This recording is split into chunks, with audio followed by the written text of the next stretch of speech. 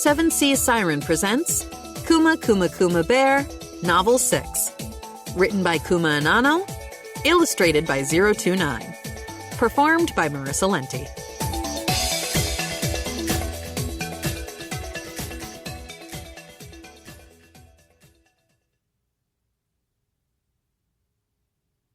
Yuna's status. Skills.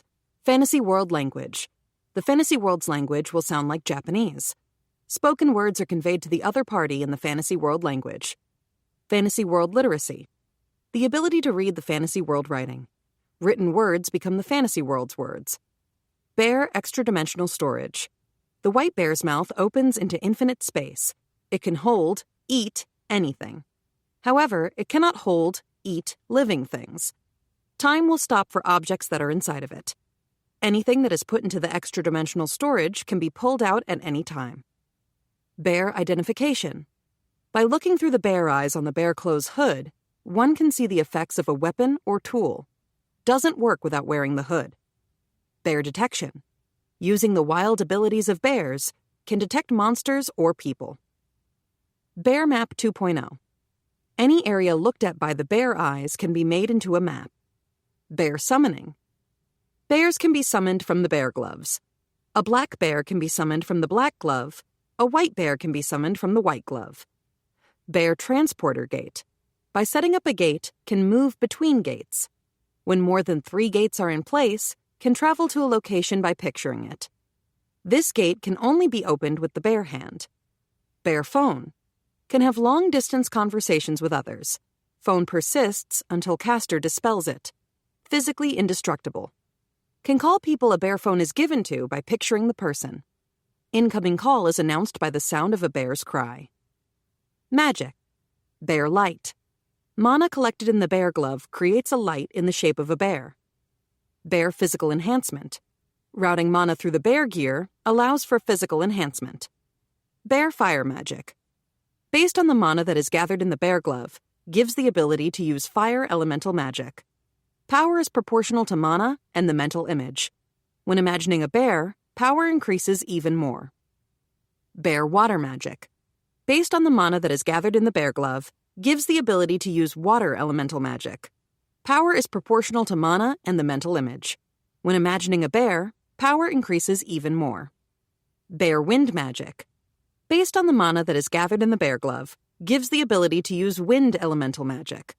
Power is proportional to mana and the mental image. When imagining a bear, power increases even more. Bear earth magic. Based on the mana that is gathered in the bear glove, gives the ability to use earth elemental magic. Power is proportional to mana and the mental image. When imagining a bear, power increases even more. Bear healing magic. Can give treatment by means of the bear's kind heart. Equipment. Black bear glove, non-transferable. Attack glove. Increases power based on the user's level. White bear glove, non-transferable. Defense glove. Increases defense based on the user's level. Black bear shoe, non-transferable. White bear shoe, non-transferable. Increases speed based on the user's level. Prevents fatigue when walking long distances based on the user's level. Black and white bear clothes, non-transferable. Appears to be a onesie. Reversible. Front, black bear clothes. Increases physical and magic resistance based on the user's level. Gives heat and cold resistance. Reverse, white bear clothes. Automatically restores health and mana while worn. Amount and speed based on the user's level. Gives heat and cold resistance. Bear underwear, non-transferable. Won't get dirty no matter how much they're used. An excellent item that won't retain sweat or smells. Will grow with the user. 121. The bear goes to the royal capital. Both Fina and Shuri enjoyed seeing the ocean for the first time. They played on the beach, rode on a ship, dug up some bamboo shoots together, and even got to eat Deha's seafood cooking. But at last, it was time for the 3 of us to go back home to Cremonia. They thanked me again the moment we got back. That was fun. Thank you so much, Yuna, said Fina. Thank you, Yuna, Shuri said. No problem. Let's go again sometime, eh? Yeah! Yippee! salty! They were ecstatic. Now that I thought about it, next time we could go when it was warm enough to swim. Yeah, I'd want to bring the orphans along too, for sure. In the meantime, Fina and Shuri's smiles really made me happy. Taking them along? Yeah, I'd made the right choice. From there, I headed over to Tirmina to return what I'd borrowed. That's the trick to long-term relationships, you know? Gotta return borrowed stuff. Here, you can have these two back if you want them. I gestured at Fina and Shuri. We're back, Mom! Fina and Shuri hugged Tirmina. Tirmina stroked their heads. Did you two have fun? Yeah, tons! The ocean was so big. We even got to ride a boat. The ocean was salty. Tirmina laughed. Well, it is salt water. The two of them talked on and on about the trip, and Tirmina happily listened. Great stuff, having a close family. It would have been nice if Gens could be there too, but he was still at the Adventurers Guild like the breadwinner he was, working his butt off for the wife and kids. Yuna, thank you so much, said Tirmina. My daughters are going to treasure this forever, I'm sure. Why don't you come along with us next time? You know what? Maybe I will. Around then, the exhaustion caught up with Fina and Shuri, either due to the trip or because they were finally home. They could barely keep their eyes open. Heh, aren't you too sleepy? I said. I'll get you up when dinner's ready, so go rest. Okay. Thanks, Yuna. No problem. Just take it easy. Fina took Shuri's hand and led her to their room. Once Tirmina and I were alone, I told her about the On situation. I let her know we'd have more people working in the new shop, and that those women would be coming over once the tunnel was done. You just want me to keep an eye on them when they get here, then? There was no telling whether or not I'd be in Cremonia when Ons arrived, so I told her to go straight to the orphanage. As long as I let Tirmina know about that ahead of time, things would work out. If I'm not here, just take her to the shop, ask what she needs for it, and get it all ready for her. You won't be here? I'm planning on heading to the capital for a bit, so I might not. It wasn't like I wanted to go, but I still had that gig guarding students for Ella. I had no clue when the tunnel would be done, but those events could coincide. You sure are busy, Yuna. Don't push yourself too hard. Tirmina looked toward the second floor, where her daughter slept peacefully. Those two would be beside themselves if anything were to happen to you. I won't do anything dangerous, so it should be all right. Says the girl who thinks killing tiger wolves and black vipers somehow isn't dangerous. That only happens every once in a while, and there were kids in trouble. Tirmina laughed. I'm joking, Yuna, just really, though. Don't do anything dangerous. Yes, ma'am, I replied obediently, and we got down to brass tacks about what to do when Ons arrived. I didn't have much time to relax after getting back from Milila. Soon the day of Ellalora's job came and blew away what little chill I'd managed to find. I really wasn't feeling it, but a promise was a promise, so I headed to the capital through my bear transport gate to get on with it. The quest was to guard students while they were doing some hands-on training. Annoying enough, but I was also basically guarding people the same age as me. Not great. Ellora and the king said they'd vouch for me, but I doubted the students would be cooperative about accepting a girl in a bear onesie for a guard. Sure, they might say they were okay with it, but who knew what would really be going on in their sneaky little minds? I'd gone with the flow at that time, but I wish I could have bear time-traveled or something to stop myself from taking the job. Come on, onesie, please? No? Anyway, the only saving grace was that Shia would be there. I got to the capital and headed to Ellalora's house, the gaze of passers-by weighing on me as they always did in the capital. Of course, I didn't have a totally stare-free life in Cremonia either, but I spent enough time there that it wasn't this bad. Miss Yuna, it has been too long. The maid, Seralina, greeted me when I arrived at the estate. She led me to a room where I met Ellora. Yuna, you came! As promised. This whole thing's tomorrow, yeah? Oh, I'm glad you remembered. You hadn't come by in a while, so I worried you might have forgotten. Ugh, I wish I had. That's why I'd waited until the last minute. I'm glad you came. Shia was simply ecstatic that you'd be her guard. She was? Oh, yes. Sir Alina went to go get her just now, so she should be right along. And just as Ellalora said this, Shia came into the room with her pigtails swinging back and forth. Mother, is Yuna really here? Our eyes met. Yuna! It's been so long. Still wearing that bear outfit, I see. It's cute. Being called cute by a girl my age felt weird. What, was she trying to treat me like a kid or something? Been a while since the birthday celebration, huh? It sure has. Now, if you come to the capital, please do also visit our house. I've heard from Mother that you've come to the capital on occasion. Supposedly you bring tasty food with you every time. Oh, that's for Princess Flora. Ellalora just pops up out of nowhere and we end up eating together. Mother has an impressive information network. Impressive sure was one way to put it, but I'd rather just call it mysterious. The seventh wonder of the world, the Lord Consort's ability to invade my privacy whenever she wanted. Oh, and how's Noah? She's good. When she sees an opening, she sneaks out of the house and comes to my shop. The shop? Yes, I heard from Father the other day that you opened one. He said the food is so delicious that it's been thriving. I envy Noah. I'd just love to go back to Cremonia soon, she said with a wistful sigh. Still, I never would have thought that you would be in charge of guarding us for this exam, Yuna. Shia really did look ecstatic. Ellalora wasn't exaggerating. Well, Ellalora asked me, but hey, have the students really accepted having me for a guard? Apart from Shia, I had my doubts. Who was going to convince them? The king? The queen? Maybe Princess Flora herself? Come on. It'll be fine, said Ellalora.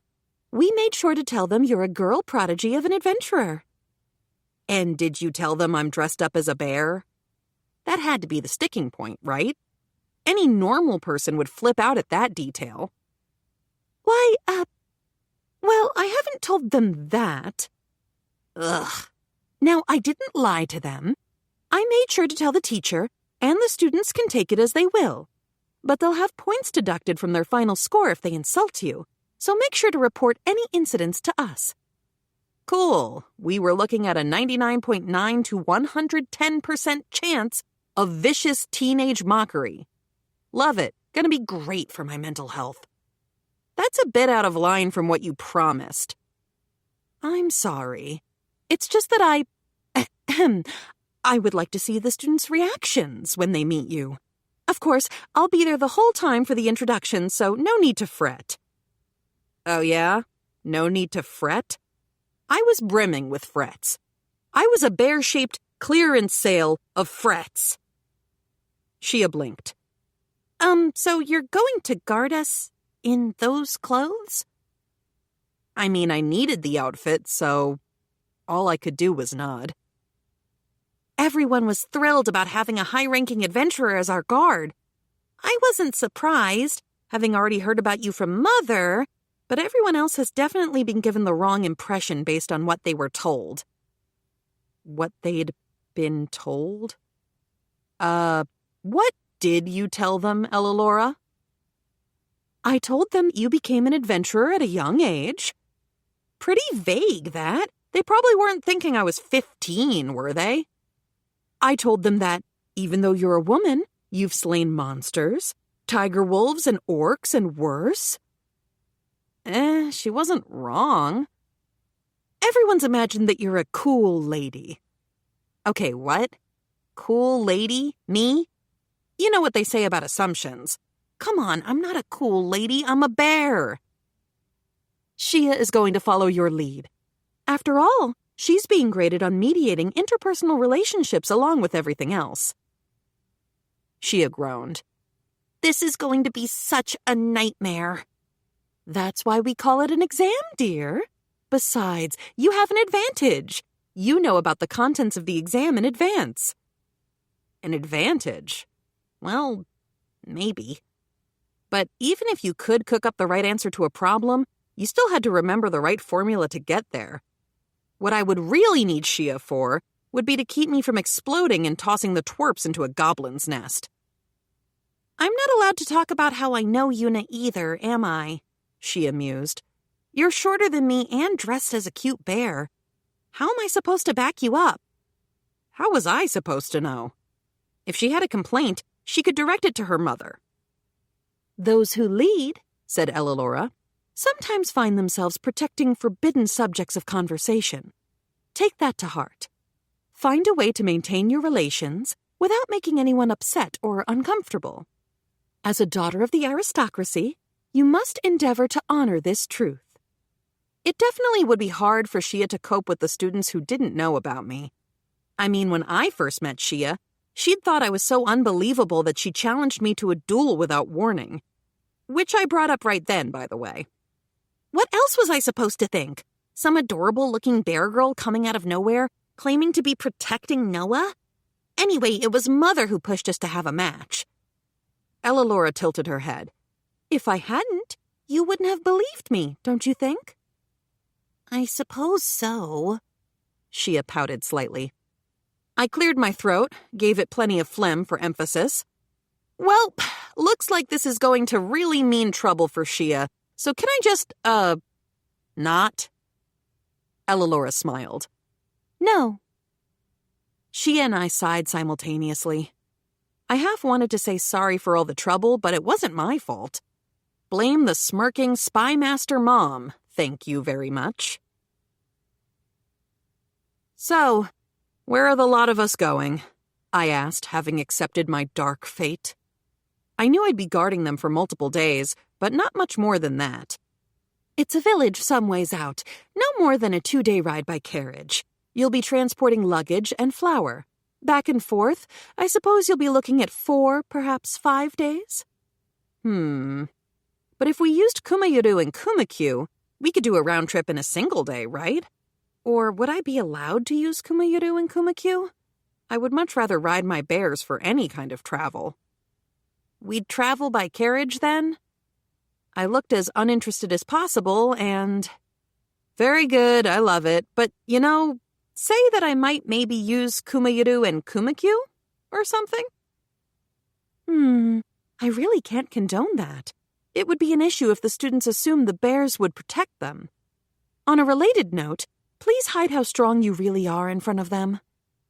No bears, then. What if they're cubs? Cubs? Even if I couldn't use my bears for transportation, they could still sense danger. I'd rather have them out there at night just in case. I summoned my bears in their cub forms right in front of the two to demonstrate. What? Ellalora almost stumbled back. They're so cute, said Shia, transforming into a siren before my eyes. Ellalora and Shia immediately got in on that good bear hugging from Kumayuru and Kumakyu, respectively. Wait, said Ellalora, looking up from the cuddly fur for a moment. Are these Kumayuru and Kumakyu's cubs? Well, I saw how they would think that. No, they're original recipe. Kumayuru and Kumakyu, but tiny. My summons are special, so I can miniaturize them.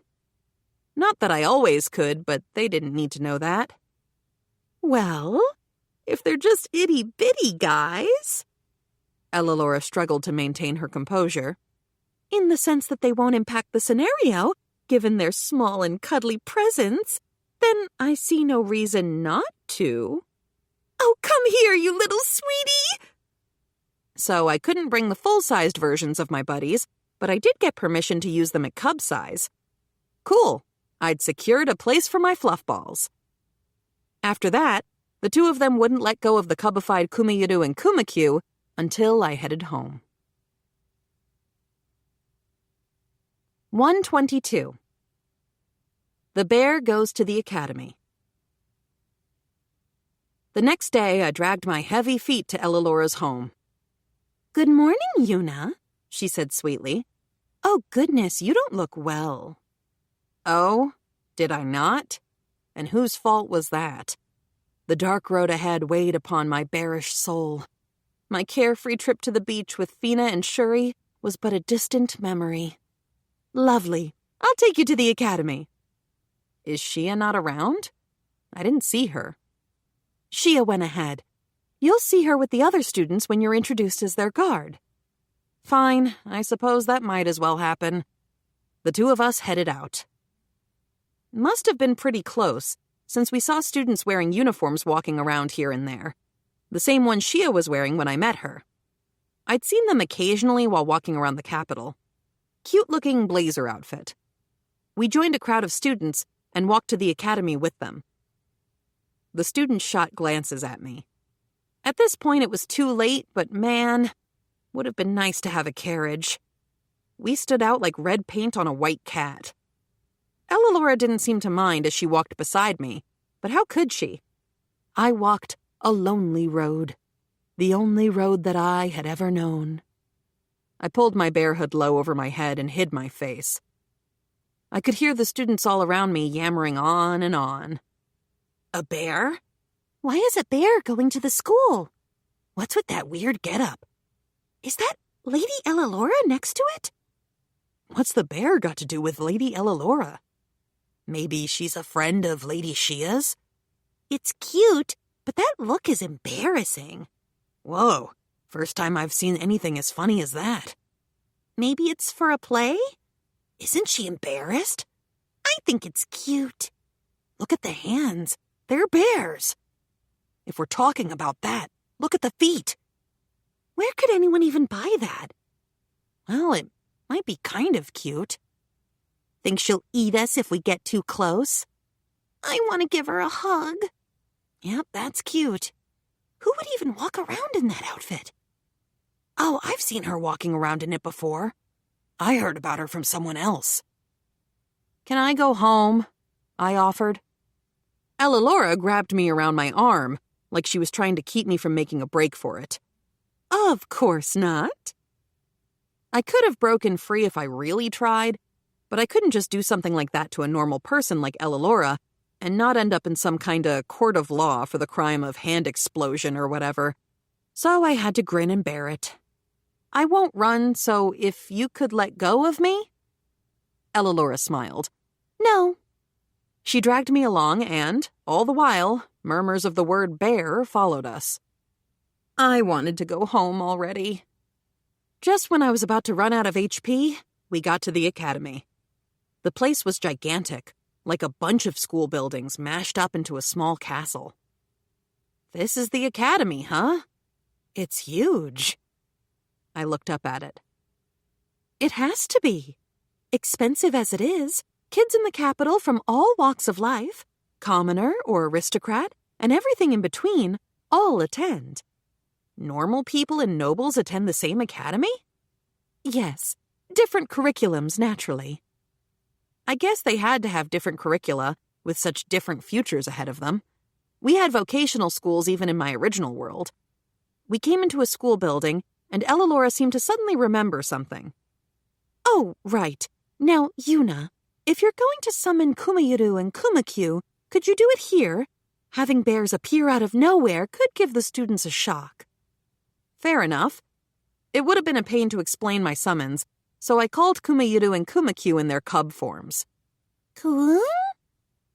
With my bears all summoned up, Ellalora and I headed to a place like a staff room. We were meeting with the homeroom teacher first, I guess. Just imagining the staff room got me down for some reason. I don't know. I guess I hadn't been attending school before I got here. Maybe that was it? Anyway, I was led over to a man in the staff room, some guy who must have been in his 30s. Ellalora nodded. Mr. Shug? Why, if it isn't Lady Ellalora and, bear? Clearly he meant bears, because there were two of them, Kumayuru and Kumakyu. Just a little grammatical slip-up, obviously. This girl is Yuna. She's the adventurer I asked to serve as the guard. The teacher looked between Ellalora and me. He didn't need to look at me like that for me to know what he wanted to say. Lady Ellalora, surely you jest.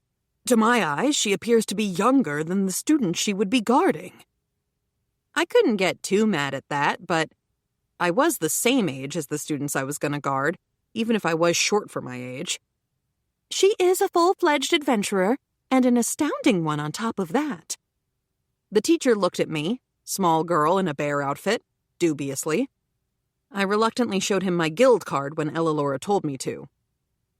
Class bear? Hold up, no, it wasn't the class bit that mattered. Come on.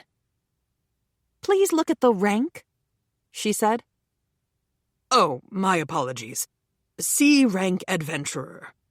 Are you sure? This isn't a counterfeit, is it? It's real. I swear on the name of Ellalora. A noble swearing on her own name, huh? Did this really call for that? If it wasn't you, Lady Ellalora, I don't know if I'd believe it. And I know, too, that you wouldn't put your own daughter in danger if you didn't trust a young woman like this to guard her. Nope, this was all wrong. Wasn't he supposed to say, I find this preposterous, so I can't entrust our important students to her? Give me an excuse to go home? Any moment now, right? But nope. He trusted Ellalora all the way with this girl in a bear outfit for some reason. He gave back my guild card, which I put into my bear storage. Well then, Miss Yuna, was it? Do you require an explanation of our practical training? All I've heard is that I should only protect them when they're in danger, and that I should report on their behavior. That's right. But please take their autonomy seriously, understand? Don't intervene, even if they head in the wrong direction or take the wrong action. But please do put a stop to anything that could involve any true danger. This was getting to be more and more of a pain. But then, what else could I expect from guarding a bunch of dorks my own age? He explained the student's assignment just like Ellalora had the day before. So while they're transporting the wheat, I can sleep in the carriage as long as they're not in danger? I suppose so, she mused. Lady Ellalora, the teacher said. That was a joke. Though I do suppose you will have time on your hands as a rule. You can protect them any way you like, Yuna. Do as you please. The teacher sighed, and at once I sympathized with the guy. Yep, it was just like that with her. After getting the rundown, Ellalora and I headed to a classroom where these students I'd be guarding were waiting. We found 4 of them in their uniforms, 2 boys and 2 girls. Shia was one. Looked like these were the students in question. To summarize, one was a smart-looking boy with long hair, one was a short-haired boy who looked cocky, one was a pampered-looking princess type, and the last was Shia. A bear? There's a bear here? That is a bear, right? No, there were 2 bears, Kumayiru and Kumakyu, thank you very much, so they needed to look at him if they were going to talk about him. All right, said the homeroom teacher. Quiet down. Sir, what is that bear doing here? Bears, they definitely meant. Probably Kumayiru and Kumakyu. You're not telling us that she's a member of our party. She's so tiny. Simply unacceptable. While the students were off talking on their own, Shia, the only person who knew what was up, gave me a small wave so the people around her wouldn't notice. No, this bear is... Pardon. Yuna here is... Wow, he said bear just now, huh? Just said it. The teacher corrected himself and continued, She is an adventurer who will be guarding all of you. Huh? What are you talking about, sir? Said the short-haired boy. She's gotta be younger than us, just look at her. We're talking just a few inches shorter, by the way. I don't know what they were talking about. Yes, added the princess. I entirely agree. Sir, please do put a stop to these antics. Ooh, short-haired boy and the princess were mad. This is no joke, said Ellalora. She's a proper adventurer. I went out of my way to ask her to be your guard. You wouldn't do anything to embarrass me, now would you? She narrowed her eyes and glared at the students. I still had no idea what kind of position Ellalora had, but the students shut right up. So she was important. Was she? And so she wasn't a spy master because... Huh.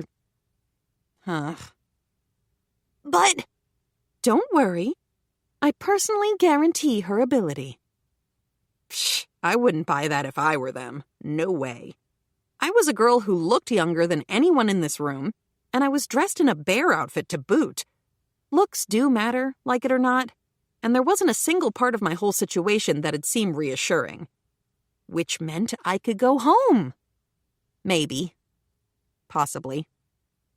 Hopefully. Lady Ellalora, is that girl dressed as a bear really an adventurer? Would you let us check her guild card? My word isn't enough? Things were derailing. Was this the point where I'd show them my card so they'd accept me? I don't know. Would that be enough for these guys? No, said the student. I don't mean it in that way, but I want to know for sure. Fair enough, I suppose. Yuna, would you mind? I took my guild card in my bear puppet's mouth and showed it to everyone. Class bear. That indeed says bear. That's a bear. Nope, wrong spot. Again. Adventurer rank C. Rank C? C. This time they were looking at the right spot, but they were huddling together. Think she's one of those? It does look like it. She certainly must be. One of those what? Lady Ellalora, if anything happens, we won't need to help her, right? Since she is in rank C after all. That sounds acceptable. Come on, really? No help for a cute little bear? As long as we won't be to blame, said one of the boys. I haven't got any complaints. Yeah, man, I'm all right with this too. Besides, I think we could handle an easy practical training exercise like this, even without an adventurer guarding us, the other boy said. No guard?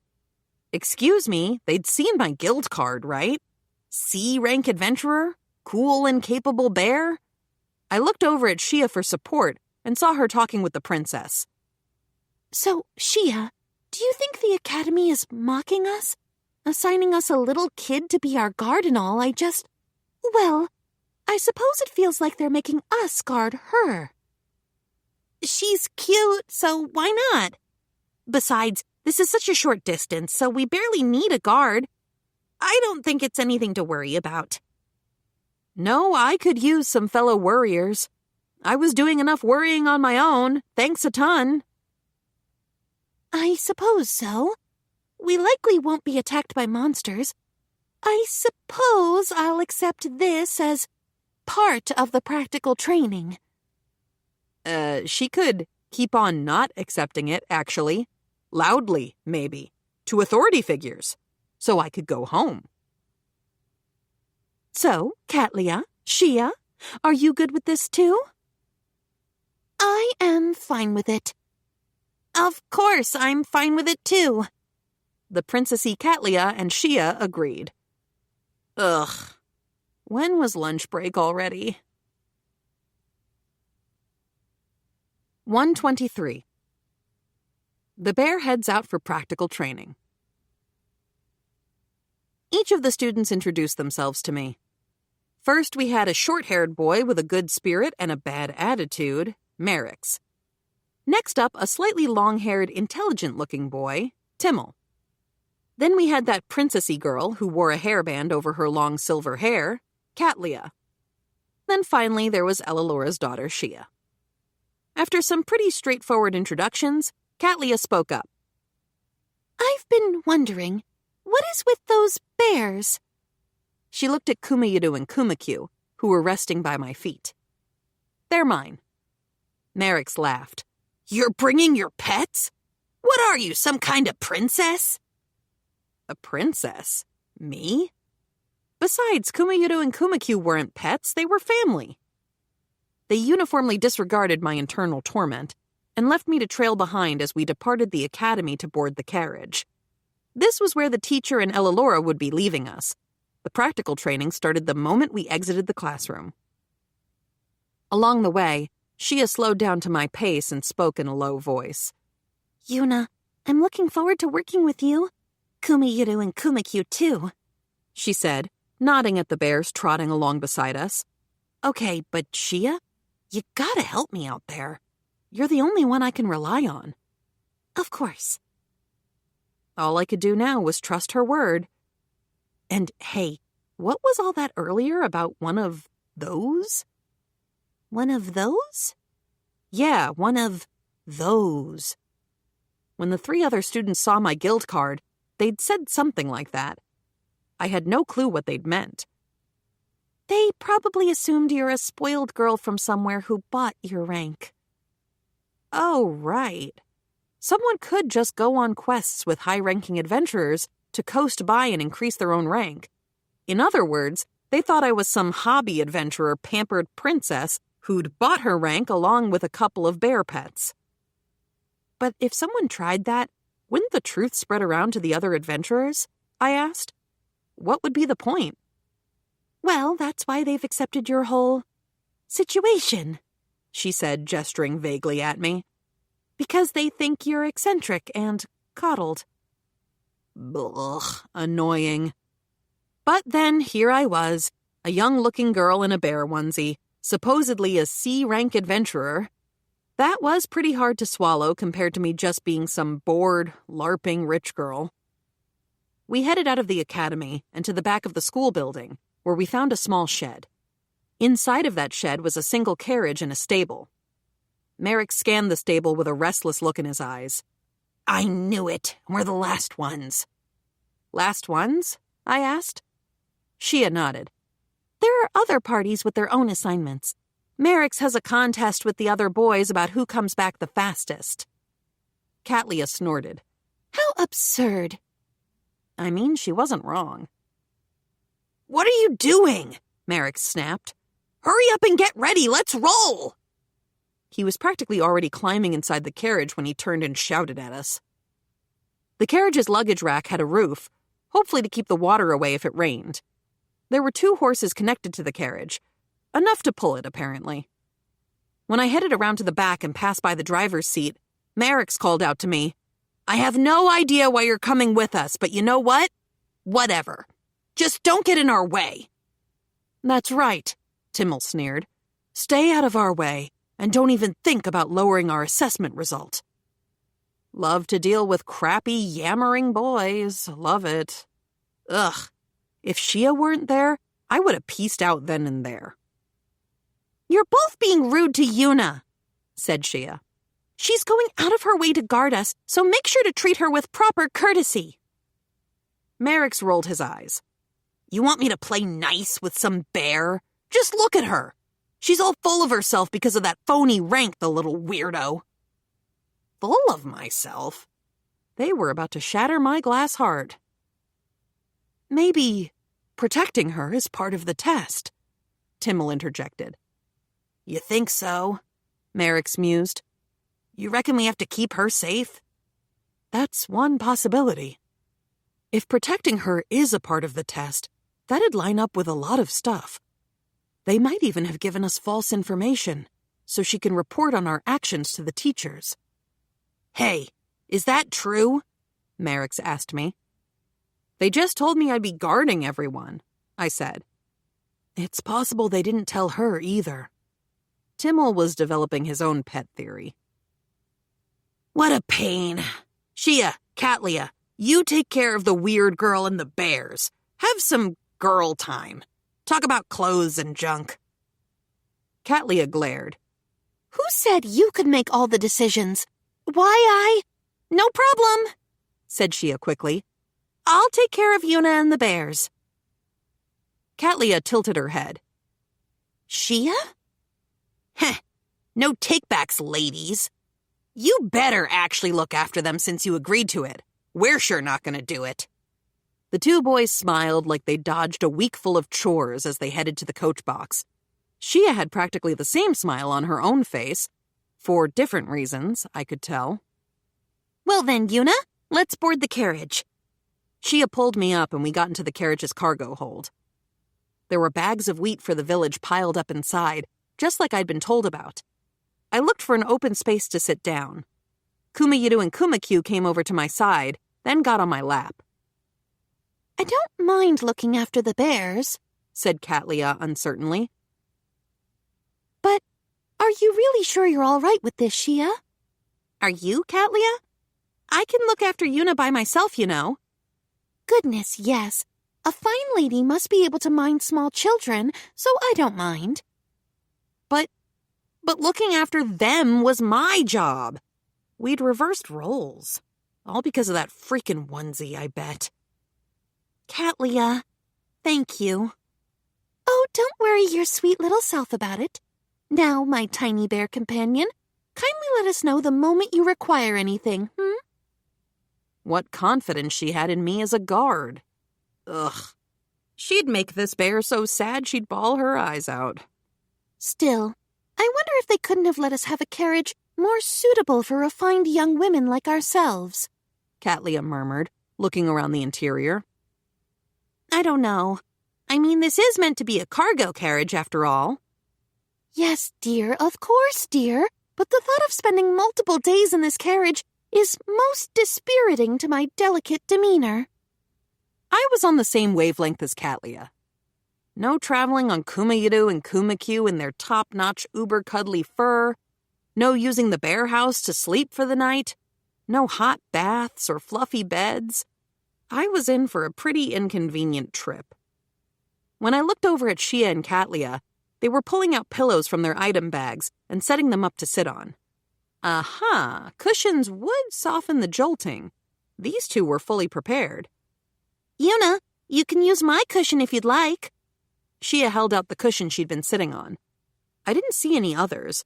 Was she trying to lend me her only comfort? It's fine, I have one. I pulled out a cushion embroidered with a bear pattern from my bear storage. One of the orphans, Sherry, had given it to me as thanks, and I'd kept it around as a sweet keepsake. I muttered a thanks to Sherry under my breath as I set it up. That's a cute cushion. Shia had set up her cushion close to mine. It was Yuna, correct? Not Bear, said Katlia. Once again, it is a pleasure to meet you. Let me assure you, dear, that you'll be under sound protection while in our hands. No need to worry, not a whit. It didn't seem like Katlia believed the part about me being a C-rank adventurer, but she was all right. Maybe this trip wouldn't be so bad. After Shia sat next to me, she started hugging Kumayiru, who was resting in my lap. It really is just as soft as I expected. Yuna, would you, perhaps, allow me to touch your bears, too? Katlia seemed a little embarrassed. When I nodded, she cautiously extended her hand and patted Kumakyu's head. Kumakyu closed its eyes, thoroughly enjoying the pets. Gracious, it's so tame. Well, as long as you don't hurt them, they won't do anything to you. Why, I thought that bears were frightening, but they seem adorable when seen like this. Katlia also hugged Kumakyu. Then Shia nabbed Kumayiru from me, and Katlia stole Kumakyu. The bear was bearless and lonely. Irrespective of my feelings, Merrick's called into the carriage from the coach box. All right, we're heading out. You may depart any time, said Katlia. Sounds good, added Shia. With that, the carriage was off, and before long, we were out of the capital. All right, we're the ones driving for now, but we'll switch after midday. Shia hugged Kumayiru, Katlia hugged Kumakyu, and I was rocked along by the carriage, all by myself as we rolled along. Thanks to my bear outfit, the jolting didn't hurt my bum, and the cushion was a snug seat. I really had to thank Sherry for making it. Maybe I'd buy her something in the capital. The carriage rolled on smoothly, and we took a break for lunch and to rest the horses. Each student pulled out simple meals like bread and stuff from their item bags. Pretty sad looking if you asked me. I had tons of hot meals in my bear storage, but it wasn't like I can pull out a steaming hot meal from there in front of them, so I went with some sandwiches that Maureen had made. There were tons of different kinds: egg, cheese, veggie, potato salad, and meat. Naturally, every single one of Maureen's sandwiches was delicious. That looks good, Yuna. Shia peeked at my sandwiches. Want some? Are you sure? It's fine, I have a ton. And you over there, Catlia, right? You want one too? May I really? She was looking at them covetously. I handed her one. Catlia thanked me, brought it to her mouth, and... It's so delicious! Why, this is even better than my family chef's! I bet. This baker's brilliant, I said. It kind of felt like Catlia was praising me, honestly, which felt fantastic. As the three of us made short work of the sandwiches, Merrick's looked over at us from his spot a little farther away. When I looked at him, though, he turned right around. Weird. We finished our break, and the girls took over driving. Obviously, I wasn't about to suffer through staying in the cabin with the boys, so I headed toward the coach box with Shia and Catlia. The three of us somehow managed to all fit up there. Shia grabbed the reins, and I sat to her right, nabbing a big ol' hug from Kuma. I'd finally managed to get my bear back. As for Kuma, it rested in Catlia's lap. Looks like she made a new friend. 124. The bear worries about how much she can say. The sun began to set, so she and the others started prepping to camp. Wasn't much work to do, though. They just took care of the horses and set up a fire. Each of us had already eaten separately, so all we had to do was get to bed. All right, said Merrick's. The night watch is going to be in this order. I'll be up first, then Timmel, Catlia, and Shia. We all good? Nods all around. Since he didn't say my name, I guess that meant I could sleep. Merrick sat in front of the fire to start his night watch. Shia and Catlia went inside the carriage. Timmel, are you quite sure about this? Catlia asked, but Timmel was already prepping to sleep outside. No way am I going to sleep near some girls. I'll sleep out here with Merrick's. I'm quite grateful for that, said Catlia with a polite nod. I would have just as much trouble sleeping with boys around. The three of us staked out our sleeping spots in the cramped carriage. When we were all lying down, we barely fit, and I bet Timmel had figured as much. Clever guy. She and Catlia used the narrow space they had to wrap themselves in blankets and lie down. Me, I spread out my blanket and called Kuma and Kuma. They waddled happily over to me. Sure, they weighed down on my stomach, but my bear outfit made sure it didn't feel heavy. They were just fluffy. I'm so jealous, Yuna. Gracious me, I am too. Who wouldn't want such cute bears? I know I would. Kuma and Kuma poked their heads out of my blanket, and the girls gazed at them jealously. I hugged Kuma and Kuma close. Hey, girls! Hurry up and get some sleep, said Merrick's from outside. We're not going to wait for you to rest up before it's your shift, got me? Catlia and Shia quickly pulled up their blankets. Well, everyone, said Catlia. Please sleep well. Shia smiled. Good night, Catlia. Yuna? Yep, night. I thought we'd get in a little girl talk, but it seemed they were tired from traveling. They were snoring right away. I guess we can't all be bearish globetrotters, huh? I didn't change into my white bear clothes. What if they laughed at me, you know? And anyway, I hadn't used any mana or done anything that would have worn me out. If I was tired, it was all mental. Turned out that boys my age were a bunch of exhausting babies. That's the thing about being a shut-in all your life who suddenly has to be around people. You get to catch up on a lot of fun, everyday experiences. I gave Kuma and Kuma a serious look while I hugged them. Let me know if monsters or bandits show up. And I don't think it'll happen, but if those boys try any funny business, let me know so I can explode them. Kuma and Kuma let out their tiniest cooms. Didn't want to wake the other two after all. I used them in place of a body pillow. Perfectly warm, perfectly fuzzy, perfectly comforting. And in a snap, I was out. Didn't take long before I felt someone moving. I opened my eyes slightly to find Catlia standing up for her guard duty shift. I will head over this moment, she said softly to someone else. Probably Timmel. Katlia got off the carriage, I hugged Kumayuru, and I was out like a light again. Before long, Katlia came back and woke up Shia. Since Shia was last, that meant it would be morning soon. Shia got out of the carriage, Katlia wrapped herself in a blanket, and she was out again. Carefully, quietly, I got up and managed not to wake Katlia. Kumayuru and Kumakyu poked their heads out from the blanket, as if to ask what I was up to. I picked them up, blankets and all, and got out of the carriage. Yuna, what's the matter? Shia asked me softly. I'm the only one who didn't get a shift. Felt weird, so I figured I'd keep you company. I sat down beside her. Thank you, she said.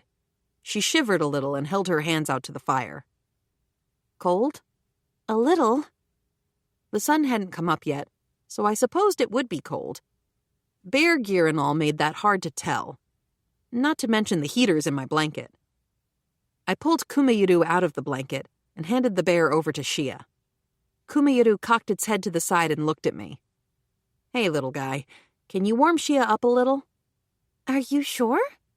Shia said, but she still reached out toward me. Kumayuru let out a small "Kwum" as Shia gave it a hug and pulled it into her blanket. It's warm. Thank you, Yuna. Thank you too, Kumayuru. She gave Kumayuru a joyful little hug, and I gave Kumakyu one too. Your big bears are adorable, but the small ones are too. No surprise there. They were baby animals after all, and all of those guys are tiny and adorable. No exceptions to the rule. Baby lions and tigers and bears. Oh my, this is almost too comfy. I'm getting sleepy. Shia closed her eyes, looking like she was on cloud 9. Don't fall asleep. I know, but now I can brag to Noah. Brag about what? Noah was bragging about how she cuddled your bears till she fell asleep.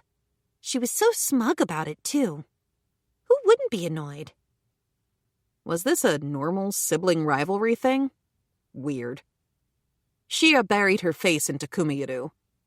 Oh, this is so nice. I mean it, don't you dare fall asleep. Shia yawned a lot while hugging Kumayuru, but she managed to stand guard against the things in the night and her own drowsiness. Before long, her time was up and so was the sun. Shia stood. I'm going to wake everyone up soon. Needless to say, she was still carrying Kumayuru. After everyone got up, we had a simple breakfast before heading off toward our destination, the village. The mission was a go. And the mission was super boring. I usually didn't get bored while I was traveling on my bears, but this was dull.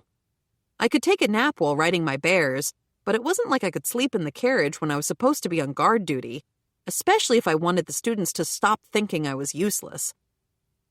While I was thinking that over, Kumayuru and Kumakyu crooned.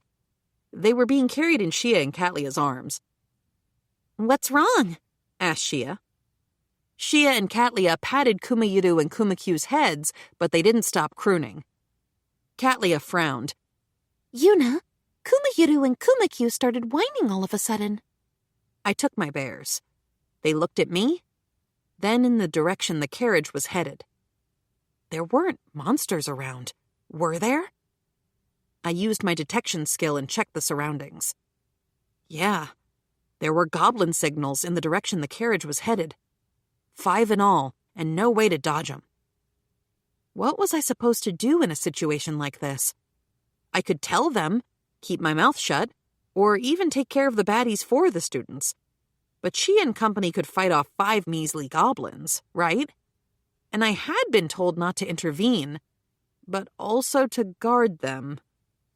What was I supposed to do? Yuna, what is Kumayuru saying?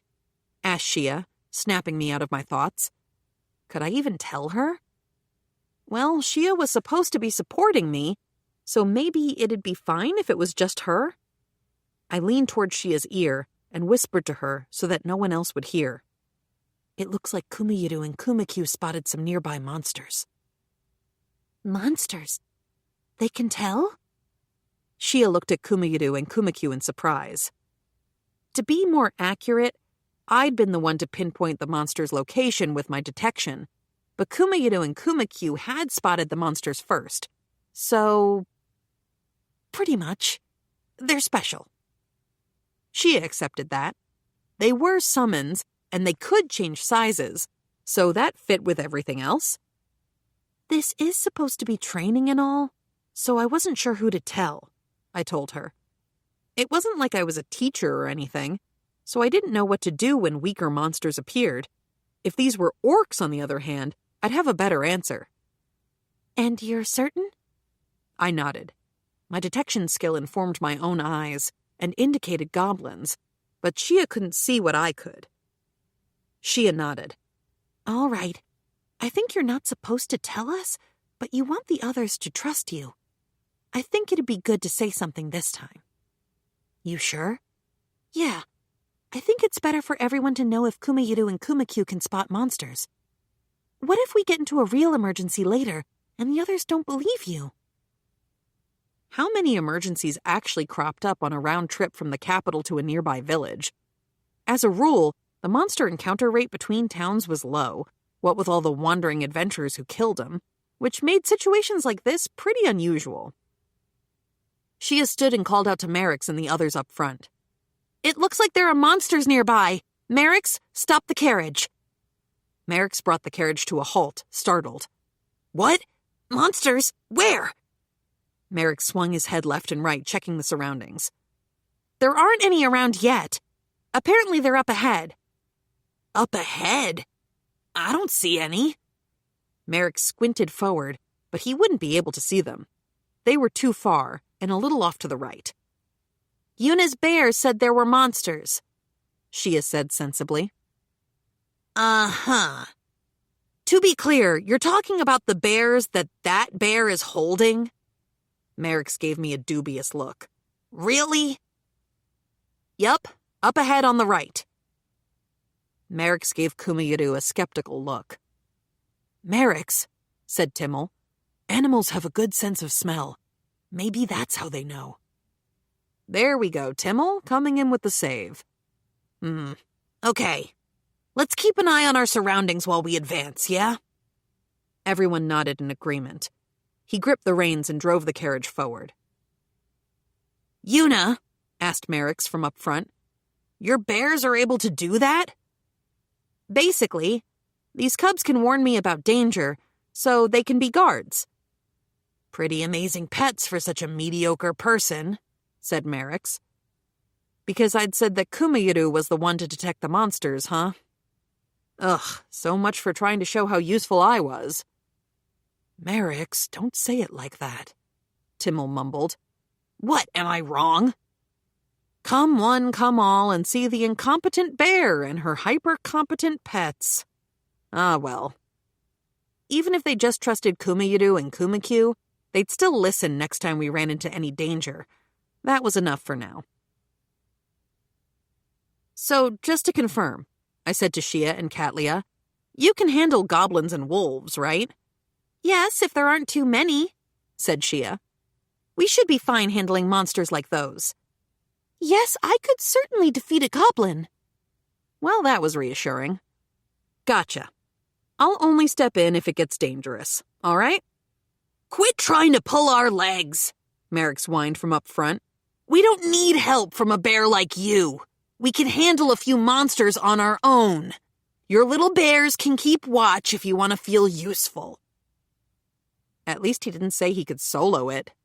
Good job, Merrick's. You mentioned literally anyone else in your calculations. You even knew the most obvious fact about combat, that it's easier to fight together instead of recklessly plowing forward. Well, fine. There were only 5 goblins this time, so I could just spectate. This was practical training, so I wasn't supposed to intervene much. Time to see just how practical Merrick's was. The carriage continued along. We were close. Merrick's, look, said Timmel. We could see 5 figures ahead and to the right. The goblins. Merrick stopped the carriage and stared at the goblins like he couldn't believe it. Just like the bear said. What should we do, Merrick's? Shia said, bringing Merrick's back down to earth. We'll, split into 2 groups. Timmel and I will attack from the right, Shia and Katlia from the left. Everyone nodded. Well, Yuna, I'm heading over, Shia said. Merrick's got down from the carriage, and the others climbed out after him. Wait, was everyone leaving? What about the carriage? I couldn't drive a carriage. What if the horses started moving on their own? I'd been left behind. They'd handed the reins off to me, and there I sat, holding them limply, watching the 4 of them wander off toward the goblins. Just me, a carriage, some horses, and my anxiety. Ugh, what if the goblins got too close and spooked the horses? It'd be chaos. Kumayiru, Kumakyu, can you drive the carriage? I asked, just in case. Cool. I figured. You don't have to rub it in, though. It was almost funny. I was way more terrified of being in the driver's seat of a carriage than in the middle of a gang of goblins. Good horsies. Peaceful horsies. Nice, calm, extremely immobile horsies. 125. The bear watches the students. Merrick's group didn't exactly go in stealthily. The goblins noticed, and the students readied their weapons. From what I'd heard, Merrick's couldn't use magic much, so he mained with a sword. Timmel, on the other hand, preferred magic. Shia and Katlia were pretty good at both. Plan was for Merrick's, Shia, and Katlia to take the lead, with Timmel in the rear guard. The goblins held thick tree branches. Nothing too bad if you could avoid getting hit. They broke into a snarling sort of laugh at the sight of the students, this awful gee-hee-hee-hee-hee. Praying that the horses wouldn't get spooked, I watched the students engage. Merrick, Shia, and Katlia ran forward. Mid-dash, Shia and Katlia fired off wind magic, throwing a cloud of dust at the goblins. The goblins growled, that nasty gee-hee-hee-hee, and closed their eyes, swinging their sticks at random. Merrick's closed in on the goblins and, slash, a goblin arm went flying. Shia and Katlia followed his lead, and Timmel kept blasting magic from the back for cover fire. The fight was going smoothly. Maybe they'd been taught to blind monsters using wind at school? I mean, I'd have just gone full decapitation-a-thon from the start and been done with it, but maybe Shia and Katlia couldn't do that? I hadn't seen other people's magic very often, so I didn't know how strong they were on average. Even after coming to this world, I was still a loner. Which was fine, of course. I had bear equipment. I didn't need anything else or anyone. The battle went on, and the students were doing great.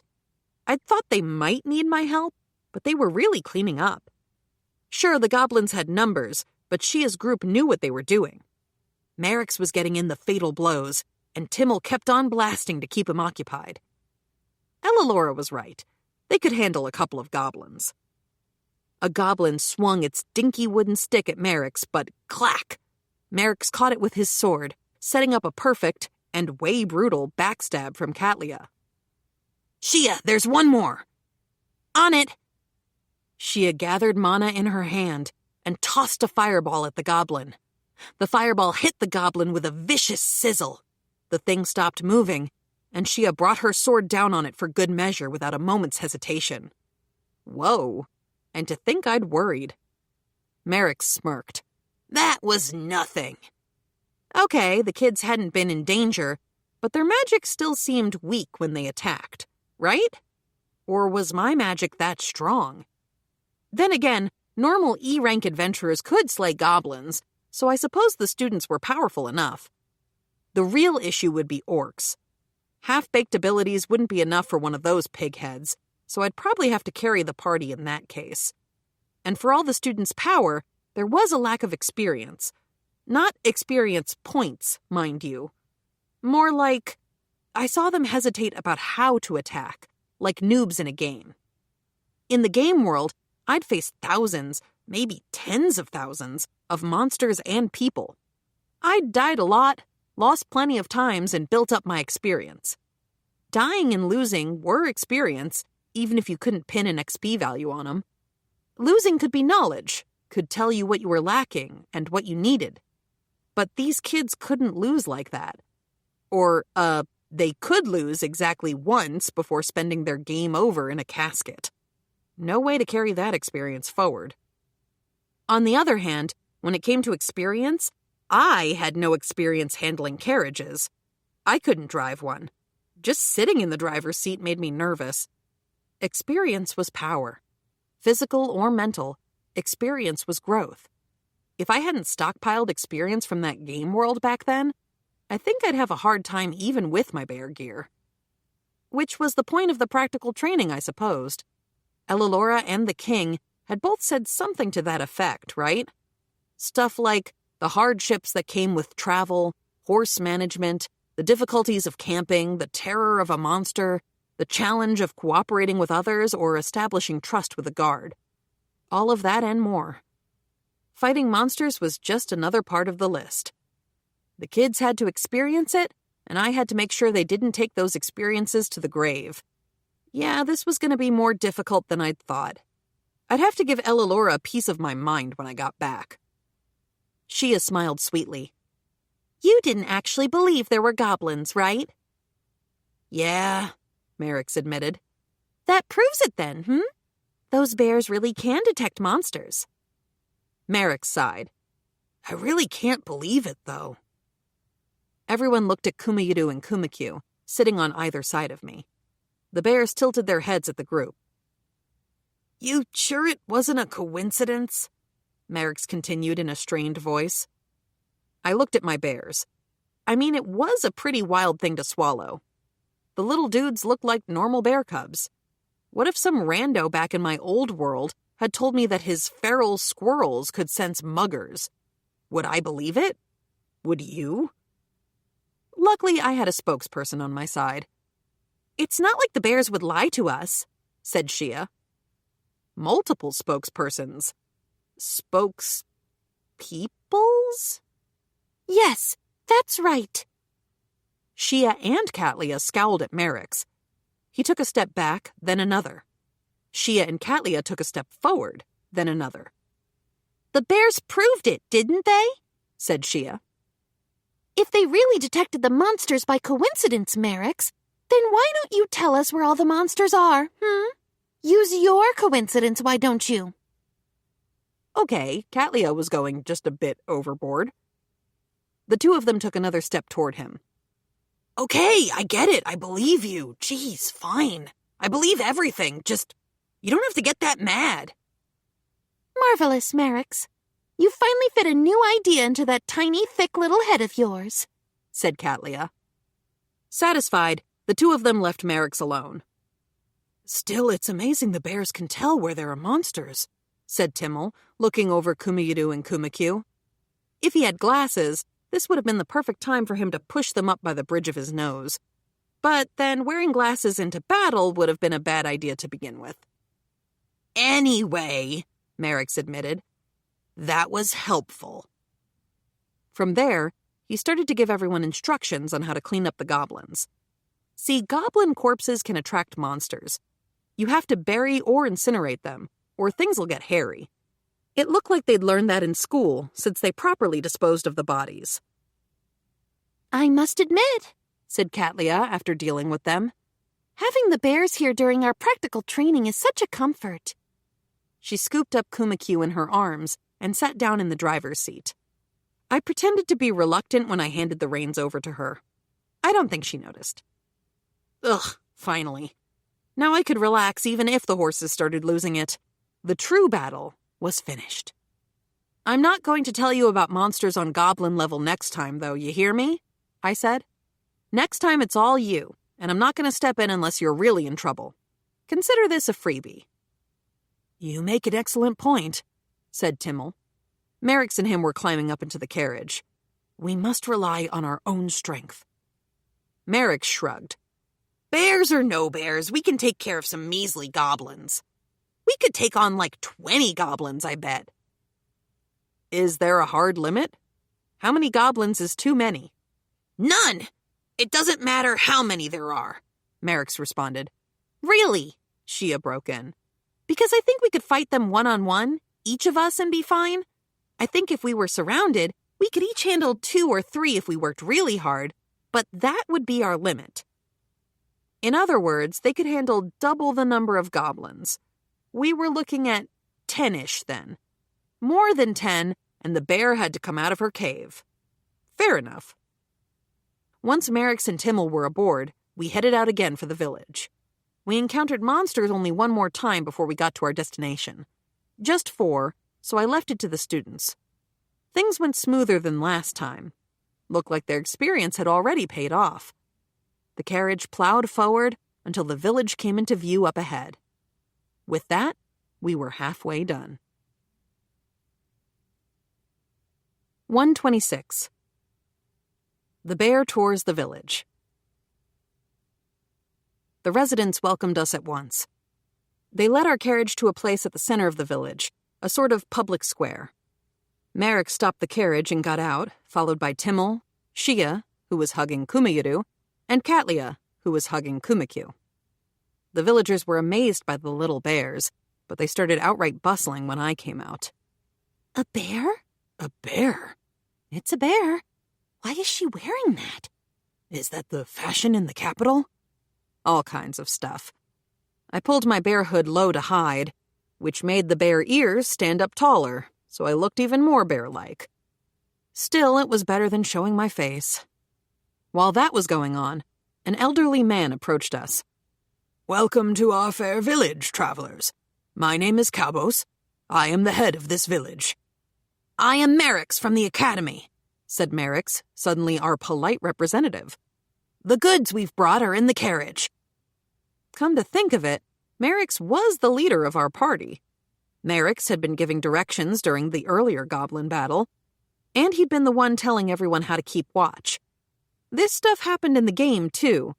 Whenever there was a party made up of men and women, some hotshot guy usually ended up becoming party leader. "Thank you very much," said Cabos. "We'll take care of your carriage. We have arranged rooms for everyone, so please rest." The village head pointed, and a man approached the carriage. Timmel handed over the reins to him, but the village head looked quizzically at the carriage. "Is something the matter?" asked Merrick's. Well, you see, I thought that there would be an adventurer with you. Did you strapping young folk truly come alone?" No. I was right there, next to him. Did he really mistake me for one of the students? I wasn't even wearing that uniform and navy mantle. I was dressed as a bear. A bear! Not exactly standard dress as far as I knew. Sure, it wasn't exactly adventurer-y, but come on. "I was told," said Old Man Cabos, "that there would be an adventurer serving as your guard." Shia and the other students looked over in my direction. "If you're looking for the adventurer, sir," Merrick's cleared his throat and smiled like his lips were being held hostage, "it's her." "The adventurer is, her. This adorable bear girl." "Yes," said Merrick's. "Apparently." Rude little dork. I'd showed him my guild card. Rank C, and I'd be even higher if I wanted. The village head looked at me like a side attraction in a traveling freak show. "We had some spirits prepared for the adventurer as part of the reception, but..." The village head looked troubled, which didn't seem fair. I was the one being put on the spot. Was it my fault that I wasn't drinking age? "Well," said the old man, changing the subject, "what shall we do about your rooms? Would you like to be separate from the students, or would you prefer their company? Naturally, we have separate rooms for the boys and girls, so please don't fret." The village head gave me an appraising look. I felt like the mystery bag at an auction, but angrier. Sure, a bear onesie had to be unusual, but did he have to look at me like that? I don't mind sharing a room with them. If I was with the girls, I could guard Shia and Katlia. If things somehow broke real bad, I'd at least be able to keep them alive. "Yes, yes. Now, you must be exhausted after traveling from the capital. Please rest, won't you?" We were led to a house that was larger than the ones around it. The village heads, I supposed. From there, they took us to rooms on the second floor that were split by gender. "We will call when dinner is ready. Would you kindly rest until then?" With that, the village head ducked out to do old people stuff. Gracious, I am exhausted. Katlia sank down into a chair. For sure. Shia also sat down in a chair next to her. You, on the other hand, seem positively full of spirit, Yuna. I'm an adventurer. My mouth twitched. I am an adventurer, okay? I wasn't tired, but that was only because of the bear gear. Without it, I bet I would have been beat from the first day. Really now? You're being honest, Yuna? Yep. I showed you my guild card, didn't I? You did, but... Well, now, don't you and Shia know each other? Don't we what? Shia turned away from Katlia's gaze. I pulled my hood low. Lie all you wish, but I'm no fool. Shia, you knew the names of the bears from the start, Katlia said, holding and patting Kumakyu's head. Said Shia. Moreover, I can tell by the way you act with Yuna. Said Shia. You were talking during the night watch, were you not? She'd seen right through us. She even knew we'd been keeping watch together. Don't say anything to Merrick's or Timmel, Shia finally said. I won't. But tell me this, won't you? Why must I keep this from them? That's part of the test for the practical training, Shia answered, her voice strained. Is it? I hadn't realized. My apologies. It's fine. That isn't the only part of the test. Right. You must have known about Kumayuru and Kumakyu then, Shia. Uh-huh. I knew about them. And their fuzzy-wuzzy little ears and their little noses. Shia placed Kumayuru, the bear she was carrying, on the table. And their little monster detection abilities? No. Yuna didn't say a single word about that. Shia turned her gaze to me. I don't know, I was just sitting on a bed watching it all. Was I supposed to say something, or... That's because it was a secret, I said. Besides, there wasn't a good time to tell you.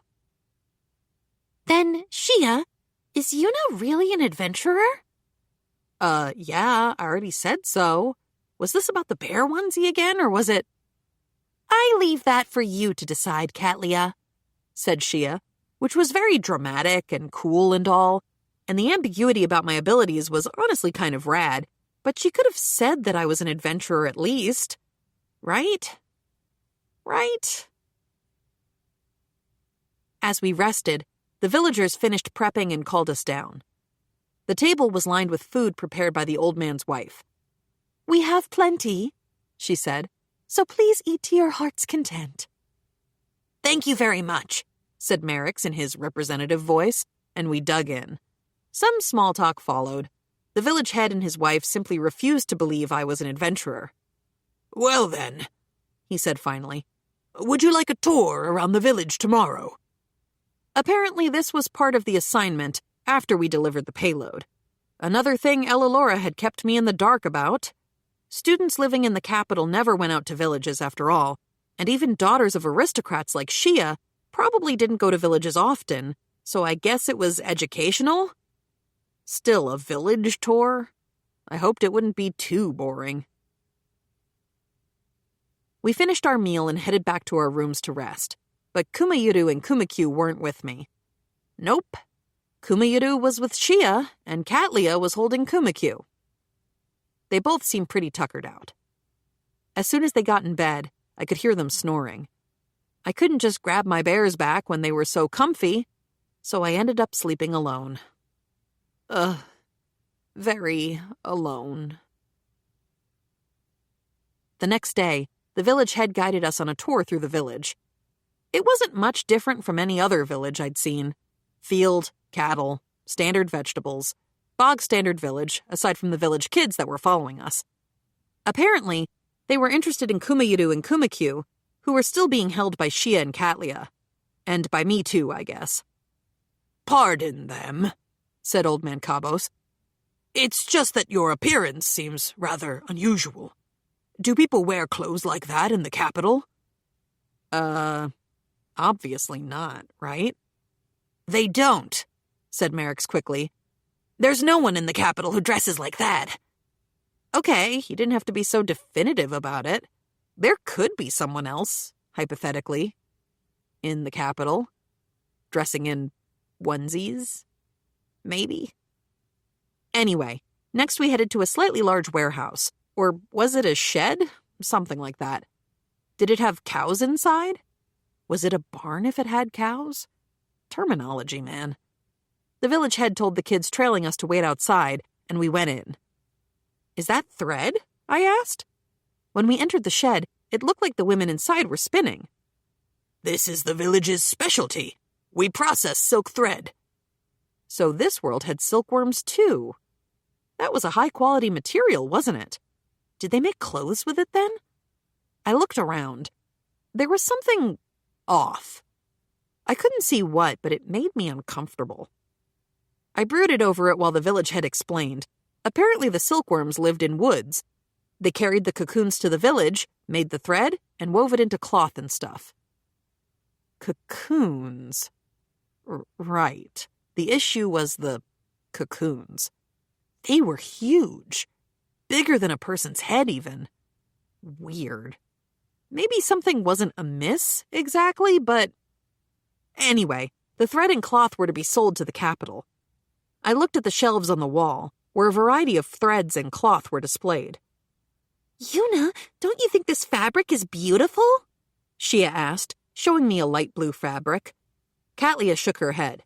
"Nothing compared to this, I'd wager." Katlia and Shia were downright competing over it now, but they both looked pretty to me. Merrick's and Timmel looked a little bored, but they still listened in, even if they said nothing. Maybe I could buy some fabric as a souvenir? Guess I'd ask when we were heading home. The village head finished his little bout of exposition, and we headed outside. 127. The bear goes to save the villagers.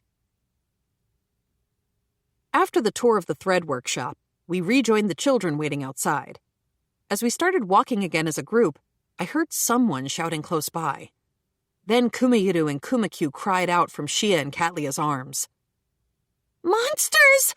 Someone screamed, and everyone tensed. I immediately used my detection. There were 5 goblin signals and 3 other signals farther out. A crowd gathered. "What happened?" "Oh, village head, Monsters appeared in the fields." "Yes, what kind? How many?" "Goblins. I spotted 3 of them myself." Wrong. 5, plus 3 more further off. "Take the men," the village head ordered. "We'll go as well," Merrick said to the village head. "No, you students should head inside the house. We can take care of 3 goblins." I checked again with my detection skill. There were 8 goblins now, and maybe there'd be more soon. Dangerous stuff. "Shia," I called out softly. "What is it?" "There are 8 of them now. I'll let you decide. If you want me to, I can go over there." "No, we'll go. But this isn't part of your practical training." "If you hadn't said anything right now, we would have gone back without doing anything." She shook her head. "I can't do that now." Shia handed Kumayiru over to me and headed over to Merrick's and the others. "There are more goblins now," she said, "so we're going too." "Shia?" "Shia?" Katlia echoed. Merrick's and the others were taken aback. "What's wrong, Merrick's?" Shia snapped. "Is that sword just for show? Timmel, for what other reason do you train with your magic?" "Katlia?" Katlia nodded briskly. "Don't say another word. What's the point of having such power if we don't protect the weak?" She handed Kumakyu to me. Merrick's nodded, invigorated. "You're right. Let's go!" he roared, and they rushed after the fighting men of the village. The village head tried to stop them, but the 4 weren't listening. Neither was I. What choice did I have? I put down Kumayiru and Kumakyu and chased after them. When I got there, the goblins and the villagers were squaring off. Merrick's barked instructions, the force spread out, and it was on. Not that it was much to talk about. They were more than capable of dealing with 8 goblins. In the end, they worked with the villagers to take them out. Made me feel a bit like a 3rd, 5th wheel, to be honest. As a thank you, the villagers treated us to a real feast of a lunch. "On this occasion," said the village head, "we'd like to thank you for defeating the monsters. Thanks to you, we avoided any serious harm." "Do monsters normally appear near the village like that?" I asked. "No. We have seen them farther out in the woods, but they never come to the village. Monsters aren't fools. They don't encroach on populated territory." "But you have seen them inside the forest?" "Yes. Increased numbers, in fact. We were all just discussing whether to put out a slaying quest to the Adventurers Guild." As the village head spoke, Timmel, Katlia, and Shia looked over at Merrick's for some reason. Merrick's blinked. "What?" "Nothing," said Timmel. "Just that it's you, Merrick, so I thought you'd be like, 'I'll go.'" "Yeah," said Shia. "You'd be like, 'Leave it to me.'" Katlia nodded. "I was convinced you would blurt out that you'd slay them all." Merrick shrugged. "They're not attacking, you know. The goblins are just chilling nearby. We're not adventurers here." So the goblins typically settled far away from civilization and didn't mess with populated areas. I was mulling that over as everyone talked and ate when the door flew open. "Pa!" a man gasped as he barged into the room. "Garin, what on earth has gotten into you? We've got company, lad." "There's no time for that, Pa. Monsters are coming up near the silkworm nests." "What did you say?" "You heard me. I escaped, but Gyun and Geld are still at the shed." "How many?" "More than 10 goblins, but I saw more of them on my way back to the village. We're looking at 20, maybe more." "Goblins again? What is going on?" "Pa, what do you mean, again?" "Goblins appeared near the village just earlier. We defeated them, but..." The village head stood. "More importantly, gather the men. We'll save them all right away." "But most of the men are working. It'll take time for us to gather the... We were looking at double the number of goblins, maybe more. An average group of guys might not be able to take them without truly heavy numbers in their favor. "Just gather who you can," said Cabos. "We can talk after." Well, I was the adventurer here, so I supposed I had no choice but to head on over. Or so I thought, but right then, Merrick stood from his chair. "We'll go save them." "Merrick's?" Everyone was surprised at that. "There are people in trouble being attacked by monsters," he said. "Saving them is only natural." "You just said to leave it to the adventurers, didn't you?" "Situation's changed. We've got people who can't escape anymore. If we don't go help them this instant, we might not make it in time. What, you want to let villagers die? And even if they gather reinforcements, we're here right now. We can help till they show up." Merrick's was right. Monsters were attacking them right now, and we didn't know how long anybody would be safe hiding in the shed. I didn't know how many men the village had to gather either, but it would take time for them to prepare. I had no choice but to go too. "All of you," I said, "speak up, because..." And right when I was going to tell them I had this, Timmel spoke. "I don't mind." "Katlia?" "If their assessment is correct, it's just goblins.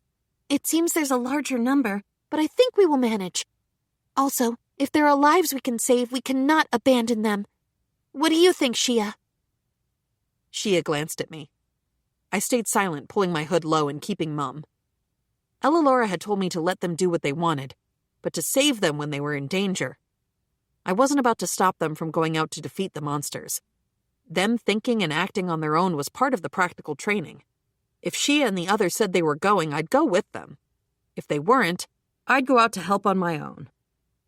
"Shia?" Katlia pressed. Shia gave me another look to check, and turned back toward the others a moment later. "Okay, but with conditions." Conditions.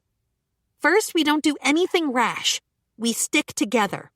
We stop if we don't know for sure that we'll win. And we'll borrow the abilities of Yuna's bears.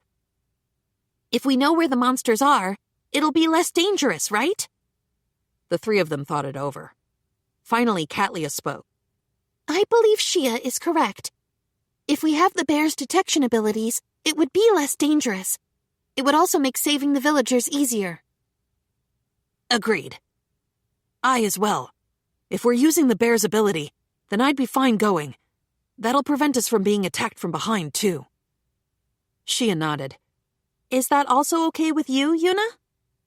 Well, they already knew about Kumayiru and Kumakyu's ability, so why refuse?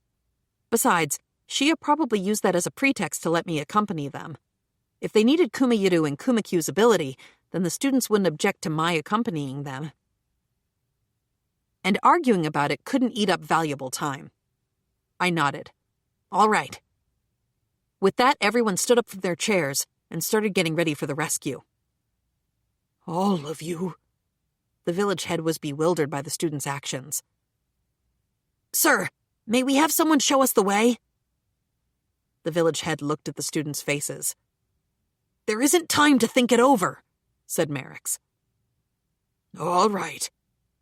The village head looked over at the man who had come in earlier. His son, by my guess. Garin, they're students, but they can do this. Show them the way. Garin looked the students over for a second before nodding. Understood. Follow me. Please, the old man added, bowing his head. Do not do anything rash. The students bolted. The shed we were headed to was partway up the mountainside. We traveled by carriage until we reached the base of the mountains. We can't go further than this by carriage, said Garin, slowing us to a stop. So we'll take the rest on foot. Garin got off and the rest of us followed. Ahead, the path split, and neither road was large enough for our carriage. The shed the villagers were holed up in was up one of those roads, and Garin broke into a run as he led us. Kumayiru and Kumakyu followed behind on their tiny feet. I used my detection skill, too. There were monster signals, though they were scattered. I thought there'd only been goblins, but I saw wolf signals, too. Kumayiru and Kumakyu would croon when anything got close. Garin ran ahead on the road. The road was pretty wide, but bumpy. 2 goblin signals up ahead. Kumayiru and Kumakyu let out a little, "Woon." Yuna? We got monsters. Garin stopped. Merrick's went out ahead. From the right, I called out. As Merrick's and Shia turned toward the right side, 2 goblins leaped from the woods and were almost immediately taken out without any problem. Yuna, are there others? Looks fine, there's none nearby, I said. We took off toward the shed. We ran wordlessly. I didn't get tired thanks to my bear shoes, but no one else complained as they ran. Timmel seemed like he was having a tough time, but he was still running as fast as he could, just behind Merrick's. Right again, I called out. Merrick's and Shia dealt with the goblins. Katlia and Timmel covered them from behind using magic, and that was that. Is it still further on? Asked Merrick's. Just a bit more, Garin called. We were close enough for me to see human signals with my detection, and the monsters surrounding them. The humans were still alive, probably because they were in the shed. Good. We'd made it in time. Everyone was out of breath except for me. Of course, with my shed-in stamina, I would have been out of breath as soon as we got into the woods without my bear gear. They caught their breath for a moment, taking a moment to drink some much-needed water. Wow, Yuna, Shia marveled. Aren't you tired? Psh, me? I'm an adventurer. I'm trained for this kind of thing, I said, lying. I'd never trained a moment in my life, and no way did I have the discipline to bother trying. But everyone was still looking at me with awe. Even Merrick's, believe it or not. All right, let's go. Garin took point and started running. We rushed up a slight incline, and there it was, the shed, along with about 10 goblins. Shia turned to Merrick's. What should we do? We go in fast and hard before they break in. Shia, Katlia, and I charge them. Timmel, you track our movements and support us from behind. Yep. Yes. Mm-hmm. Merrick's told Garin and me to hide, then started running off. As if I was going to listen to him when there might be an emergency. Nah, I ran right after Merrick's and the others. 128. The bear fights the black tiger. The goblins rained blows on the shed. It was breaking apart in some places, but it still held, if barely. The goblins were so focused on getting into the shed that they didn't notice Merrick's and the others. We were looking at a dozen goblins total. Merrick, Shia, and Katlia took down 3 with their first strike. Needless to say, the other goblins noticed. Timmel blasted flame magic, they scattered, and 2 of the goblins went right for him. "Katlia!" Merrick's called. "Cover Timmel!" If I do that, what about you? Right. If Katlia headed to Timmel, Merrick's and Shia would have to take on 7 goblins by themselves. "I'll be fine!" Timmel blasted more magic. "Shia! Katlia! We're gonna take them out fast!" Roger. All right.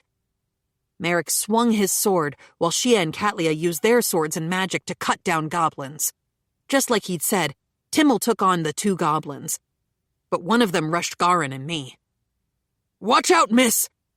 Garin tried to get in front of me, but I lopped off the goblin's head with wind magic. Garin seemed shocked. Another 5 goblins appeared, but it was no problem. The surprise attack had worked, and the goblins were as good as dust. "Is that it?" "Seems to be." After Garin confirmed that the goblins were gone, he called out at the shed. "Gyun! Geld!" 2 men came out of the battered shed, bleary and cautious. "That you, Garin?" "It's okay now. The students from the capital defeated the goblins. We made it in time." The 3 hugged each other, happy to be safe. "You saved us. Thank you," said Gyun to Merrick's and the group, the others chiming in with nods.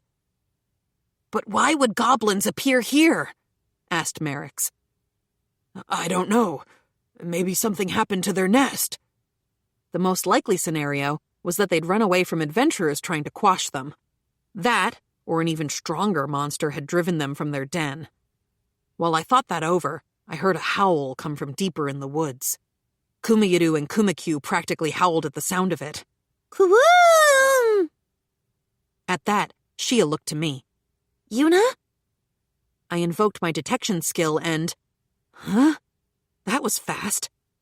The signal had barely entered the range of my detection skill, but it was already coming our way at incredible speed. "Everyone, we're running," I started before catching myself. "No, it's too late to run." In an instant, dozens of wolves surrounded us, and more by the second. But I could deal with them. Keyword being I. But with so many blind spots in the woods, and so many people to protect, no time to think. The monsters I could sense with my detection were practically flying at us.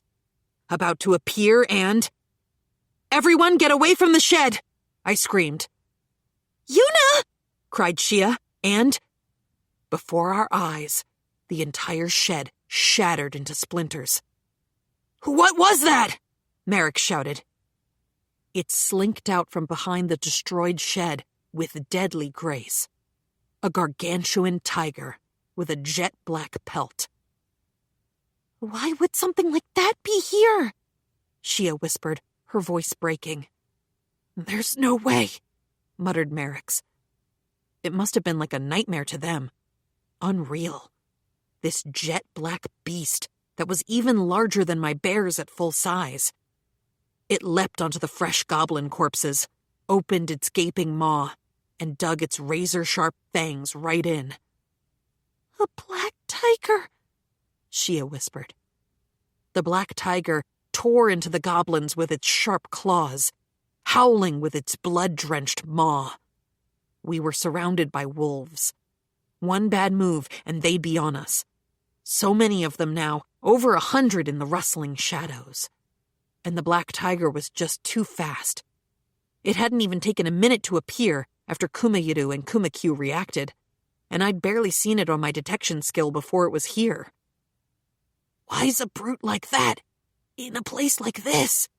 Merrick's whispered hoarsely. No one could answer that question. Everyone could only watch the black tiger as it devoured the feast we'd prepared for it. Merrick stammered. We need to escape now.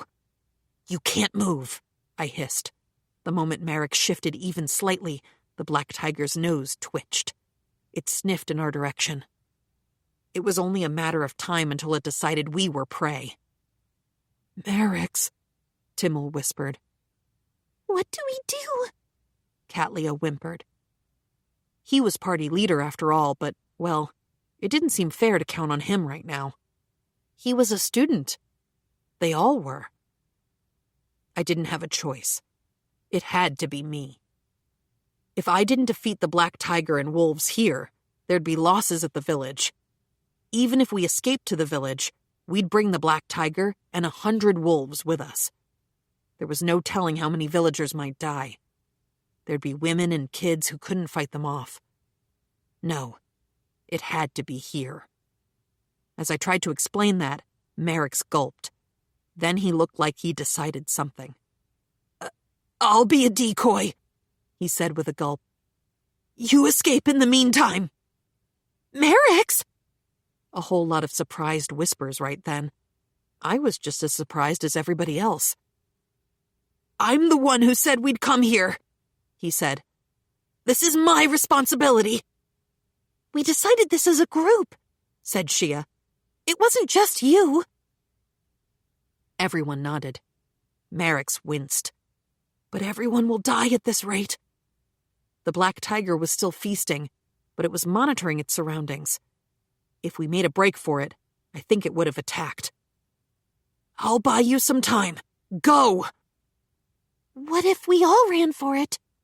Asked Katlia. Merrick shook his head. You think that thing is going to let us get away? Everyone looked at the black tiger, greedily eating up the goblins. It didn't look good. Like I said, take Garen and the others. Get out! Yeah, it was finally my time to step in as an adventurer.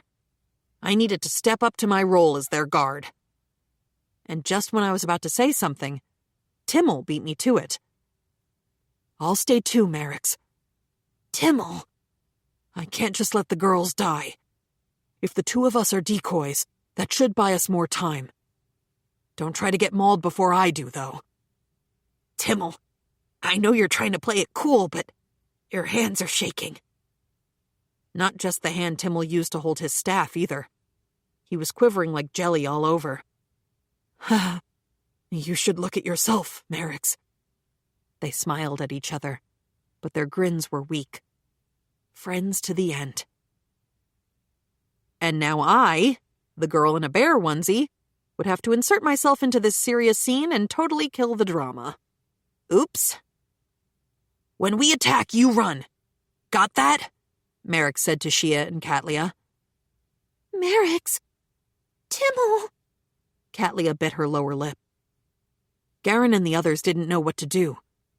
They couldn't even say anything. Shia's trembling hand squeezed mine. Yuna. Shia looked at me, petrified. I turned to her and smiled. Timmel, let's go, said Merrick's. Right. The moment the two moved, I grabbed them by their collars with my bear puppets. What are you doing? Merrick stared at me blankly. Saving your life, doofus. We're surrounded by more than 100 wolves. Shia and the others will either end up wolf food or they'll lead him back to the village. Merrick's let out a long, defeated sigh. But then I do my job. Right now. What are you saying? The adventurer's taking over. I'm going to save every one of you, got me? But there's no way you can win, he said. I took a step forward. Merrick's grabbed at my bear clothes. I shook him off. I'll be fine, man. I reverted Kumayuru and Kumakyu to their original size. Kumayuru, Kumakyu, protect everyone. They replied back with a "Kwoom," like they were saying, leave it to us. Other than me and Shia, Everyone else was taken aback when they saw my bears at their full size, but there was no time to explain. Okay, guys, please keep close to Kumayaru and Kumakyu at all times. You'll be safe if you're with them. Yuna. Shia looked at me worriedly. Shia, take care of everyone. I will. Please give it everything you have. I raised my hand in response. Shia, you too? Merrick's looked from her to me. What are you saying? You're letting that bear... Merrick's, trust Yuna here. There's no way I can. This was my fault. Merrick's, trust Yuna. For my part, I entrusted Merrick's and the others to Shia and faced off with the black tiger on my own. The black tiger lifted its massive head from the pile of goblin meat, turned its great eyes to me, watched. It was so much bigger up close, a whole size or two greater than the tiger wolves I'd defeated before, and with a blood-drenched, toothy grin. Looked butt-ugly, honestly. Should have taken a page from the book of its fellow beasts Kumayaru and Kumakyu and their adorable mugs. It seemed the black tiger decided I was prey because, in an instant, it howled and leaped at me, instantly closing the gap between us. Its sharp fangs gnashed. I took a step to the right to evade it. It was fast. Quicker than a tiger wolf and more powerful, but I was stronger than I had been back then. Beating it wouldn't be an issue. It'd be over if I lobbed a fire bear, but... See, that black pelt would have been singed, and where would I be then? I was dying for a nice black tiger skin rug for my house, preferably not charred. Also, if I used a sword, that'd poke holes in it, and slicing with wind magic would be a mess, too. Even ice magic wouldn't do. Guess the right way to go was suffocation through water magic? So many possibilities. Oh, and I guess I was dodging and exchanging blows and stuff. It was very cool. As an experiment, I tried restricting its movements with earth magic, but it was too fast to catch. It dodged all the attacks coming from the ground. Maybe this?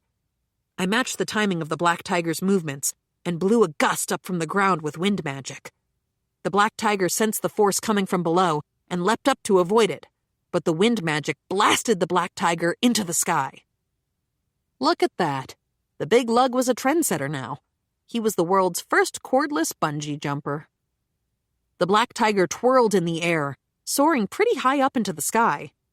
It wasn't going to walk away unharmed from that height, but it twisted and strained midair, positioning itself perfectly, landing with the grace of a cat.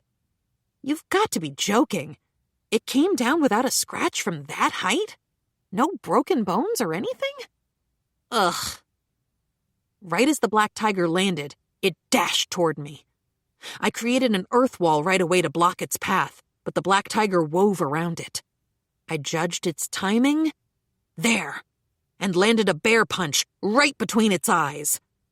The black tiger flew backward, tumbled, slid across the ground, collided with a tree, and came to a stop, and stood up like nothing had happened. Seemed like it had rolled with the punch right when I hit. This thing was stronger than I thought.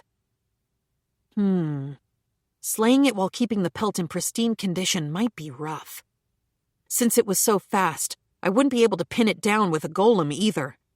If the cordless bungee strike had at least injured the thing, that would have made it easier. I was getting a little anxious now. How was I going to keep my tiger rug nice and clean and perfectly symmetrical? 129. The bear slays the black tiger. I really did have to give up. I'd wanted the black pelt pristine, but it looked like I had to resign myself to damaging it a little. The black tiger was agile, and it had a high aptitude for perceiving magic.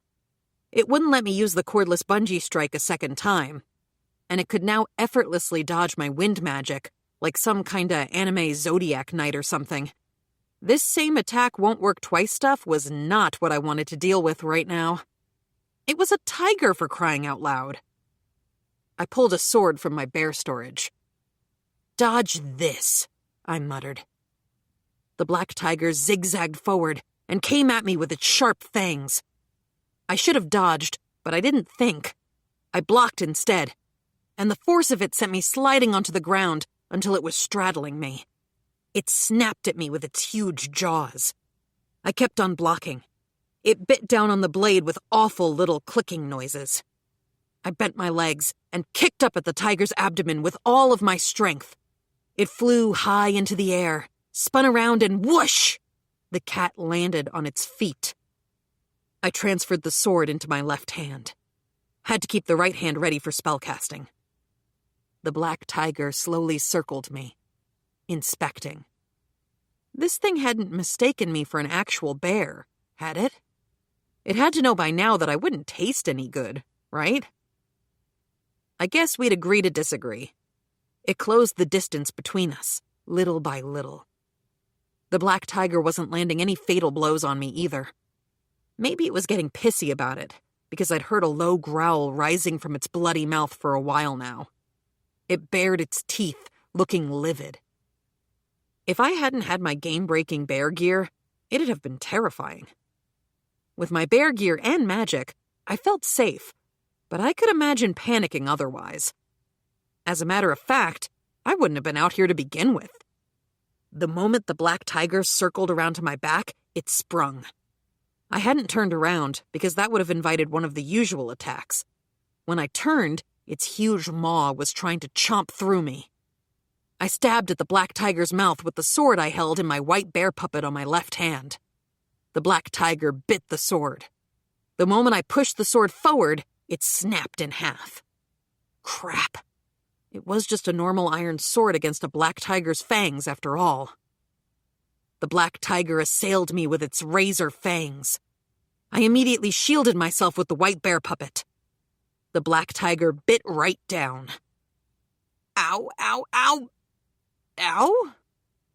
Oh. It didn't hurt. The black tiger drooled as it gnawed on the white bear puppet, but it didn't hurt. Gotta love game-breaking gear. I forced my white bear puppet down the tiger's throat as it bit me, gathered magic, and launched flame magic into its mouth. The flame singed the black tiger's throat, lungs, and internal organs. That tiger must have been burning bright, but it was all worth it.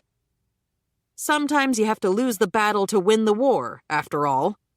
Not that I'd really lost any battles, or been injured. So more like, didn't lose the battle and won the war? Sure.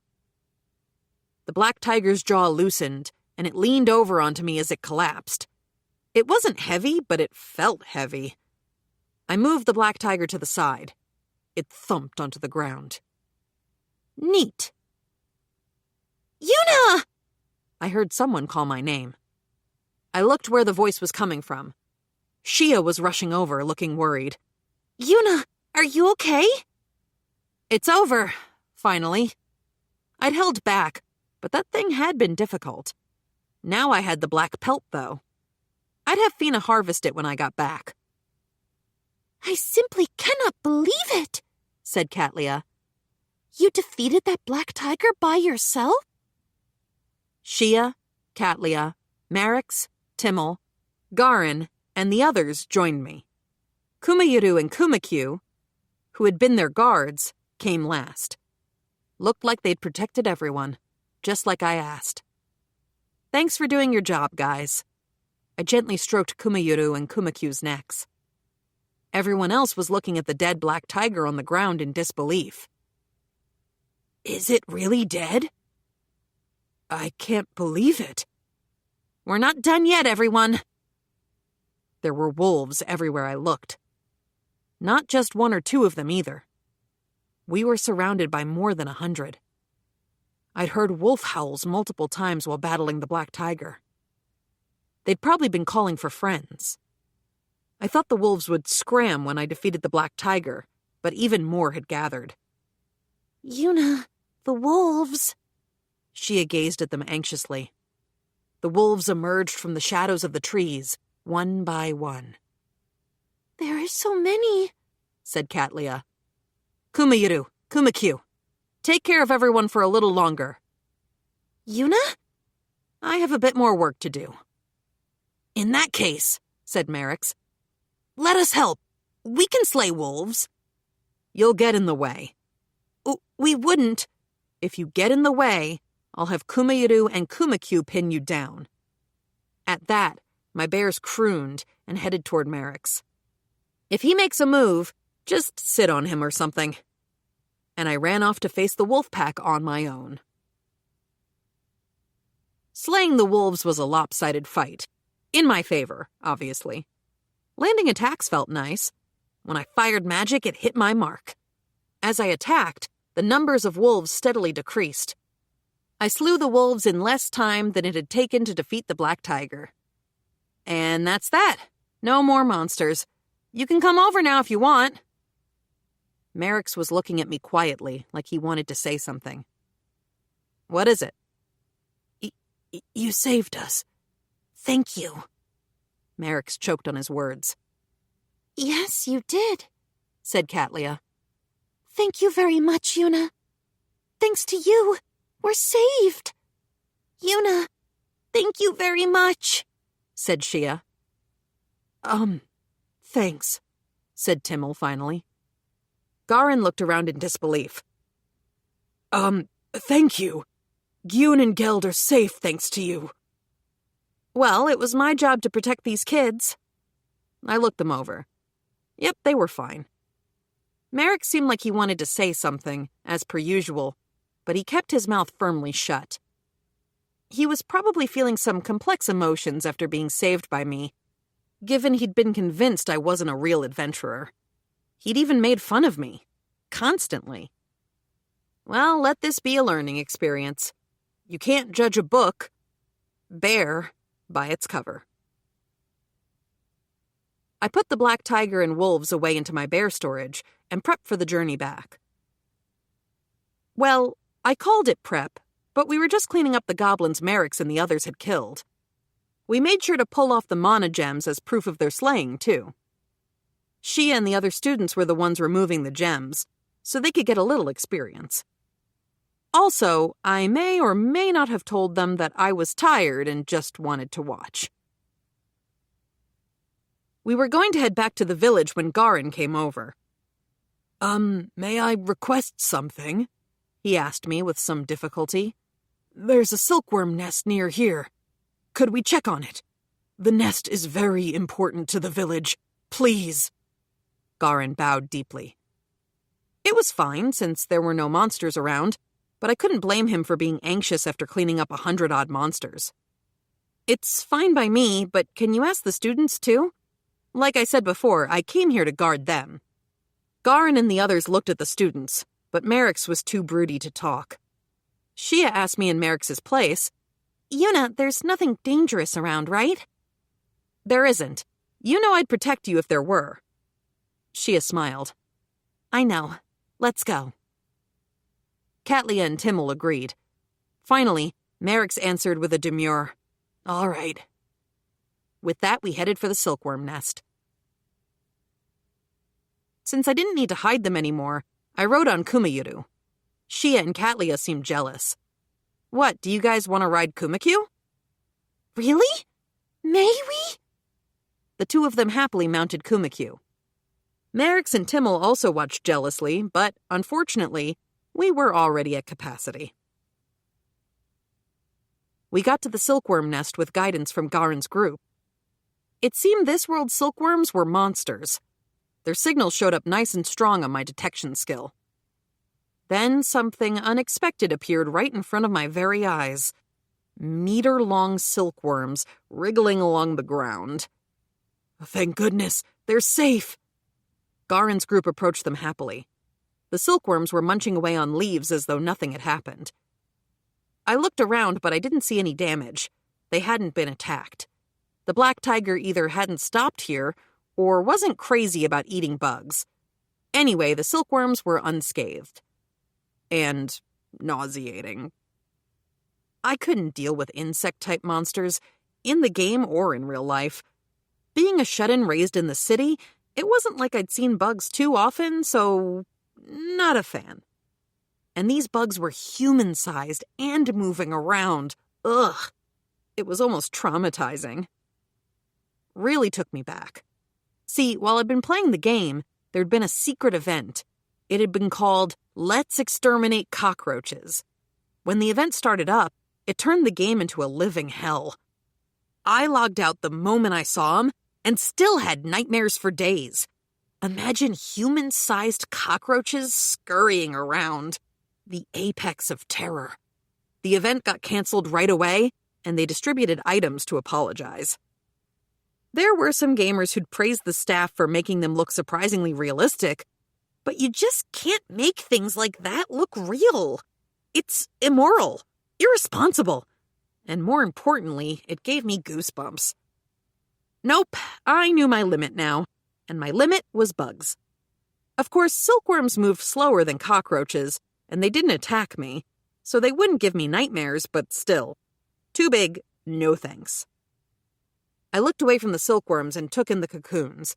They were big, too. The silkworms were chonkers, so the cocoons were ginormous, too. Hooray! I'd solved a mystery that I did not want to solve. Once we confirmed the silkworms were safe, we returned to the village. 1:30. Merrick's observes the bears fight. Everyone, get away from the shed! Right as the bear shouted, it appeared. A black tiger, if I remember right. A vicious monster. Why was that thing even here? I tried to make a break for it, but the bear stopped me. The moment I moved, the black tiger turned its head in my direction. We couldn't move. If we took even a step, we'd be mauled. The black tiger was eating goblins. Probably wanted to eat us too, right? Everybody went pale. They were trembling in fear. What were we gonna do? At this rate, we'd be tiger food. My throat was dry. I took a gulp. Steeled myself. I'll be a decoy. You escape in the meantime. Then maybe everyone else could escape. Everyone was shocked when I said that. She had tried to stop me, but at this rate we'd all die. Someone had to stay behind. I'll stay too, Merrick's. Timmel. I can't just let the girls die. If the two of us are decoys, that should buy us more time. Don't try to get mauled before I do, though, Timmel said shakily. I knew that he was pushing himself to do this, even though he was terrified. I was still happy to hear it. Timmel, I know you're trying to play it cool, but your hands are shaking. Mine were too. My hands. We looked at each other and smiled. We had our minds set, but the second we started running, the bear stopped us. She told us there were more than 100 wolves surrounding us, so running away wasn't an option. Even if the others could escape, they'd lead the wolves to the village, or maybe even the black tiger. What else were we supposed to do, huh? And in the middle of all that despair, the bear blurted out something so stupid that I had to think it over just to make sure it was real. She said she would fight. You know, fight that ferocious black tiger? This girl in a weird outfit? Come on! It wasn't like I thought I could beat it either. I'd be lucky to buy a few minutes for everybody else to get eaten by wolves. But here the bear girl was, going on about how protecting us was her job. This C-rank in name only expected to what? Flash her card at the tiger or something? I couldn't hide my frustration. But as soon as the bear headed out, I went numb. The little pet bears by her side suddenly grew massive. The hell? We were all surprised. That is, all of us but Shia. The bear left Shia and her pets to guard us, then started toward the black tiger on her own. She was seriously going to fight it. I reached out to her, but my hand only caught air. I couldn't grab a hold of the bear's clothes. Merrick's, Timmel said. Even his voice was shaking now. Shouldn't we be going with her? When I tried to go, the black pet bear got in front to block me. Then it let out a Koom. I didn't speak bearish, but it was clear enough. The black bear wouldn't let us go. "What is with you?" I said. "Move over! Your owner's going to get herself killed!" The black bear didn't move. "Merrick's, calm down," said Timmel. "If what Una said is true, there are wolves nearby. Do you want to attract their attention?" Damn! I looked out at the bear girl. When she approached the black tiger, it roared and stopped eating the goblins. It bared its fangs. Looked like it would attack at any moment. It was terrifying just to watch. My legs turned to jelly. And in the middle of that fearsome aura, before that nightmarish monster, the bear, in the ridiculous outfit, walked toward the black tiger. I couldn't do anything. I was powerless. The fight began. The bear attacked, and the fight turned into something from a dream. The black tiger and the bear squared off as equals. The bear dodged the black tiger's attacks. She blasted magic, and every spell was more powerful than anything I'd seen in my life. And how did she move like that? The tiger could barely touch her. She hit, she dodged, they traded blows. Shia, did you know? She must have. Shia was the only one who had reacted differently to the bear since the start. She'd looked at her differently. When I'd told her to take care of that bear, she'd been happy to do it. She knew something. Shia, tell me! Shia seemed a little hesitant, but she fessed up. I knew about Una from before. I knew it. Is that bear really a C-rank adventurer? She is. Una became a C-rank adventurer on her own merit. She's not some rich wannabe. I could still hardly believe it, but I could see it was true. Do you think she can beat that black tiger? Neither of them had injured the other fatally. If anybody was losing their footing, it was the bear. I don't know, she admitted. But Una is strong. I've heard she slew 100 goblins, a goblin king, tiger wolves, a black viper, and even destroyed the Zaman bandit clan on her own. I think my mother and father are hiding even more about her.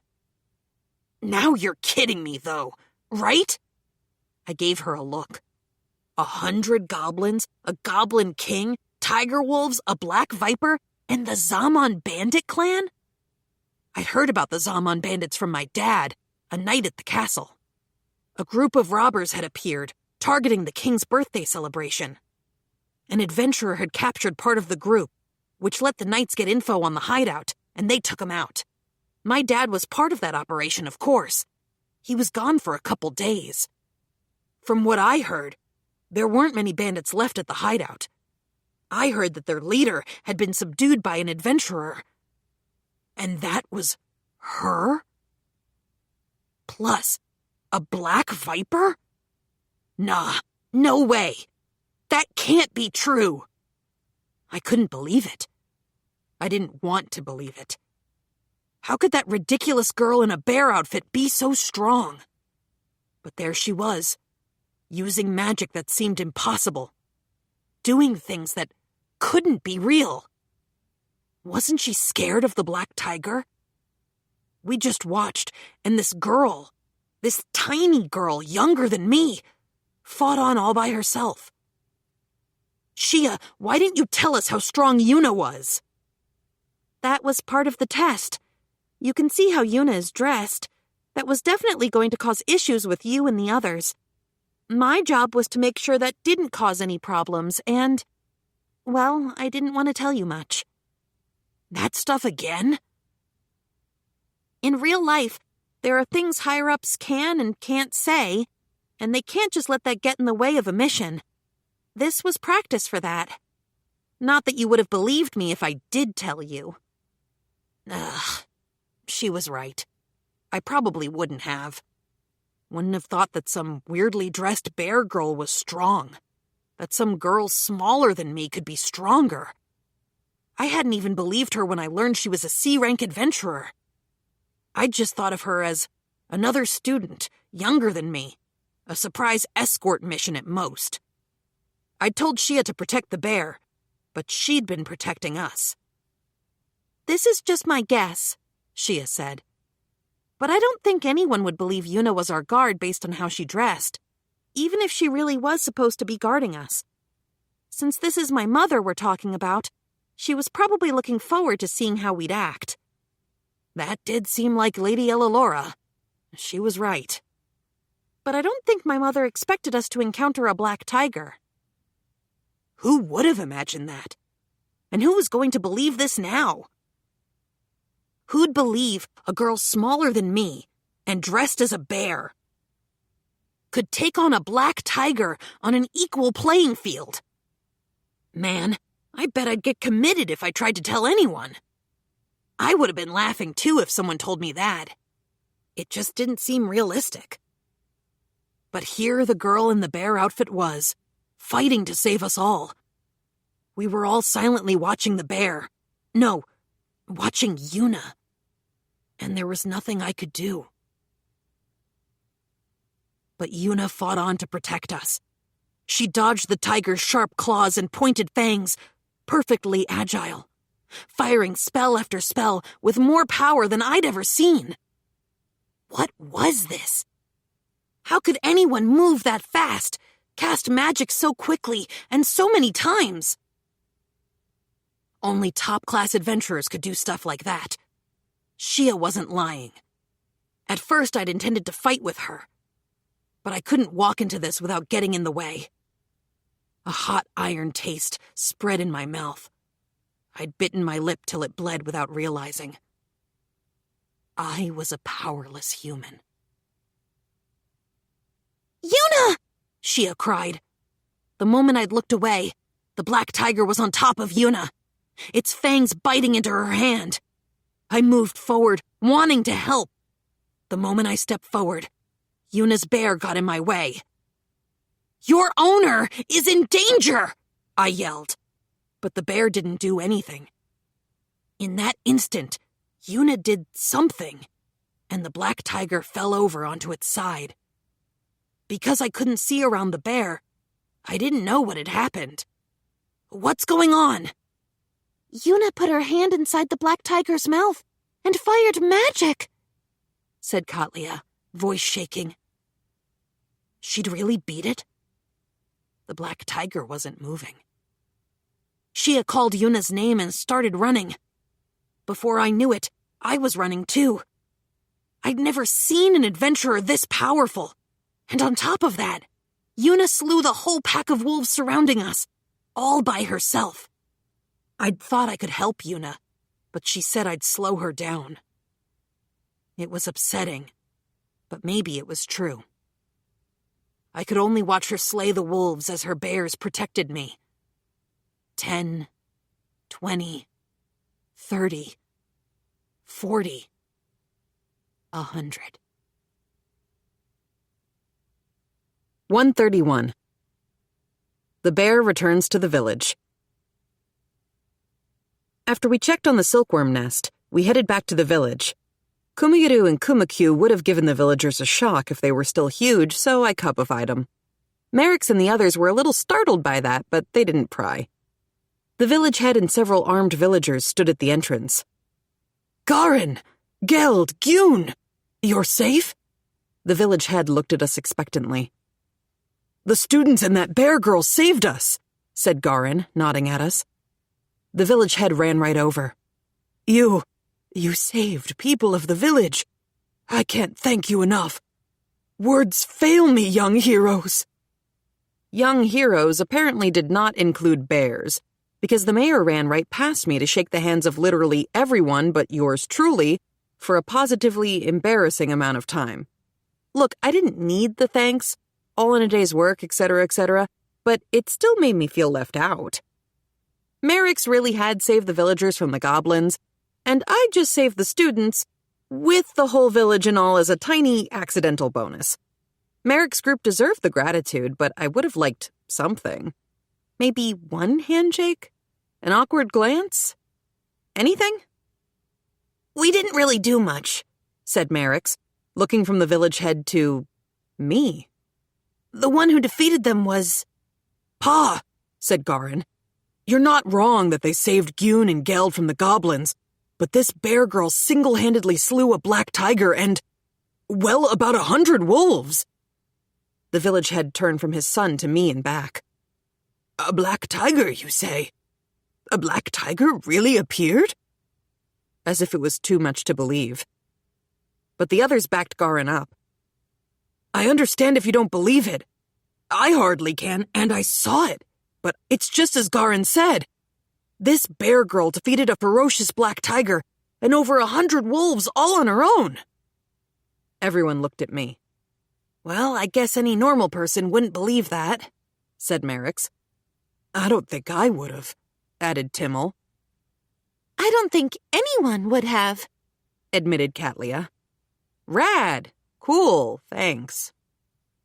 "But the reality is that Yuna slayed a black tiger." "Indeed. Yuna defeated the black tiger and the wolves to protect us, without a doubt." "I still can't believe it even after seeing it, though." "More stairs. Then what happened to the black tiger?" "Oh, that was an easy one. I plopped it out of my bear storage. It's right here." "This is..." The village head was shocked. "My goodness, it's massive!" There we go. All it took was the testimony of 7 odd people and a monster corpse, and finally he believed me. Truth prevailed. From there, Garin gave a quick report to confirm the safety of the silkworm nest.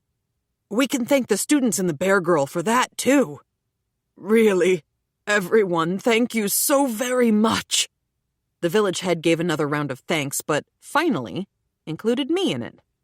"Thanks," I said lamely. "But I do think you should put in a quest to the Adventurers Guild to check the forest. I only killed the monsters that attacked us." "Yes, we intend to send a fast horse today." Then I guess everything would be fine? Merrick's and the others didn't offer to do cleanup, but they were pretty shaken. And the past few days were more than enough proof that they could do the job if they had to. Once we were done with the report, we rested in our rooms. I'm beat."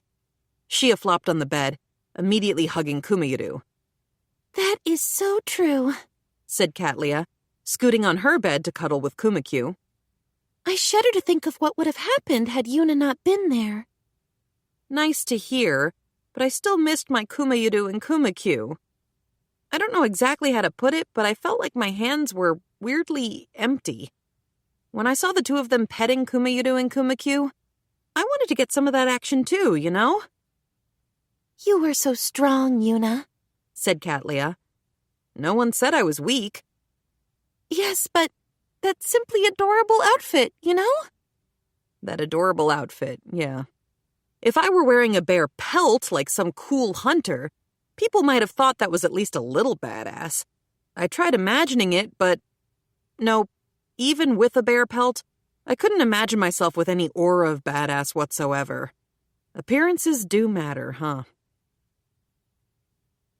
Someone knocked while we were resting. Then Merrick's whispered from the door, "Can I come in for a moment?" Once Shia and Katlia okayed it, Merrick's and Timmel came into the room. "What is it?" "Well, that is, Merrick's looked at his feet. Wait a minute. Was this some kind of confession? Oh no. Everybody said this happened all the time on field trips, or I don't know, I'd seen it on the internet. I'd never actually been on a field trip before, but supposedly field trips mass-produced couples. Maybe a practical training trip was also something like one of those? Were they going to profess their love to Shia? Or was it going to be Katlia?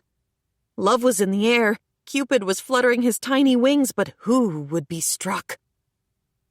I listened closely to Merrick's. He said, "I wanted to apologize before we head out tomorrow." "Apologize?" Shia repeated, and I could practically see a question mark appear over her head. There was one on top of my head, too, though I couldn't see it without unlocking bare X-ray vision or something. What was going on? So this wasn't a spicy confession? Do you need to apologize to me? Not you. It's Yuna. I came to apologize to Yuna. He did say Yuna just now, didn't he? I wasn't hearing things, right? Up till now I'd been bear or girl, but now I was Yuna? It kind of made my skin crawl. Wait, back on topic. He was apologizing? I talked it over with Timmel, and I wanted to apologize before we head out tomorrow. What was he apologizing for? He'd ignored me and teased me about being a bear, but that was about it. I mean, I was used to that by now, so... We didn't believe that Yuna was an adventurer. What, the girl in the bear onesie? Not an adventurer? We didn't believe she was strong.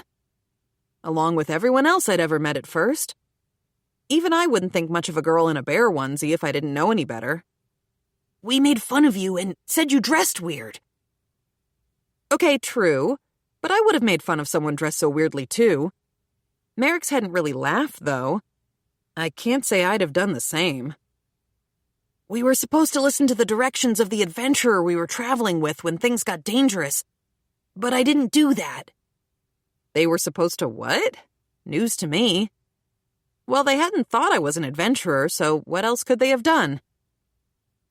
Also, I wanted to say thank you to your pet bears. Kumayaru and Kumakyu, who were in Shia and Katlia's arms, tilted their heads to the side. Thank you for protecting us. Kumayaru and Kumakyu had intimidated and driven away the wolves who tried to get close to the group.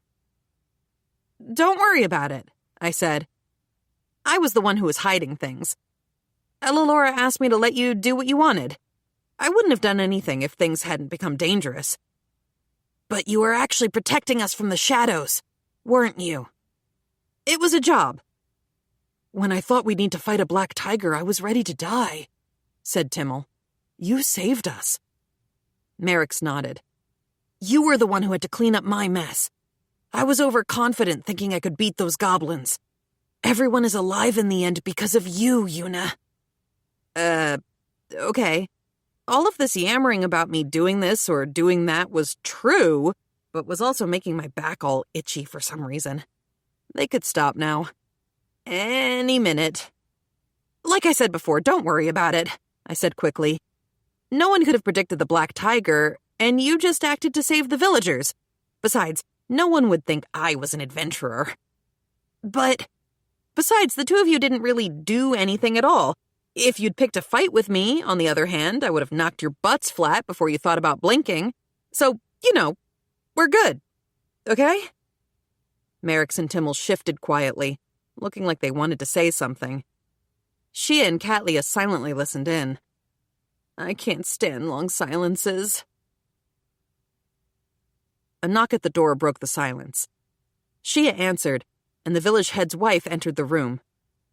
Gracious me! Mr. Merrick's and Mr. Timmel were here all along? I was wondering where you might have been. I did not see either of you in your room when I visited. Sorry, we needed to talk to them about something for a bit, said Merrick's. We have the meal ready. What would you like to do? That should be fine. Thank you very much, Merrick said, and everyone nodded. Then, shall we all go? Katlia asked. And we did. We were treated to the village head's wife's extravagant cooking that night. The village head thanked us over and over again. Then finally, he said he wanted to thank me in particular, which No, protecting the students is my job. Don't worry about it. But had the black tiger come to the village, I simply can't find the words to thank you. Yeah, he wasn't wrong. It would have killed tons of people. This isn't much of a thank you, but... The village head looked at his wife, who headed to the adjacent room and brought back some beautiful cloth and thread. Please accept this from us, she said with a bow. These are these from those cocoons? Yes, he said. From those cocoons. Please make any outfits you like from this cloth. That, Seemed like a pretty roundabout way of telling me that I could stop wearing the bear suit, to be honest. Oh, Yuna, I'm jealous, Shia said as she picked up the cloth. Katlia nodded. These are both high-grade materials. So this was top-notch stuff, then. I was a little put off thinking about the massive silkworms they'd came from, but the things themselves weren't bad.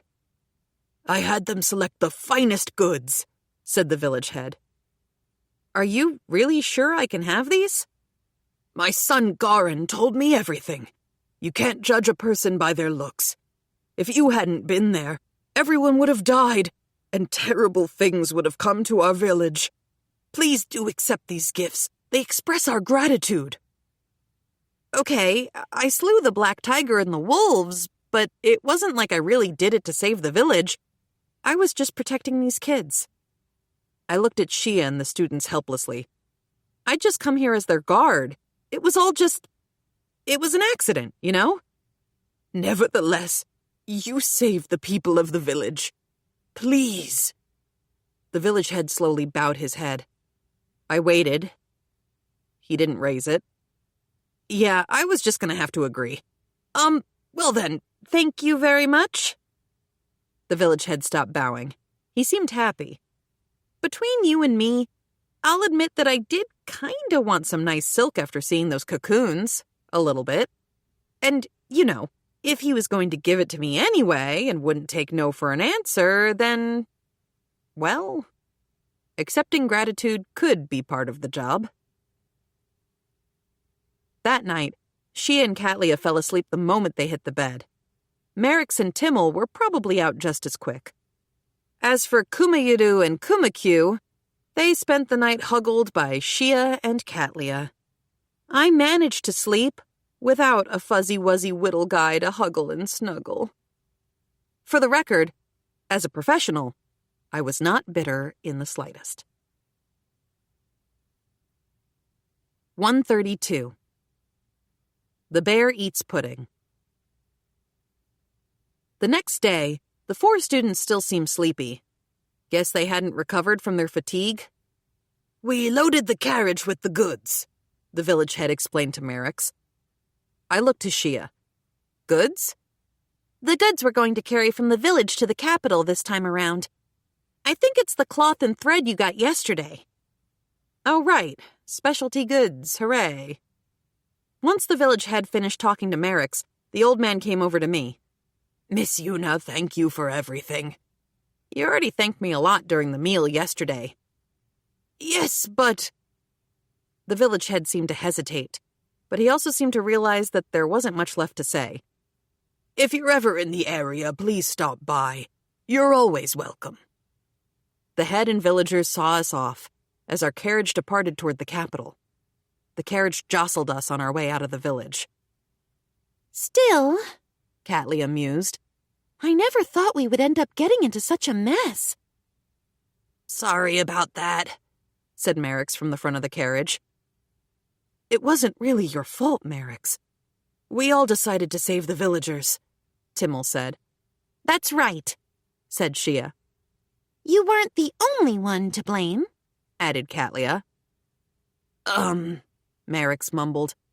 Thanks, guys. The energy was so weird that everyone couldn't help but break out laughing. Everyone from us in the back to everyone up front. Merix included. Yeah, you know what?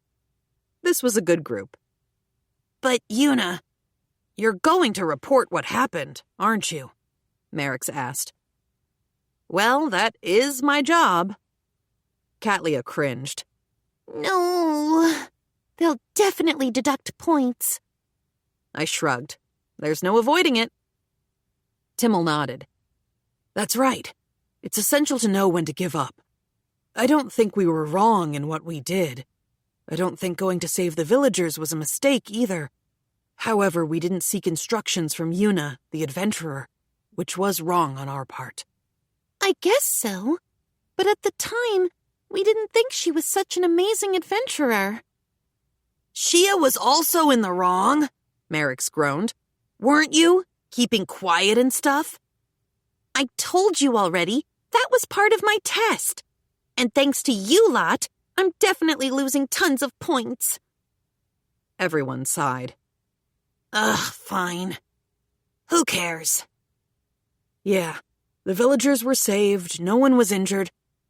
Let's say this was fine. All thanks to Yuna. But if I was a teacher, how would I grade this? They hadn't abandoned people in trouble. That was a plus.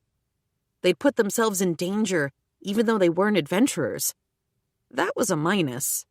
Or wait, maybe I should have stopped them before they got into that mess? But I'd been told to let them do what they wanted if I didn't think it was dangerous. I'd thought it wouldn't be a problem if it was just goblins. I hadn't expected the Black Tiger or the 100 Wolves. This whole middle management thing was not for me. After that, the carriage kept plowing ahead, and we ate bread from the village for lunch. Maureen's bread was definitely better, though.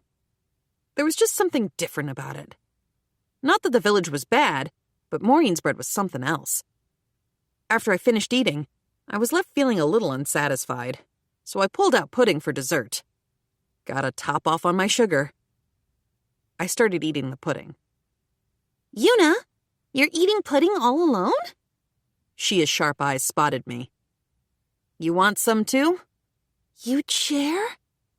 I nodded, pulled more pudding out of my bear storage, and handed it to Shia. Thank you very much, Shia said and dug in. Oh, it's delicious.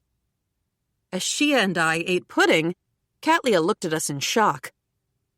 Yuna, Shia, is that? It's pudding. You know what it is? I took a spoonful, showed it to Katlia for a moment, and popped it into my mouth. Delicious. Do I know what it is? Katlia echoed, shocked.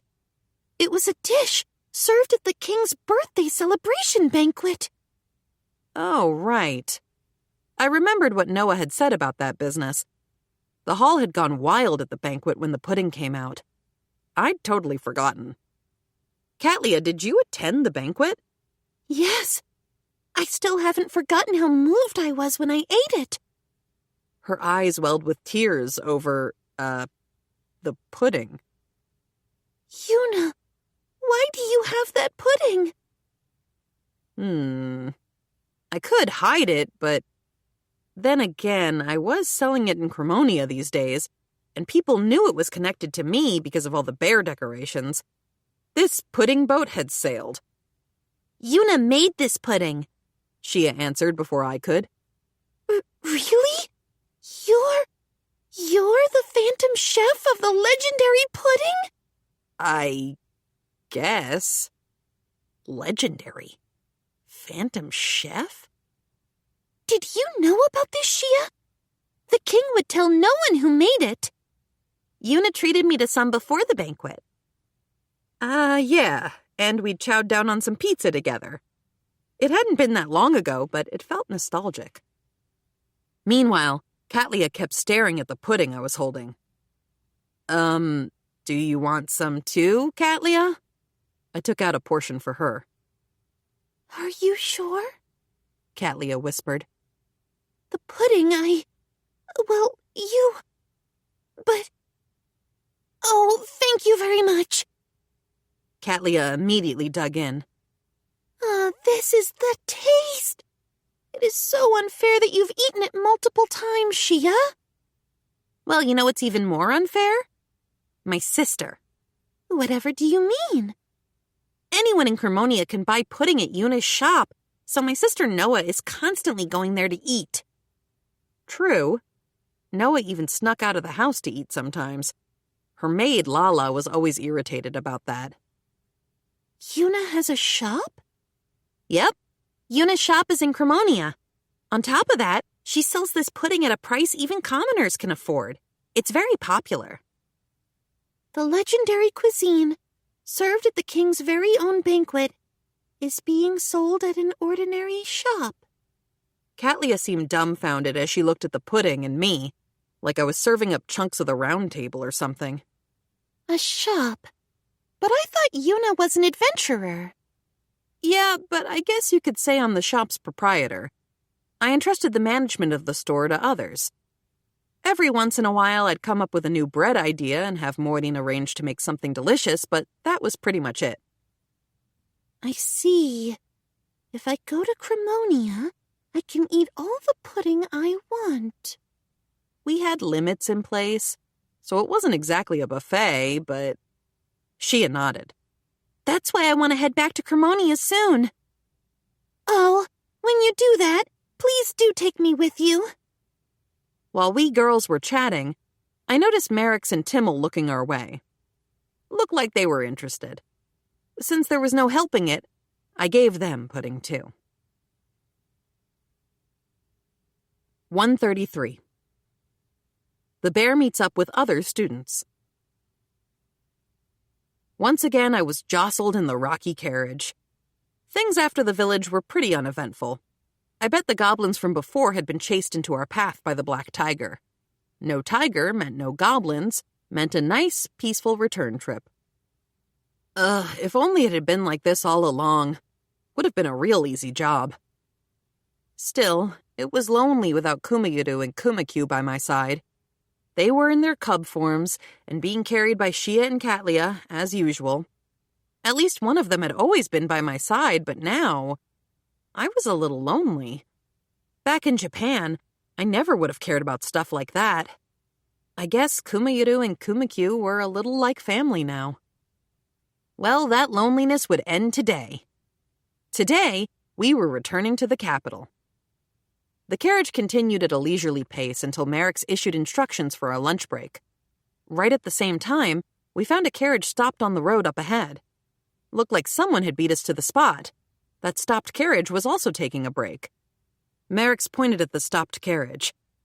"Isn't that Gigoldo over there?" "I'm impressed you could see him, Merrick's." Timmel squinted ahead, looking uncertain. Shia and Katlia poked their heads out of their luggage area and looked forward. My, it really is. Looks like Gigoldo's group. "People you know?" I asked. They're our classmates on the same practical training assignment. So more people like Merrick's before he got himself together. Great. I thought about hiding in the carriage, but I didn't think that'd fly. Merrick stopped our carriage behind the other one. The group must have noticed ours, since they were looking our way. 2 girls and 2 guys, just like our party. I didn't spot an adventurer guard. "I was wondering who you were," said Gigoldo. "And who climbs out of that carriage but Merrick's and Timmel?" "Gigoldo, are you returning to the capital too?" "Yeah, but we're a bit behind schedule. You also get held up?" "Well, you could say that," said Merrick's with a smile.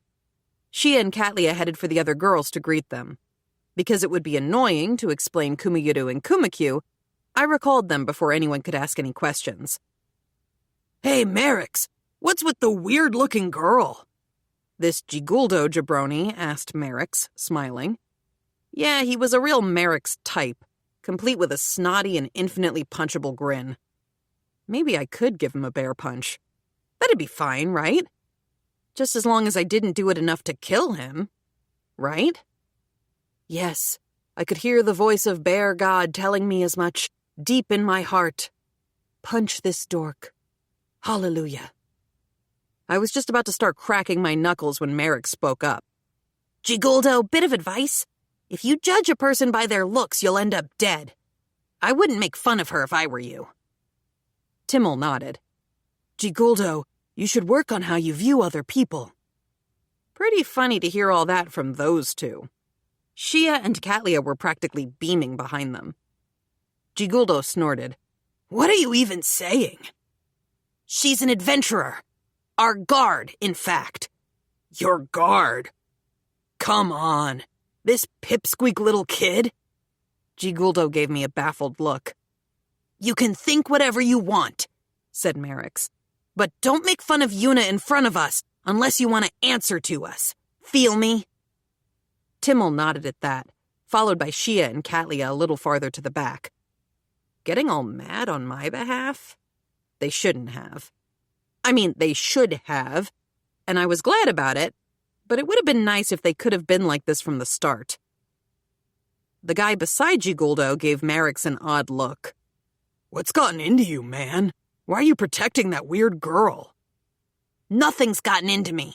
I just won't let you make fun of our guard, Yuna. It's just like what Merrick said, added Timmel. If you make fun of Yuna, you better have bandages ready. Timmel and Merrick's looked dead serious. Katlia cut in. I would participate as well, of course. Shia nodded. Okay. Giguldo swallowed.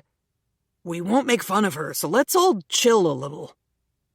He and his buddies swore up and down they wouldn't make fun of me, so Merrick's and the others backed down. Nobody wanted to fight a fellow student. But is that girl in the strange, super adorable bear outfit really your guard? Yeah, she is. She saved our lives. That's why we won't let even you make fun of her. Okay, we're all buddies here, said Giguldo, taking a couple steps back and smiling. Seems to be quite the commotion out here. What's going on? A man and a woman, both adventurers, came out of Giguldo's carriage. I felt like I'd seen these two somewhere, but I couldn't remember where. Jaden! Giguldo yelled to one of the adventurers. Jaden? I didn't remember any guy named Jaden. Maybe I was mistaken? The bloody bear? Huh? Is it the bear girl?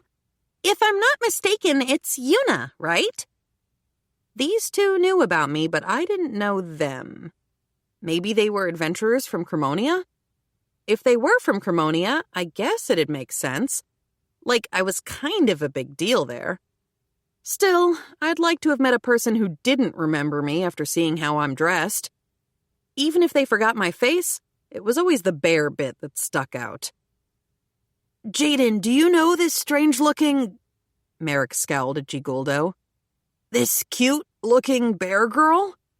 Yeah, she's an adventurer from Cremonia. Every adventurer worth their salt knows Yuna over there. Yep, I knew it. That's why I remembered seeing them from somewhere. We must have passed by each other somewhere back in the good old Kraken slaying days. Long time no see, bear girl. I tilted my head to the side. Awfully chummy for a dude I barely remembered. What, don't you know me? Asked Jaden, which was pretty gutsy for a background character. No, I couldn't just remember every single face I see in my adventures, my guy. I suppose that makes sense. We've only talked a little after all. We'd talked before? Ew. Maybe he was one of the guys I'd punched the first time I went to the guild? But if that was the case, then they wouldn't be so friendly about the greetings. Processing. No search results found. Oh well. Yuna, we spoke in front of the quest board in the Cremonia Adventurers Guild. If I remember correctly, it was the day after you made rank D. The day after I made rank D. Okay, maybe I was starting to remember. A little. There was a party of 4 that I spoke to when I was looking at the C rank board, right? And try as I might, that was about all I could recall. Not their names, not their faces, just a nondescript 4-person party of men and women before taking the Tiger Wolf quest and going with Fina to slay some monsters. So, you finally remember? Asked the woman. The word remembered was doing a lot of work here. Did this count as remembering? I'm Mel. He's Jaden. Nice to meet you. What about the other 2? It was a 4-person party back then, after all. They're guarding other students. You're a guard too? I am. Jaden, is that strange? Giguldo coughed loudly. That is very cute and wonderful bear girl that I'd never, ever insult. Really an adventurer? She's made a name for herself through all kinds of things, said Mel. Pretty vague, but there were a lot of things, huh? You're all taking a break too, right? Asked Jaden. How about joining us? It was a fine idea. Merrick's group gave the horses food and water, then we prepared our own meals. Still, said Mel, I had no idea you were taking jobs at the Capitol. I happened to get a quest from an acquaintance. I hadn't intended to accept it, but she wouldn't take no for an answer. If Shia wasn't there, I might have weaseled out of it. You should be thankful to her. This quest is easy with a high payout, so it's popular. Is it? I'd heard there weren't enough people. Had Laura tricked me? But then she said she'd just been selective, so maybe it wasn't a lie? All you're doing is escorting the students to a nearby village. There aren't any dangerous monsters around the capital, so it's a piece of cake. Was it now? We all put on strained smiles. There was no way they'd believe us if we said we'd encountered and slain a black tiger. The students don't do anything dangerous. It's an easy job, said Jaden with a smile. I glanced back at my 4 party members. The boys looked away. The girls smiled. Jaden, said a girl from the other group. Is that girl dressed as a bear really an adventurer? She looks like she's younger than us. At least she was being more polite than Merrick's had been. It's true, said Jaden. She's a stronger adventurer than me. Giguldo's party was astonished at those words. I couldn't blame them. I didn't want to hear this right now either. I can't believe it. The girl looked at me. She wasn't wrong, you know.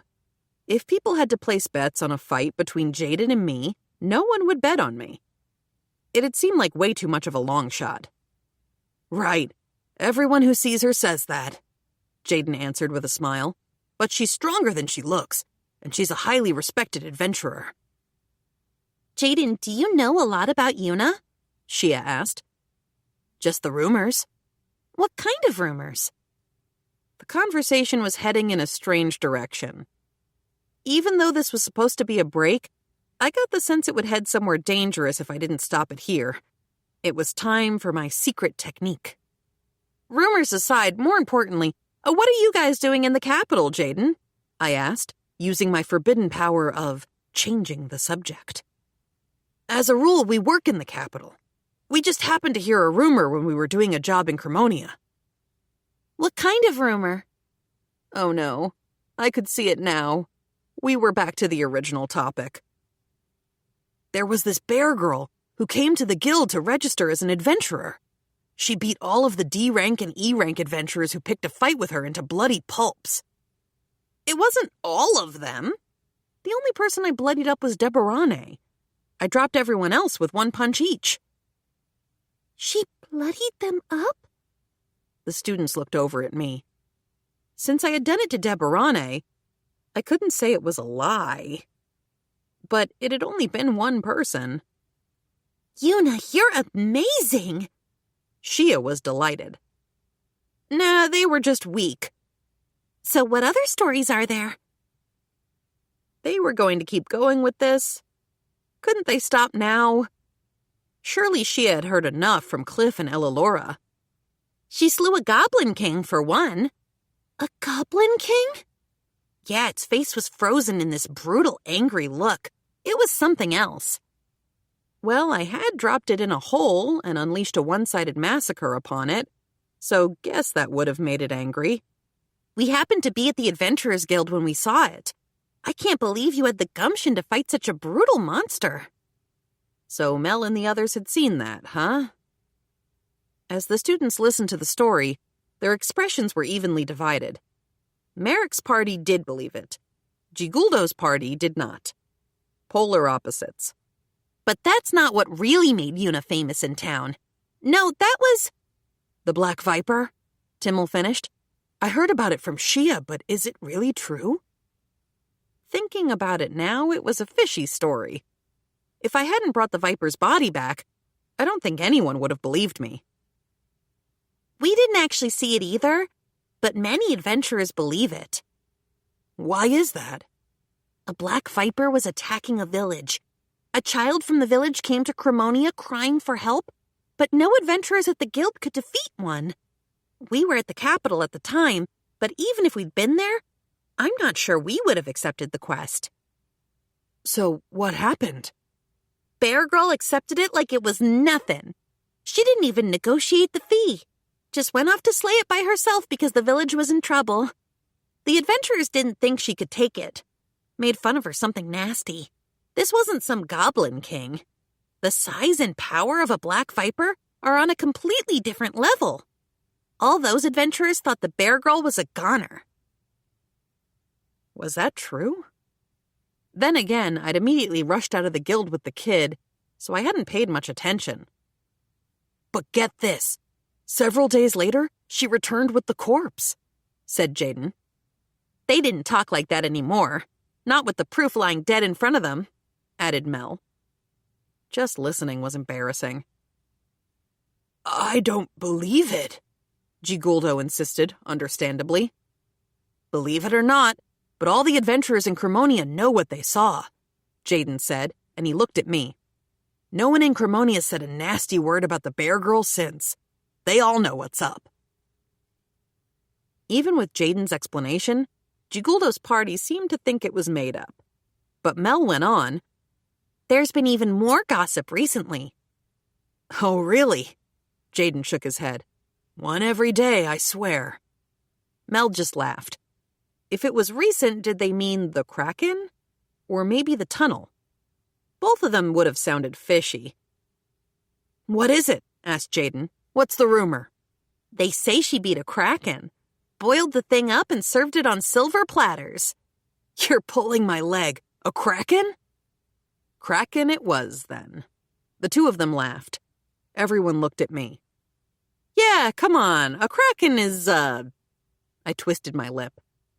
That's just, nah. Me? A Kraken? Finally, after a few more embarrassing folktales from Jaden, our break time came to an end. 134. The bear returns to the capital. We got back to the capital without a hitch, and the practical training came to a close. Soon I'd return to Cremonia and sleep in my own bed for the first time in a billion years. You just can't get a good night's sleep in a carriage or camping out, you know? You've got to get back to your own home. Of course, I could also rest easy knowing that Kumayuru and Kumakyu were present and available for cuddles, but that was obviously just a tiny little fringe benefit. We passed through the gate and the carriage headed toward the academy. I held my guild card up to the crystal panel, and the nearby soldiers gave me a weird look, but there weren't any issues getting into the capital. At the academy, there were already some carriages at the parking area behind the school building. Seemed the other student groups were already back. That's that, huh? I hopped down from the carriage and took a nice long stretch. Got the kinks out of my spine, all that good stuff. The deed was done. There'd been a bit of trouble, army of wolves, etc., but the students had come out unscathed. Another S-rank mission accomplished. Yuna, we have to report our return to the teacher. Blah. I was on duty until the report. Oh, well. Almost there. Giguldo, you guys are going too, right? Yeah, we're going. Wait up a bit. Oh, and when we'd met up with Giguldo's party on the way, we'd ended up traveling together. We'd been headed in the same direction after all, and more people meant that monsters would have a harder time dealing with us. Even if bandits showed up, they were less likely to try anything if they were outnumbered. We headed to the staff room of the school building to meet up with the teachers and met someone unexpected. Pardon us? Mother! Shia shouted out to Ella Laura, who was standing beside her teacher. Why are you here? I instructed the gate guard to promptly contact me upon your return. I categorized the order under S-rank business, so the report came fast. She smiled broadly, as if that was a sound explanation instead of kinda, sorta, probably an abuse of power. Thank you, by the way, for your work. Phew. Feel bad for the guy who ran all the way from the gate to the castle to tell Ella Laura. The teacher nodded absently. Marek's and Giguldo's parties have completed their practical training. We'll take care of the goods you transported here, so feel free to rest. I'll take your training report on a later day, but no fibbing, you hear me? I'll be comparing what you have to say with the reports from your accompanying adventurers. The students seemed fine with that. Merrick's and the others were free to go home, but... Hold on. Did that mean I wasn't off the hook yet? Yuna, thank you very much for this. said Shia. It was fun being with you. It was a bit of a pain, I said. But I had fun too. Yuna, said Katlia. Please give Kumayuru and Kumakyu my thanks. Please let us cuddle with them again next time. She seemed sad. At one point, she'd even asked me to let her have my bears, but I'd politely declined. I couldn't just give them away. Kumayuru and Kumakyu were my dear family. Priceless. Yuna, said Merrick's. I'm going to train more and become a knight who can protect others, like you. Not a knight, Merrick's. An adventurer? Hello? I feel like I learned a valuable lesson from this, said Timmel, bowing his head. Thank you very much. Oh my, said Ellalora. They're all such polite kids. But the teacher looked puzzled. What's going on here? I didn't have an answer. I mean, I hadn't known exactly what they were like before. He'd have to figure out their character development himself. The students left the staff room together, leaving only Jaden and Mel and me. It was time to give our reports. A pain, but it was part of the job. Well then, said Ellalora to the teacher, I'll take her report over there, Lady Ellalora, I don't see why you need to do that. Do you? Oh, goodness, it's no trouble. I just want to hear what she has to say. And you need to talk to the other adventurers, don't you? Ellalora looked at Jaden and Mel. I see. I'll leave the young lady bear over there to you. Good to hear. Thinking about it now, I didn't want to tell the teacher about that black tiger. Ellalora, on the other hand, already knew me. And here I parted with Jaden and Mel. Yuna, we'll come to Cremonia another time, said Mel. When we do, let's do a job or something together. We could even go slay a dragon. I responded to Mel's lip service, which made her and Jaden laugh. Ellalora and I stepped away from the teacher and took a seat. Good work, Yuna. How was it? Exhausting. I didn't think I would be this tired traveling by carriage. Another reason I was glad to have Kumayuru and Kumakyu most of the time. Ha! Thank you, Yuna. Wasn't it a good experience? What, was it supposed to be an experience? I don't know, it had certainly been linear events. I gave Ellalora the report on the practical training. Told her about the goblins, about Merrick's and the others, about the village and the black tiger. I'm sure Merrick's group would confess the whole thing, so I couldn't hide it. A black tiger? Ellalora looked shocked. Don't go too hard on the kids. They just tried to save the villagers. We didn't know there was a black tiger, and I didn't stop them. I suppose no one could have done anything about it. Don't blame yourself. I'm afraid to think of what would have happened had you not been there. If I hadn't been there, I don't know, maybe it could have gone all right. I suppose with the wrong adventurer guarding them, though, they might have wound up dead.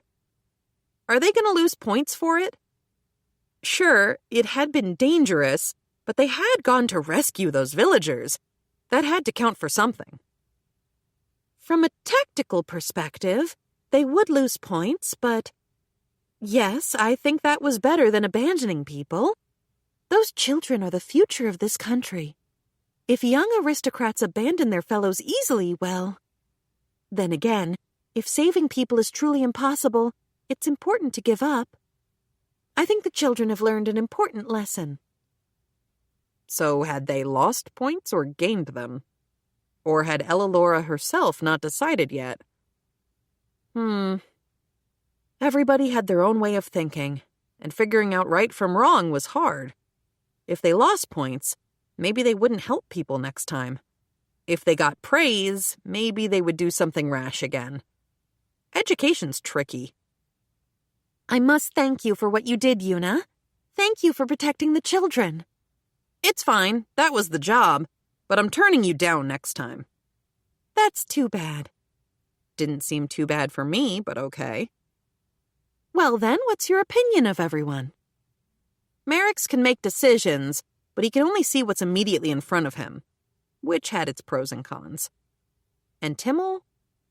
Timmel is timid, but when push comes to shove, he toughens up. When Merrick's chose to stay behind and take on the black tiger, Timmel tried to do the same. Katlia, she can really read a situation. And Shia, I think you'd know her better than me. Besides, Shia had known about me from the start, so it was hard to be neutral with her. Ella Laura asked me a few questions then, which I answered. Before long, the report was also over, and I could finally go home. But when I stood up, Ella Laura called out to stop me. Yuna, wait a minute. Here, take this. Ella Laura gave me a thin book she retrieved from her item bag. There was a bear illustration on the cover. It was that picture book, The Bear and the Girl, that I had drawn for Lady Flora. The picture book is printed. I thought I'd give you a copy. I flipped through the pages of the book. It was nicely bound, actually. Kinda made me feel good. Oh, weird. As I paged through the picture book, something piqued my interest. The Bear and the Girl, with story and art by... Bear? Ella Laura nodded. It's better than having your real name on it, isn't it? She wasn't wrong, but something about Bear seemed odd. Of course, we can print your actual name the next time we bind your books, if you wish. It's fine, Bear is good. As long as it wasn't my name, why not? I could just think of Bear as a pen name. And a pretty fitting one, admittedly. You just wanted 10 copies of each, right? Ella Laura pulled more picture books out of her item bag and set them on the desk. 10 each, including the copy of the first in my hands. The books are all the rage. Delighted reviews all around. You could sell them countrywide. I have no plans for that. If they spread across the country, there'd be pressure for another volume, and another volume, and another. Nah, it wouldn't be fun if I was forced to work on it. Well, let me know if you want to sell them. We can go big whenever you'd like. I have to politely decline. Oh, that's unfortunate. Lady Flora and I are looking forward to its continuation, though. What do you think of The Bear and Ella Laura for the next title? Why would your name be in there? You're the bear, aren't you? In that case, why couldn't I appear with you? If I did make another one, it'd be with Noah. If you made an appearance, you'd be the villain deceiving the bear. Oh, goodness, me? Deceptive? How terrible. Though I'll admit, I would like a picture book with my daughter in it. I'm not going to draw any for a while, though. I needed a break. So you will draw it after a while, Then please, you must make sure that Noah and I are exceedingly adorable in your illustrations. I ignored Ella Laura and put the picture book into bear storage. I'd give them to the orphanage later. These would help the kids study their letters a little. This time Ella Laura really was done, and I headed home. I'd been thinking of saying bye to Jaden and Mel, but the two of them were already gone. There was no way they'd have more stuff to report than me, so they'd probably finished earlier. I headed out of the academy on my own. I guess I had bad timing, though, since I ended up joining in with the students heading home. Isn't that the bear from the other day? That's the rumored bear. So cute! There's a bear walking around? Wonder where they sell clothes like that. What's up with her and Ella Laura? I want to give her a hug. They had the same sort of reactions as when I'd come by the academy before. Right when I was about to make a break from them all, Merrick's and the others appeared in front of me and glared at all the gossiping students. Huh, didn't see that coming. What is it, Shia? Weren't you headed home? We were waiting for you. Why? We wanted to thank you, of course. Shia grasped onto my bear puppet. You saved our lives, said Timmel. Katlia nodded. We talked together and decided to thank you. Yuna, let's grab something to eat. Since we're students, we don't have that much money, but we know a place that's cheap and tasty. But the sun was close to setting. Is it okay if you all stay out? It's already late. It's fine. Our families still don't know that we're back. Then wouldn't it be bad if they didn't get home soon? Nope, Ella Laura knew they were here. It's normal to have a party after the practical, said Shia. Katlia nodded again. We're heading out, Yuna. Shia and Katlia pulled me along. Merrick's and Timmel followed behind us. There was no escape. The students treated me to dinner. Yeah, it was good. 1:35. The bear heads to the orphanage to deliver the book. It was evening on the same day the students bought me a meal. After getting back to Cremonia, I collapsed onto my bed in my white bear outfit, post-bath and ready for napping in the comfort of my own home. What would I do without my bear transport gate? Probably die instantly. Yeah, sleeping in your own bed really couldn't be beat. I summoned my bears in their cub form. Shia and Katlia had been hogging the bears for a while, and I really missed their fluffiness. Like huggable melatonin or something. They were so comfy that I was going to be out in a millisecond. My eyelids started to steadily droop. Kumayiru, Kumakyu. I'm going to bed now. I fell asleep, sandwiched by my fuzzy little buddies on either side, and slipped into a dream. When I woke the next day, I found my bear sleeping curled up on either side of me like cinnamon rolls by my pillow. I gently stroked and then recalled them. I changed into my black bear outfit and headed out to Bear Haven for breakfast. The smell of freshly baked bread wafted over to me at the back entrance. Maureen was baking inside. The kids were working their darndest to knead the bread and make pudding around her. Yuna, you're back, Maureen called out, and the kids looked over at me too. Maureen warned the kids when they tried to approach me. I know you're happy to see Yuna come here, but we need to prep for opening. Wait till then before your breaks, all right? I nodded, putting my bear puppets on my hips for good measure. Everyone, listen to Maureen and get your work done first. We will, they practically sang. Maureen rolled her eyes a little but couldn't hide her smile. Maureen, can I have some bread? Eating oven-fresh bread was a special privilege that came with owning the place, but I also needed to order up some bread to replenish the supply in my bear storage. I was running pretty low after the practical training mission. You can take whatever bread you like. Oh, you know I was going to wreck that fresh bread. A delicious aroma wafted over me. I didn't know which to choose. Truly, this was the worst situation anyone could ever be in. I brooded over the decision, and the kids watched me. Maybe some of the bread had been baked by them? I picked out a couple of loaves and watched them immediately divide into a delighted group and a disappointed one. Sorry, guys. Maybe I could make my way through all of their bread someday. I went for the refrigerator to get juice, but Karine just brought some over for me, smiling. Thanks. I took a big swig. You're welcome. You sure are popular with the kids. Popular?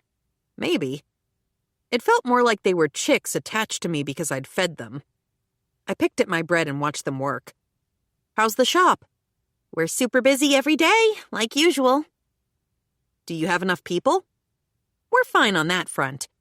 Mill and the others do a thorough job of things. Suddenly I felt a little guilty that I was the one putting those kids to work. I mean, it was normal for kids to work in this world, mind you. Kids on a farm helped out with the farming. Merchants' kids helped out with the business. There were a lot of cases where kids would help out with their parents' jobs at a young age. It was pretty normal. That even applied to Karine here. She'd been baking since she was young. They're such dedicated workers. She flashed a strained smile. Much better than I was at their age. You didn't help out? This girl, someone called out, was always goofing off. Mom! Maureen cackled. In fact, this particular problem child wouldn't help at all, no matter how many times I asked her to. Karine rubbed her eyes. Mom! Oh, don't give me that. It was only a few years ago, Even though it seemed like old news to Karine, it was apparently fresh in Maureen's mind. You didn't help out, Karine? The kids looked at Karine with their innocent eyes. Of course I did. I just skipped out a teeny tiny bit. She was wiggling her hands now as she talked. It was kind of adorable. Maureen nodded absently. A teeny bit, hmm? Mom! I'm kidding. You're earning your keep now, dear. It's not like I'm still a little kid. Yes, of course not. You've grown so much. Father would be proud of you, I'm sure he is. Oh, Mom, As mother and daughter shared a touching moment, the kids started forcing their way in. I'm being really thorough about learning too. Me too. And me! The kids started to advocate for themselves. Oh my, look at all these apprentices. Kareen, if you become too complacent, these kids will start overtaking you. Kareen laughed. All right, the lot of you. Let's get back to work. I'll race you, eh? The kids ran after her. Maureen watched their backs in delight. Yeah, it was good to be back. Once I finished eating breakfast, I headed to the orphanage to pass out picture books. The bear ornament was there to greet me. It was supposed to be a guardian deity to protect the orphanage, but it looked more like a cartoon mascot than a fearsome protector. I passed by the bear and headed inside. The shop gang was hard at work, and the Kokeko gang was in the henhouse. I realized the only ones around would be the little kid gang, some little guys ranging from about 5 to 6. Even the 5 and 6-year-olds helped the headmistress take care of the smaller kids. By playing with them, admittedly, which probably wasn't that much labor-wise. The little kid gang was in their playroom. I actually found the headmistress and the smaller kids there, too. Headmistress, good morning. I see you're back from your job, Yuna. Like hounds called to a hunt, the little kid gang ran over to me on their stumpy legs and latched on. I gave them head pats and squeezed my way to the headmistress. Yep, I came by to see how the kids are doing and bring them some souvenirs. A souvenir? What's that? One of the kids holding my bare hands asked. Is it food? Is it yummy food? Sorry, it's not edible. Aww. Maybe I should have picked up snacks instead. The headmistress shook her head. You must not say such selfish things. Thanks to Yuna, we're able to eat delicious meals every day. It wasn't really like it was thanks to me. No, it was the older gang of kids working at the shop, taking care of the Kokeko and putting food on the table. All I did was set up the foundation. Everyone else had done the hard work. Yes, ma'am, we're sorry. The kids apologized. I'll bring some yummy things for you next time, okay? The souvenir I've got for you today is a picture book. A picture book? I pulled out the bear and the girl from my bear storage. It's a bear! One of the kids took the book from my hands. Oh, no fair. I want to see too. But I want to see. Don't fight over it. I pulled out another volume of the book. Make sure you all share it when you read it. We will. The kids started to read the book together. Yuna, thank you so much, said the headmistress. There's also a second volume, so please read this one to them when they're done. I handed the headmistress 2 copies of The Bear and the Girl Volume 2. Oh my, what charming illustrations. If you'd like other picture books, please let Tirmina know. It should be fine. Those kids won't be selfish. And picture books will help them learn to read. Nothing selfish about that. Oh, marvelous. Come, everyone, make sure to thank Yuna. The kids looked up at me from the picture book they were reading and thanked me. Everyone, make sure to study really hard. Don't cause any trouble for the headmistress. The kids agreed with great enthusiasm. After that, I spent my time talking to the headmistress about what had happened recently, and I finally read the book to the kids. 136. The Bear Spots Ons. A few days after I got back from the capital, I was just loafing around. You know, stuff like popping into the Adventurers Guild, taking Fina, Shuri, Noah, and my bears for walks, visiting the bears at the honey tree, just really enjoying this fantasy world. So there I was, lying around on my bed with my bear since morning. You could call it lazy. But I didn't have anything to do, or anything I wanted to do. Every once in a while, when I ended up with free time like this, I was dying to have the internet and my video games back. This world was fun, sure, but it wasn't a great place for hobbies, you know? Maybe I could get the orphans together and try setting up an old board game with them. Othello, shogi, chess, snakes and ladders, playing cards. I could have come up with more, too, if my stomach hadn't suddenly groaned. Oops, forgot about eating again. I'd been lounging around on my bed all day without even eating breakfast. I decided to head over to Bearhaven to fix that. On my way to the shop, a familiar face came my way. What? You're headed out? Cliff, my dude, you don't even have a guard. It seemed aristocrats thought they could get away without bodyguards in this world. Noah slipped out and walked around the town on her own all the time, too. The king had even dropped by my house once, though I think that one must have been a one-off. No way any regular king would waltz around on his own in this world or any other. Was Cliff really so safe, or was he just way reckless? I hoped it was the former. The local guards checked for felons at the gate, after all, and I saw them doing patrols all the time, so maybe the streets really were safe. Although, in the fantasy worlds from books and games and stuff, aristocrats and their daughters always had loads of guards. The daughters especially. And the guards would be mega handsome, and then the daughter would fall into a sweeping, forbidden love with one. Noah, despite being the daughter of an aristocrat, didn't have a handsome guard like that. I supposed giving a young lady some hot guy to follow her around might cause weird rumors and mess up the whole feudalism marriageability thing. Granted, if Noah had appeared in a manga or novel, she probably would have lived a life surrounded by hot guys. I'm hungry, I said to Cliff, shaking myself out of my hot guard analysis. So I'm headed out to eat. What about you, Cliff? I was on my way to your house. My house? Weird. Sure, Noah came by a lot, but Cliff rarely dropped by for home visits.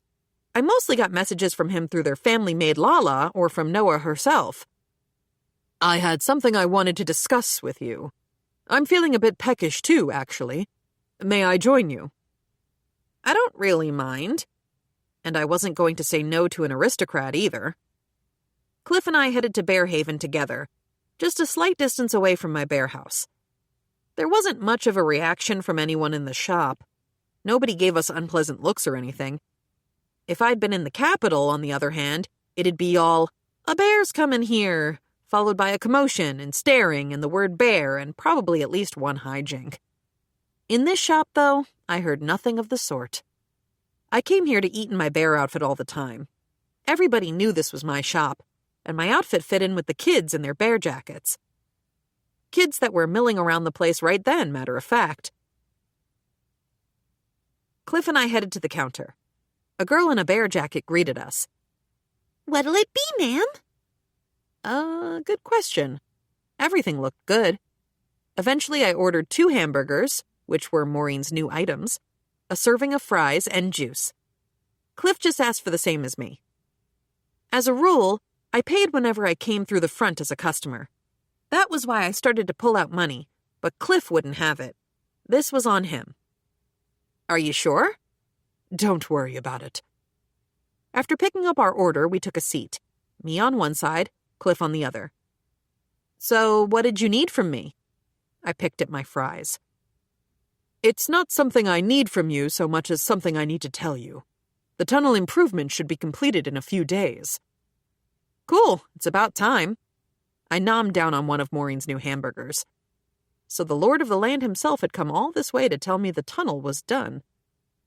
We didn't have to modify it, but we needed carriages to be able to fit inside. We needed lights, too, a rest stop for the horses, and some prep for the surrounding roads. It took quite a while, Cliff explained as he ate his fries. Fair enough. That was why I'd left further tunnel stuff to the experts. This wasn't something a layperson like me should butt in on. I'd rubber stamp whatever, as long as I had my secure stream of seafood. So people from here will be able to get to Melilla then? It won't be a problem? We were already bringing them flour and other necessities, but now people without a formal connection to the town will be able to go through the tunnel. From here forth, part of the toll will be transferred to your guild card, as per our agreement. If you want to know more, you can ask Mylane. Cliff and Mylane had brought a contract to my house a while ago. It had been too much of a pain to read it carefully, but I remembered that it said the tolls would be delivered to my guild card, and I'd be able to use the tunnel for free. That applied to the people who traveled the tunnel with me, too. Did you get some inns set up? 2 so far, though that may not be enough. Regardless, Melilla's mayor and the trade guild will handle that. I told them to let me know if they didn't have enough people. It should be fine. We really wouldn't know how things would turn out until the tunnel was open. How many people would travel for trade, ocean viewing, work, or leisure?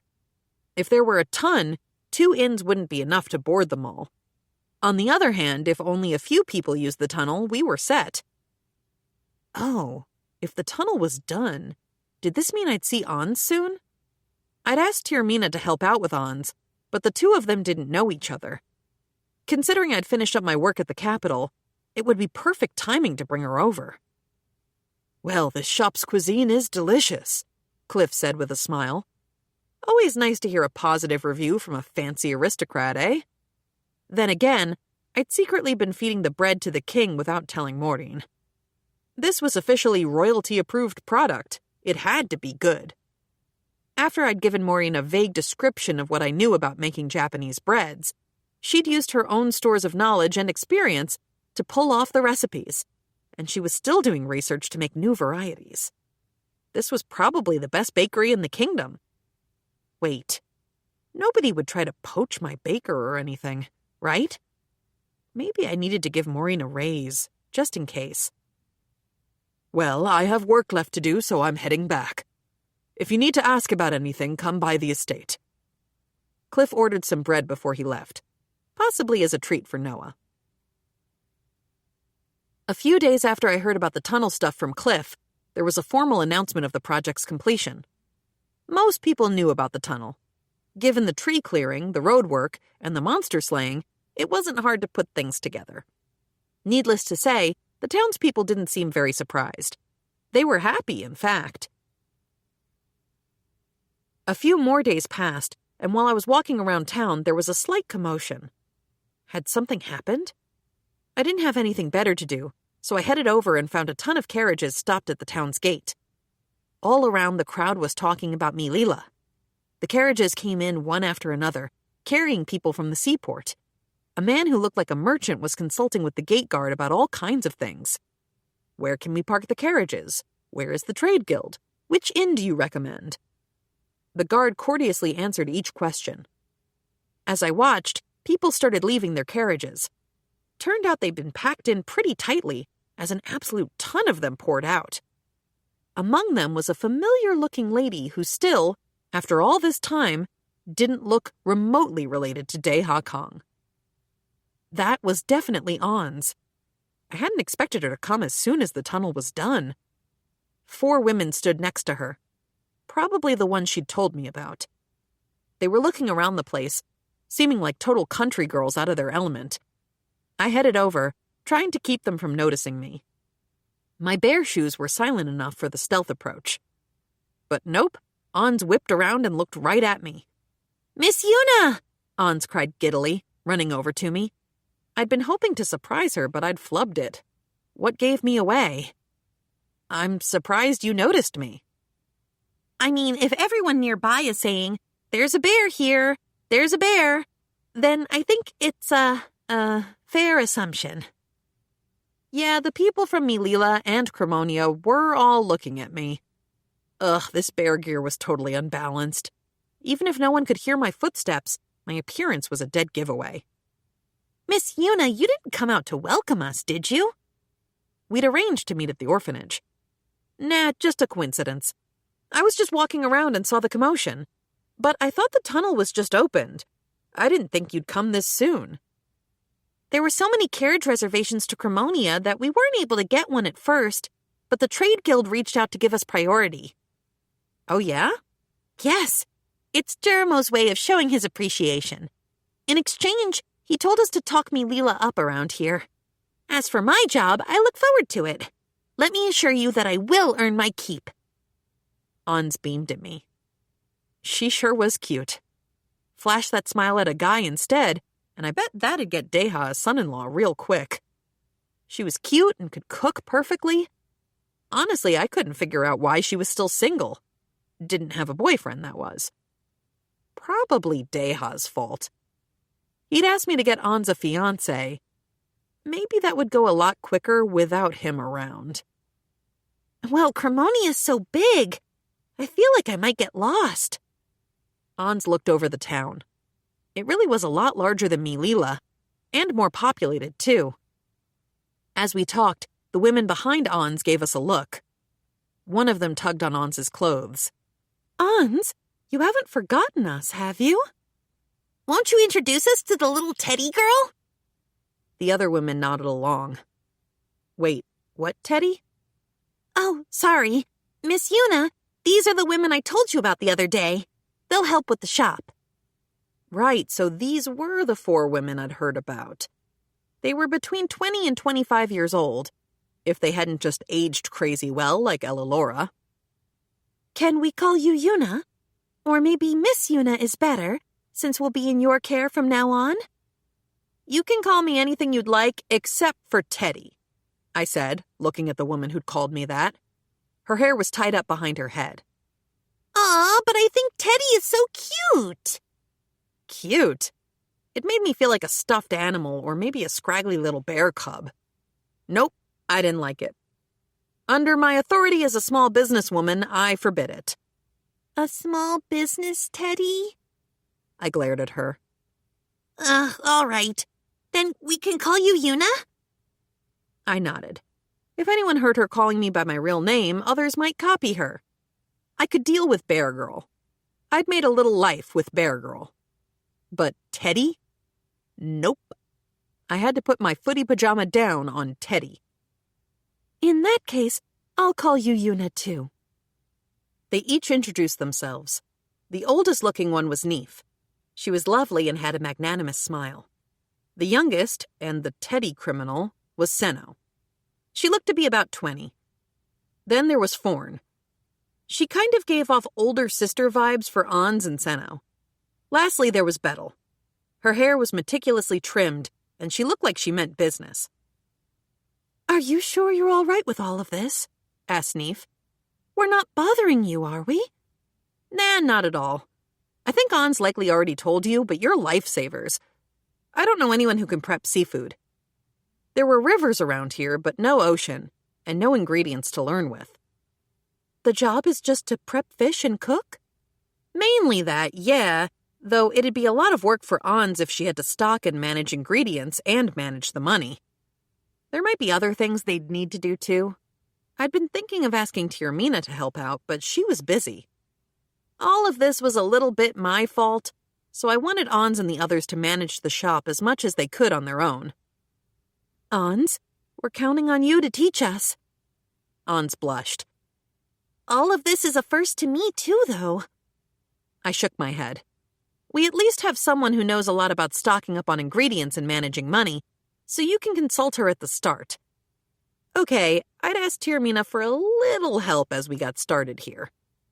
She knew the most about where to get veggies and stuff and how to balance books as well.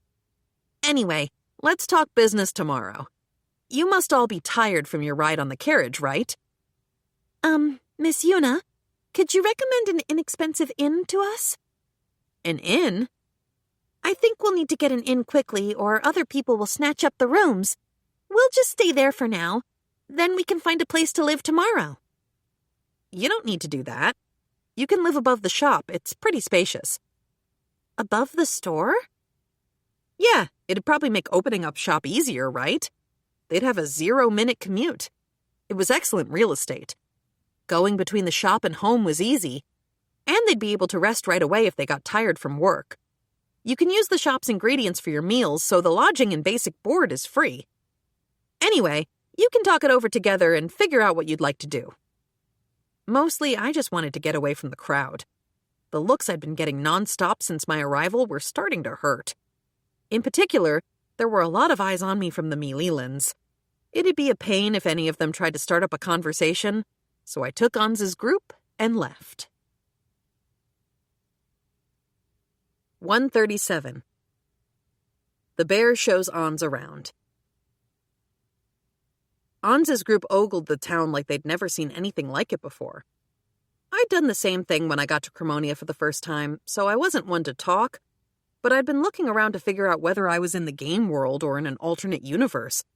And all the while, everyone had been looking at me, this interdimensional bear onesie girl. At least the locals didn't do that anymore.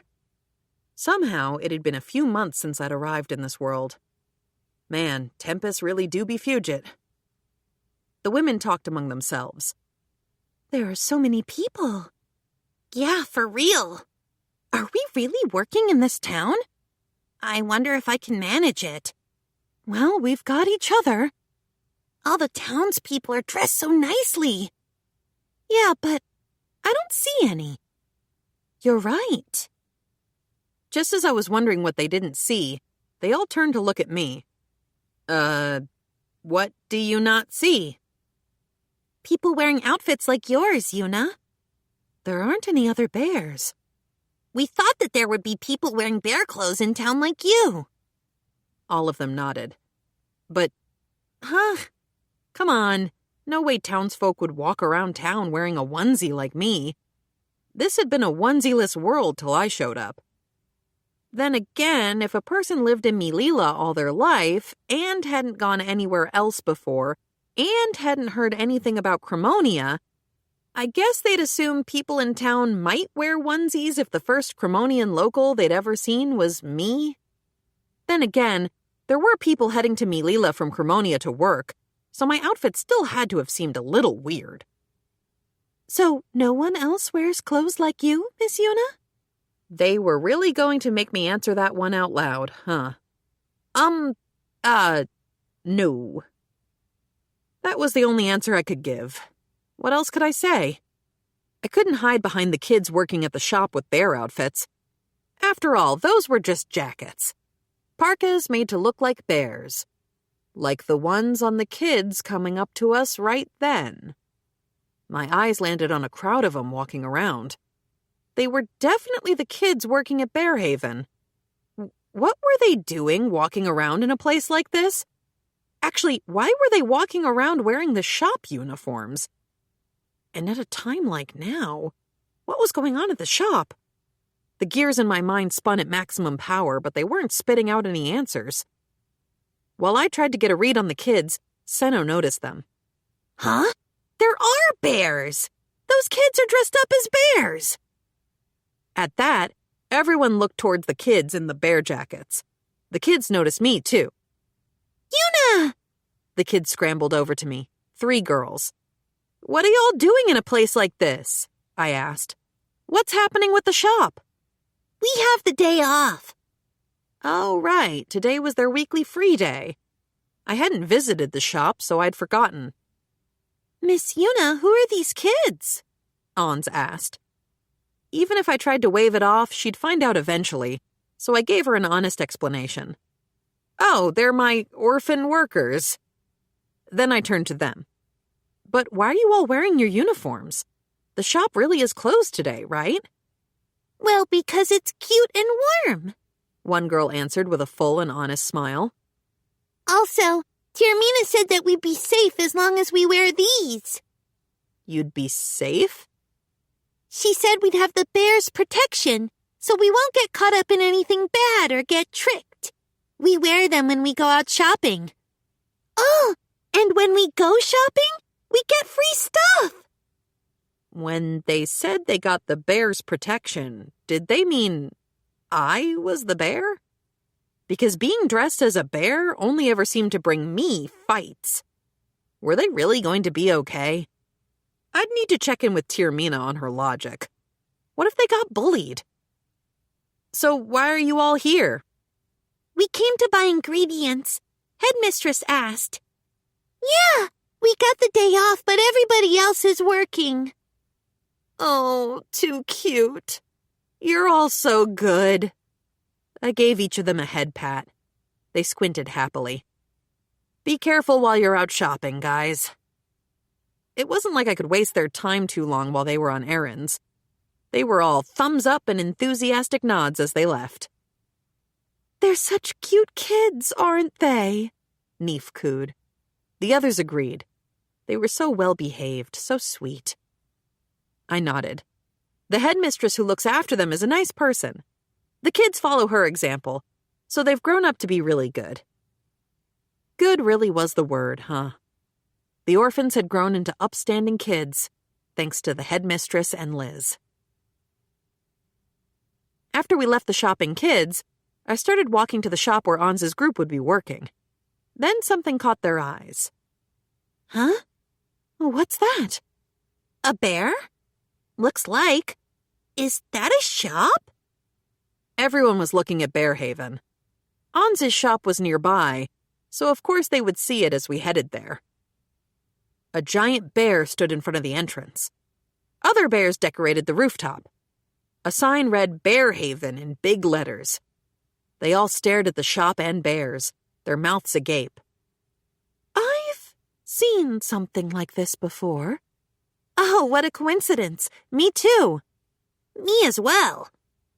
All of them nodded, then looked at me. It's the same as the bear in front of the tunnel, isn't it? Ding, ding, ding. We've got a winner.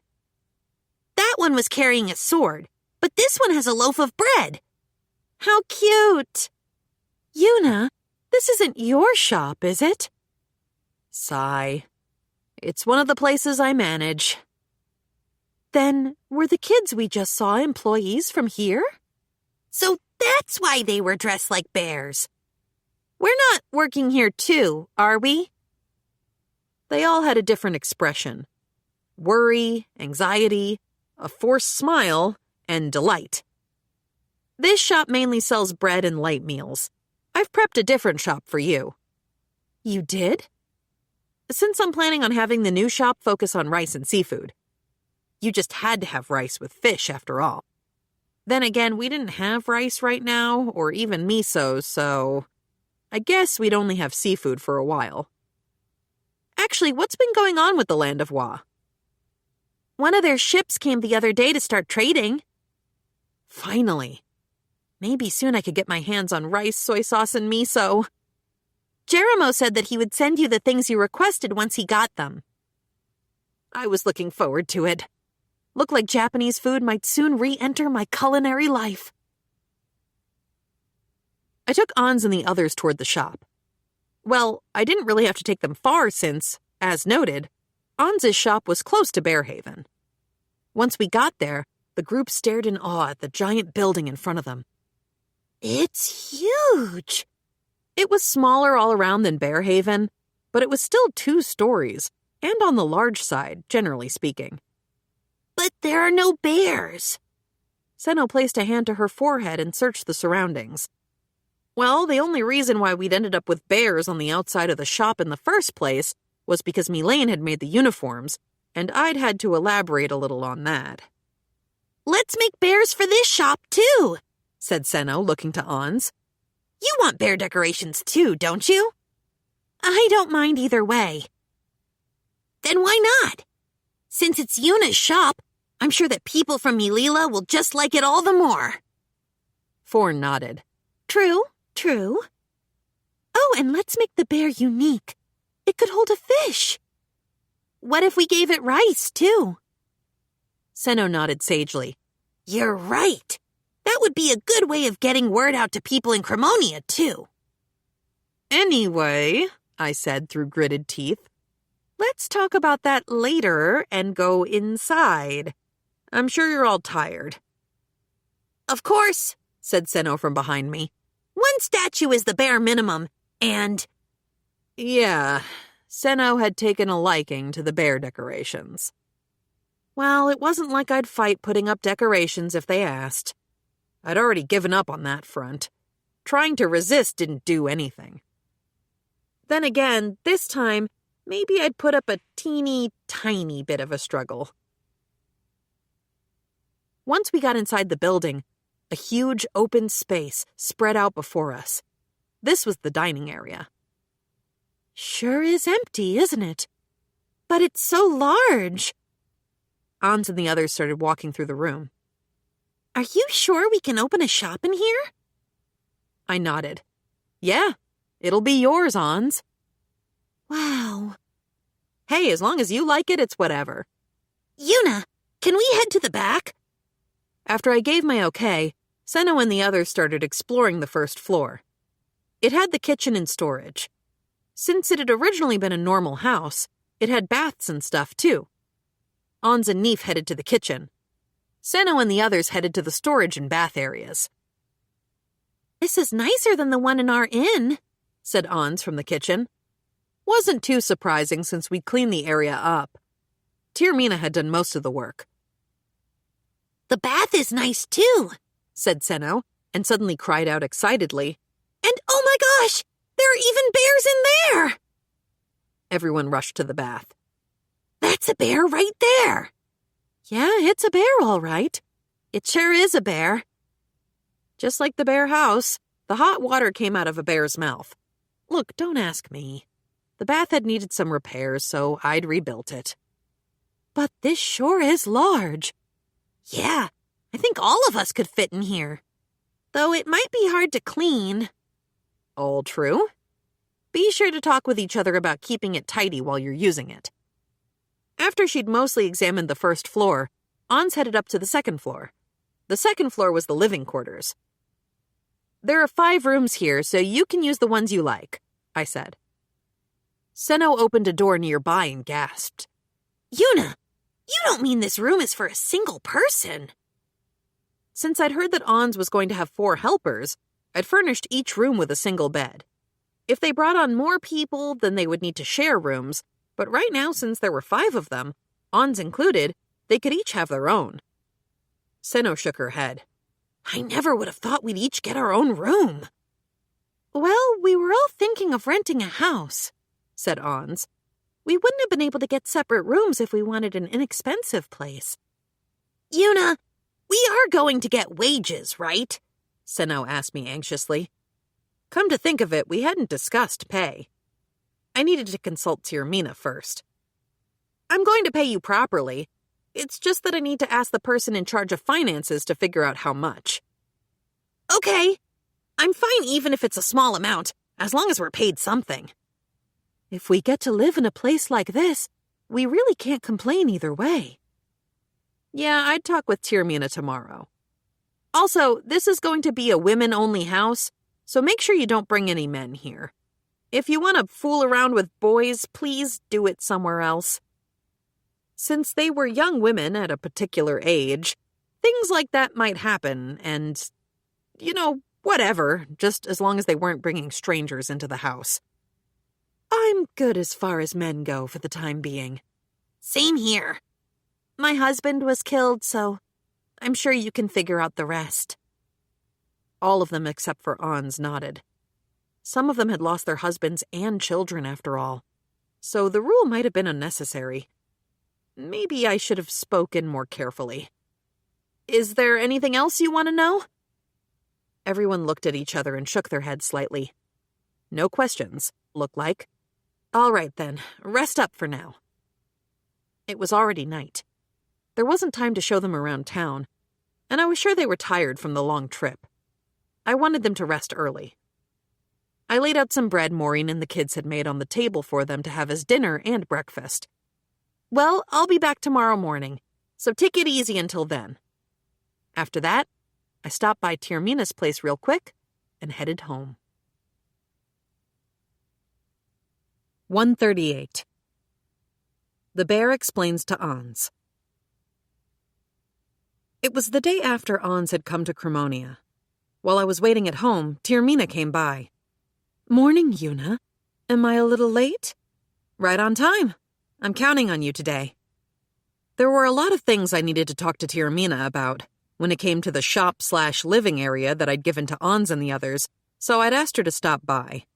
I knew she was busy in the mornings, but Tirmina had still agreed. But you're sure you'll be okay? I asked. Work won't pile up? It should be fine. My daughters went to help out in my stead, and Liz is there too.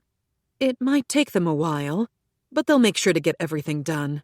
Don't worry. Liz had apparently been managing the eggs and dropping by the trade guild.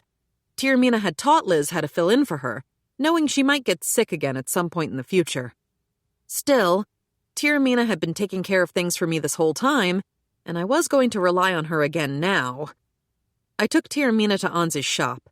When we got inside, Ans and the others were hanging around the first floor. Oh, Miss Yuna, good morning. Ans greeted me. Yuna, morning.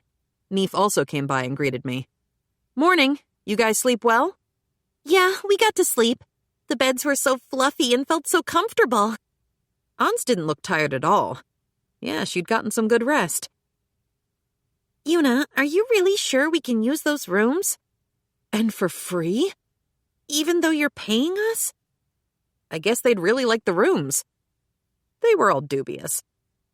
You're not getting us involved in any funny business, are you? Seno added. Their eyes all centered on me. I'm going to pay you an actual wage for really normal business. Though I could see how it might seem too good to be true. Of course they'd feel anxious. I didn't know much about how the workforce in this world was normally treated. I'd happened to hear that apprentices were sometimes provisioned with necessities without a real wage, though that probably depended on the type of work. So, Miss Yuna, who's this? Ans asked about Tirmina, who stood beside me. I introduced Tirmina to everyone, explaining that she was the mother of Fina and Shuri, who these women had met in the past. I also told them she'd be helping with the shop, focusing on the finance work. With that done, I introduced the group, Ans included, to Tirmina. Sorry for imposing on you, but we are looking forward to working with you. Tirmina smiled. If there's anything you don't know, you can ask me anything. Yes, ma'am. Thank you. Once Ans and the others had finished introducing themselves, we moved to a break room on the first floor and started talking next steps. I'm going to give a simplified explanation of the work. Ready? If you have any questions, just chime in. From there, I gave them a concise summary about my vision for the shop. Ans would be responsible for management. Everyone would follow her directions, it being her shop and all. Ans would design the menu and decide what dishes to offer. Though they could discuss it with each other, Ans had final say. The others would help out with the shop and the orphanage. After every 6 days of work, they'd get 1 day off, just like at Bearhaven. I'm going to be responsible for things, Ans murmured. Tirmina and I are going to help you, so don't worry. Especially Tirmina, I added internally. I wondered if she could sense that somehow. Her smile looked pretty... was strained the right word? I'd maybe say anticipatory instead. Well, said one of the women, Ans just needs to cook like day, huh? Okay, I'll do what I can. Ans nodded diminutively. Ans, when you make the menu, please make sure to write out how much of each ingredient you need. We'll discuss stocking costs and price points for selling once you've done that. Yes, I will, Ans answered, looking earnest. Also, and we won't do this for a while, but you should decide on how many of each item will sell in a given time frame. If we don't figure that out, it'll cause issues with our stockpile. Of course. We would have a problem if we bought too much and the ingredients spoiled. Will you be procuring the ingredients, Tirmina? For now, at least. Of course, once you've gotten to know the town and have a little more time, you can start handling it on your own. All right. In that case, I'd like to see the ingredients in person. Could you tell me which shops they come from? Yep, said Tirmina. I have some butchers and grocers to recommend. I'll show them to you later. Thank you so much. What about our work? Seno asked, raising her hand slightly. You'll learn how to cook the food from Ans and support her. You'll total sales, manage the ingredients, clean the shop, and I suppose also look after the orphans? Anything else? So mainly we're helping out Ans? Yeah, just don't let her work pile up. Of course we won't. We're here in Carmonia because Ans agreed to bring us.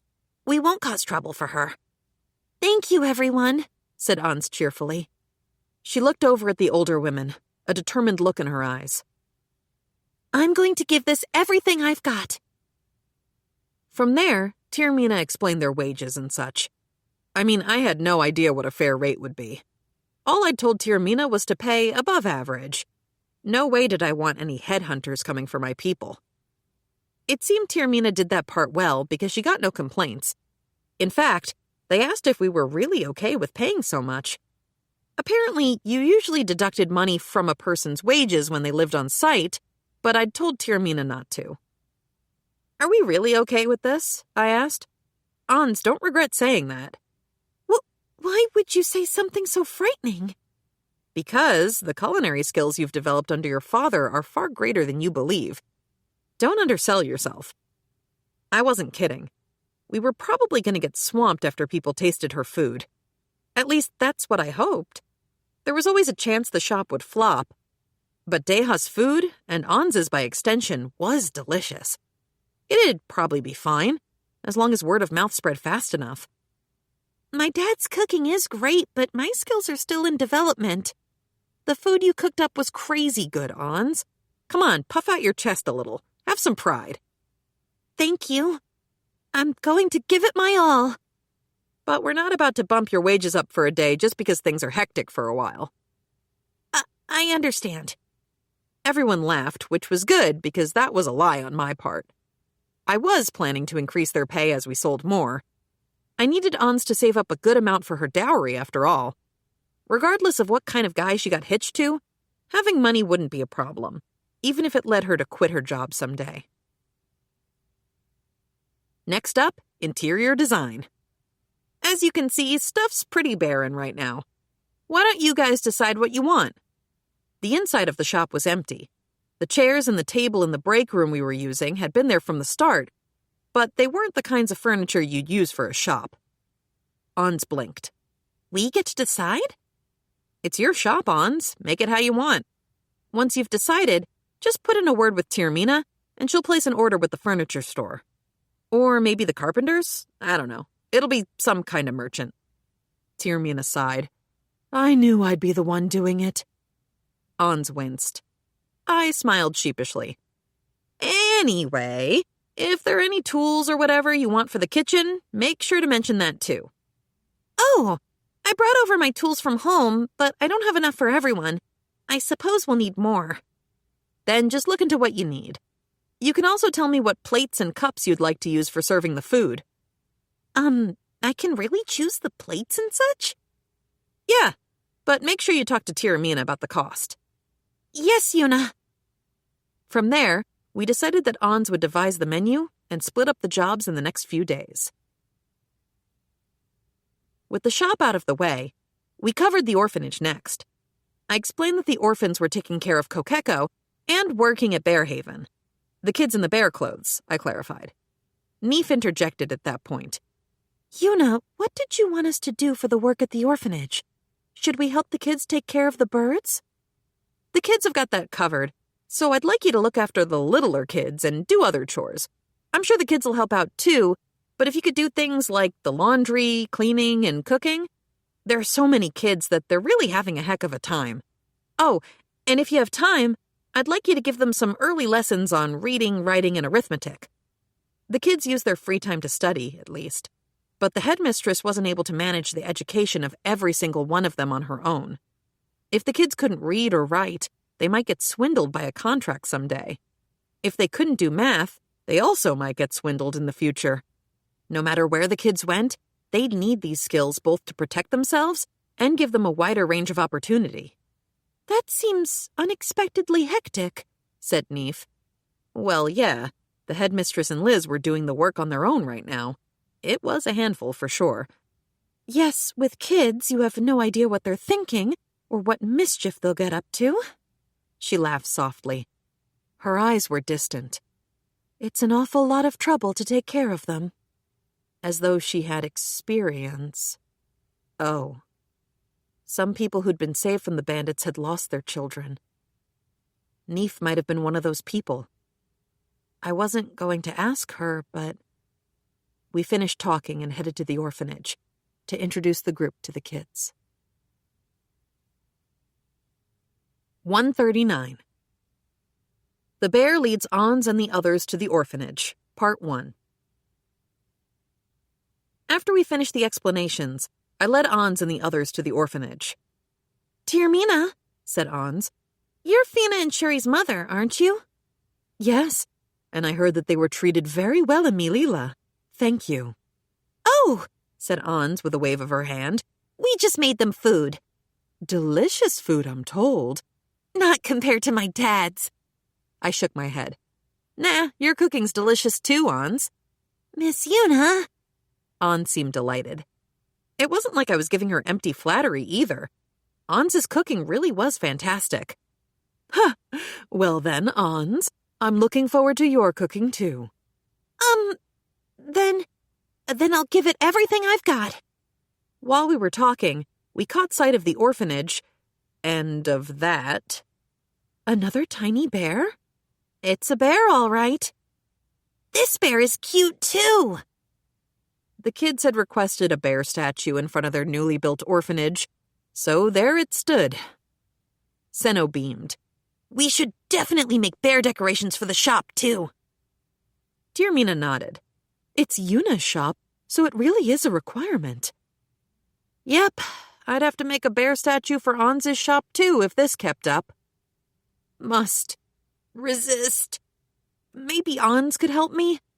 The shop belongs to Ons, so it'd be weird for there to be a bear there, right? Don't you think, Ons? Come on, Ons. Come through for the bear girl here. I wouldn't mind having a bear, she said, turning her eyes away. Ons had betrayed me. So you think so, too? If vipers could smile, they'd look a little like Tirmina there. Seemed Milane was influencing her. Maybe they'd hit it off without me noticing. In that case, said Senno, I think we've got to have the bear hold a fish. Fish are a given, but maybe a squid or octopus might be nice? In that case, we need one with shellfish, too. Tirmina nodded. Why don't we make them all? Hold on, what did she mean, we? I'd be the one making them. Just like when Cliff forced me to make the bear statue in front of the tunnel. All of these schemes were branching out from Senno. And here I was without allies, with Ons and Tirmina both turning against me. Despair. Agony. Horror. That's enough about the bear decorations. Let's get inside. Pretty please. We were at the door and they kept talking. I took them in and headed to the kids' playroom. We found them gathered around the headmistress for a picture book reading. Welcome, Miss Yuna. Morning, headmistress. The kids who noticed me came running up. Bear girl! The kids latched onto my stomach, legs, and arms. If I weren't wearing my bear gear, they probably would have toppled me right over. Even a large adult might have been knocked down if 3 or 4 kids glomped them. I guess my bear gear was working as usual, since I wasn't knocked over by the kids grabbing onto me. The room was all smiles. That included Neef, though her smile looked a little forced. What brings you here today? The headmistress looked at Ons and the others behind me. And who might these people be? I briefly introduced everyone. I explained that they'd come from Milila and would be managing a shop in Cremonia. She nodded. Right, and these are the ladies who will be doing that? I'd told the headmistress earlier, and that I'd like to have the kids work there just like they had at Maureen's bakery. Of course, I didn't want to force any of the kids or the new arrivals into any of this stuff, but I wanted to offer everybody options. This applied to Ons, too, but there was no telling whether she'd stay forever. She might get married or move back to Milila. I was hoping she'd teach the kids how to do the job before then. I'm Ons. It's nice to meet you. Senno, Forn, Bettel, and Neef introduced themselves in kind. The headmistress nodded. Greetings. I am Bo. I take care of these kids at the orphanage. I've heard about you all. You'll work at Miss Yuna's shop, then. It will likely be a lot, but I hope you do well. So, headmistress, I was thinking of having everyone help out at the orphanage, too. At the orphanage, you say? The headmistress seemed a little surprised. I told her about the arrivals working at the shop, but not about the orphanage. I'd wanted to get Neef and the others to agree to it first. So I didn't put anybody on the spot. It's my fault that you and Liz are having a rough time. I even asked Liz to take care of the kokeko. Oh, dear, thank you for thinking of us, but we're fine. The kids are all good, and, most importantly, you and Tirmina have helped us. I don't believe we're in a tight spot at all. We had trouble finding food to eat before we met you. We no longer have to worry about that, and now I can spend more time with the children. The headmistress stroked the head of the kid on her lap. Sure, she was saying all that, but I could tell she was having a rough time. A different kind of rough from before we met, but still rough. The only things Tirmina and I were doing were giving jobs to the kids. It wasn't like we were helping take care of them. I don't know, headmistress. I mean, what if you collapse or something? The kids looked horrified. Headmistress, are you gonna collapse? The moment I floated that, the kids ran over to her seat, grabbed at her clothes, and latched onto her arms, all looking worried that at any moment the headmistress might explode into dust. I'm fine, dears. I won't collapse. Even with them holding on to her, she didn't so much as totter. She might have been stronger than me, even without the bear clothes on. Still, she seemed troubled as she stroked the kids' heads and placated them, even if it was a really adorable image. Please make sure you don't collapse for the kids' sake, headmistress. I'll help you so that won't happen. Miss Yuna, thank you. Now that I had approval from the headmistress, I led Ans's group over to the kids who were taking care of the birds. I headed by the fence where the kokeko were, next to the orphanage. We keep 'em fenced in to stop the birds from wandering off, I told them. Inside, the kids were catching the birds and shutting them away in the pen. The kokeko had been multiplying a lot recently, so they'd partitioned the henhouse and were cleaning it. Once we get the birds into the pen, said Liz, we're having lunch. Okay. Liz was putting the birds into the pen with the kids when they all noticed us.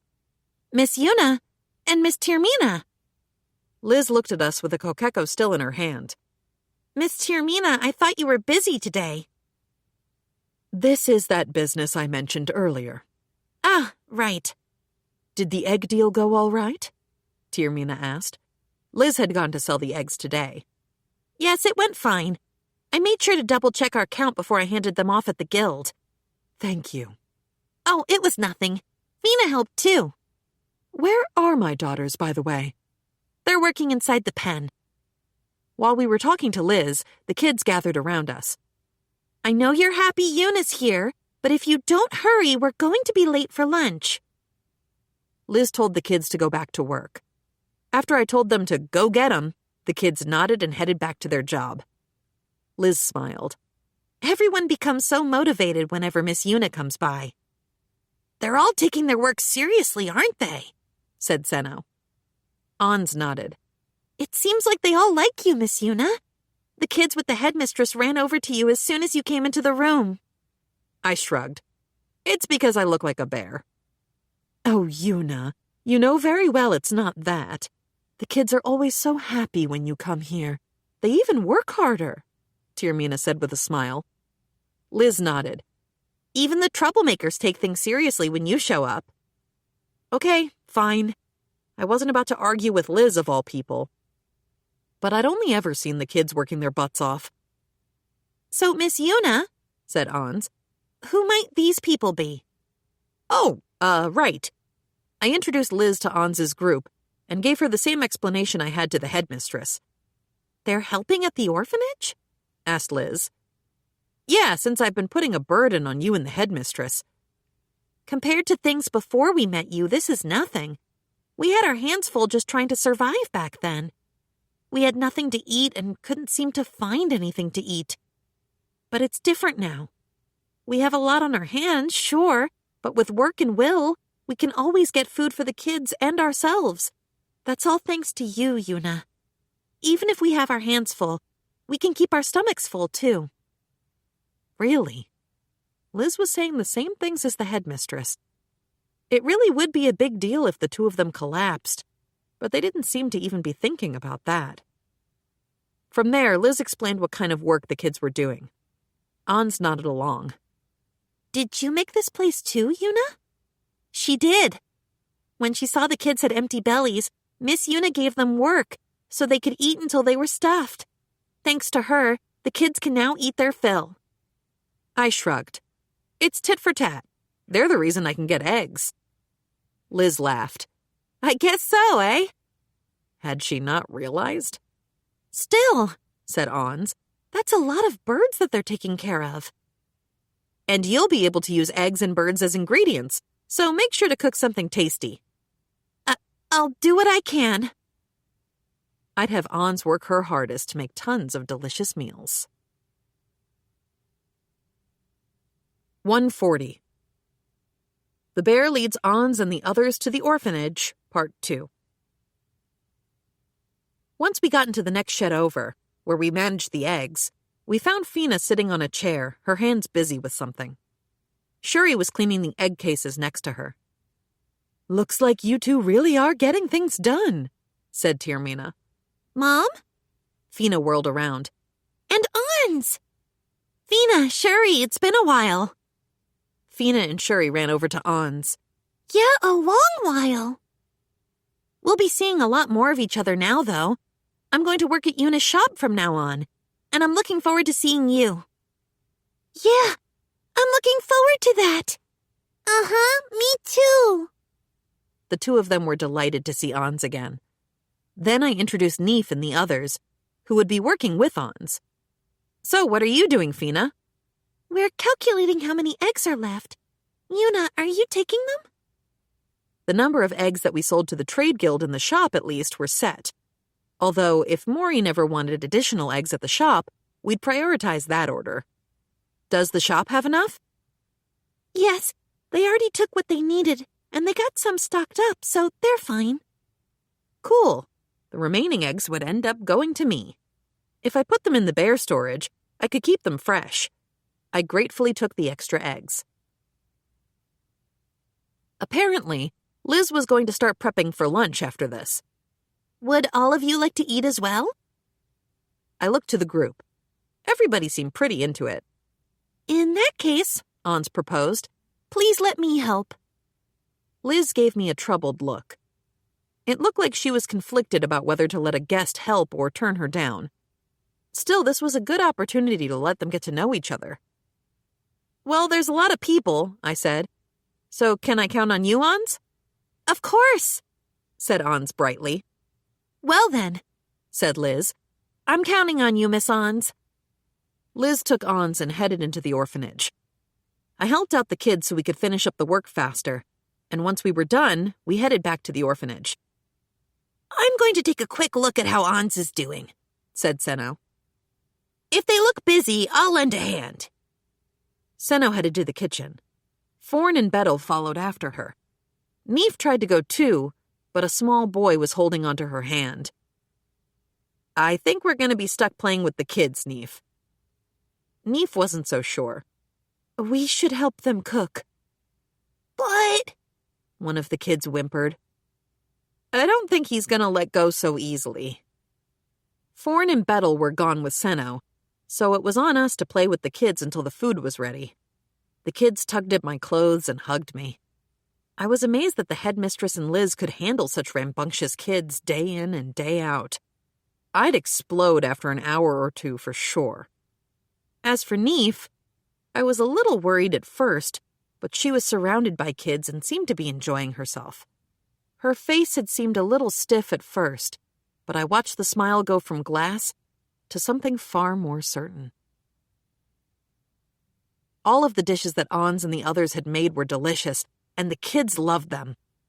After that, in order to make sure Neef and the kids got to know each other better, I had her play with them and work at the orphanage for the rest of the day. That'd be the best way for everyone to get along, working together.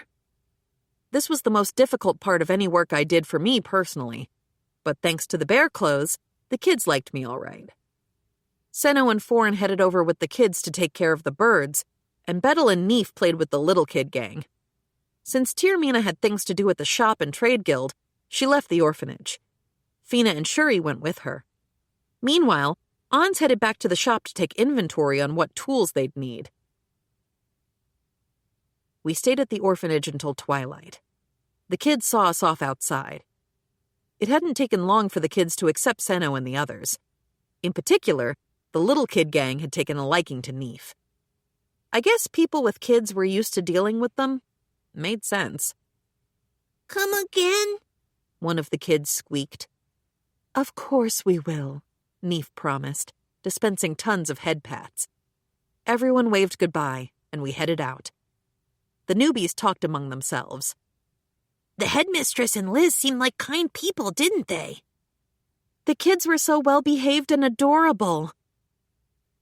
There were some kids who seemed like they'd be stubborn, but they listened to the headmistress.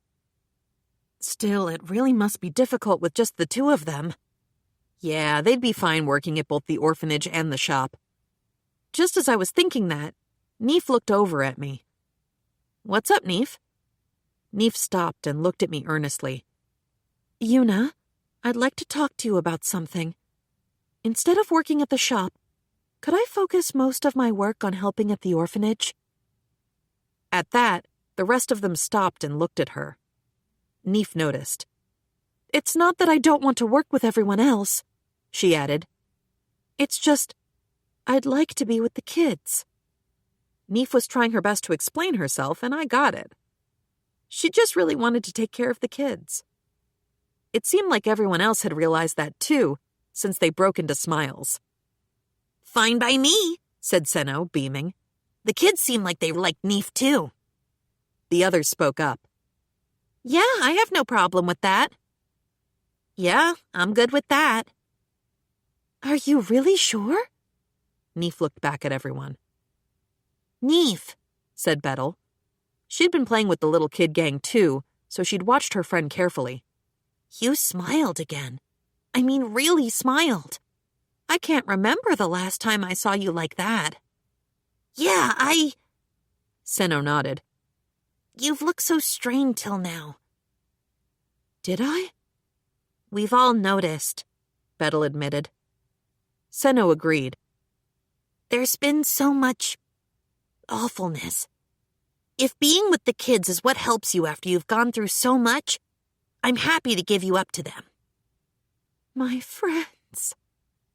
Neef couldn't finish her sentence. Come on, Neef. Go for it, I said. Neef looked at everyone.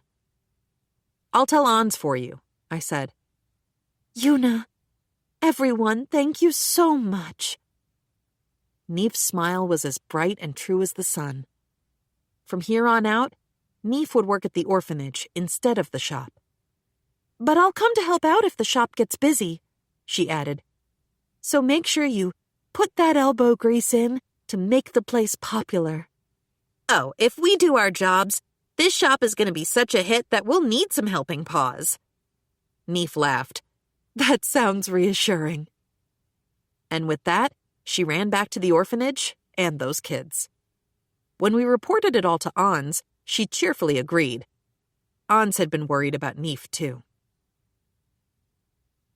The next day, I led the group to Bearhaven.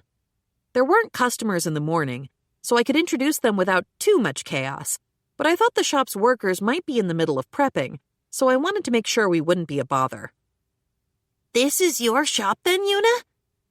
And you sell bread here? There was a bear holding bread in front of the shop, hence the Sherlockian assessment.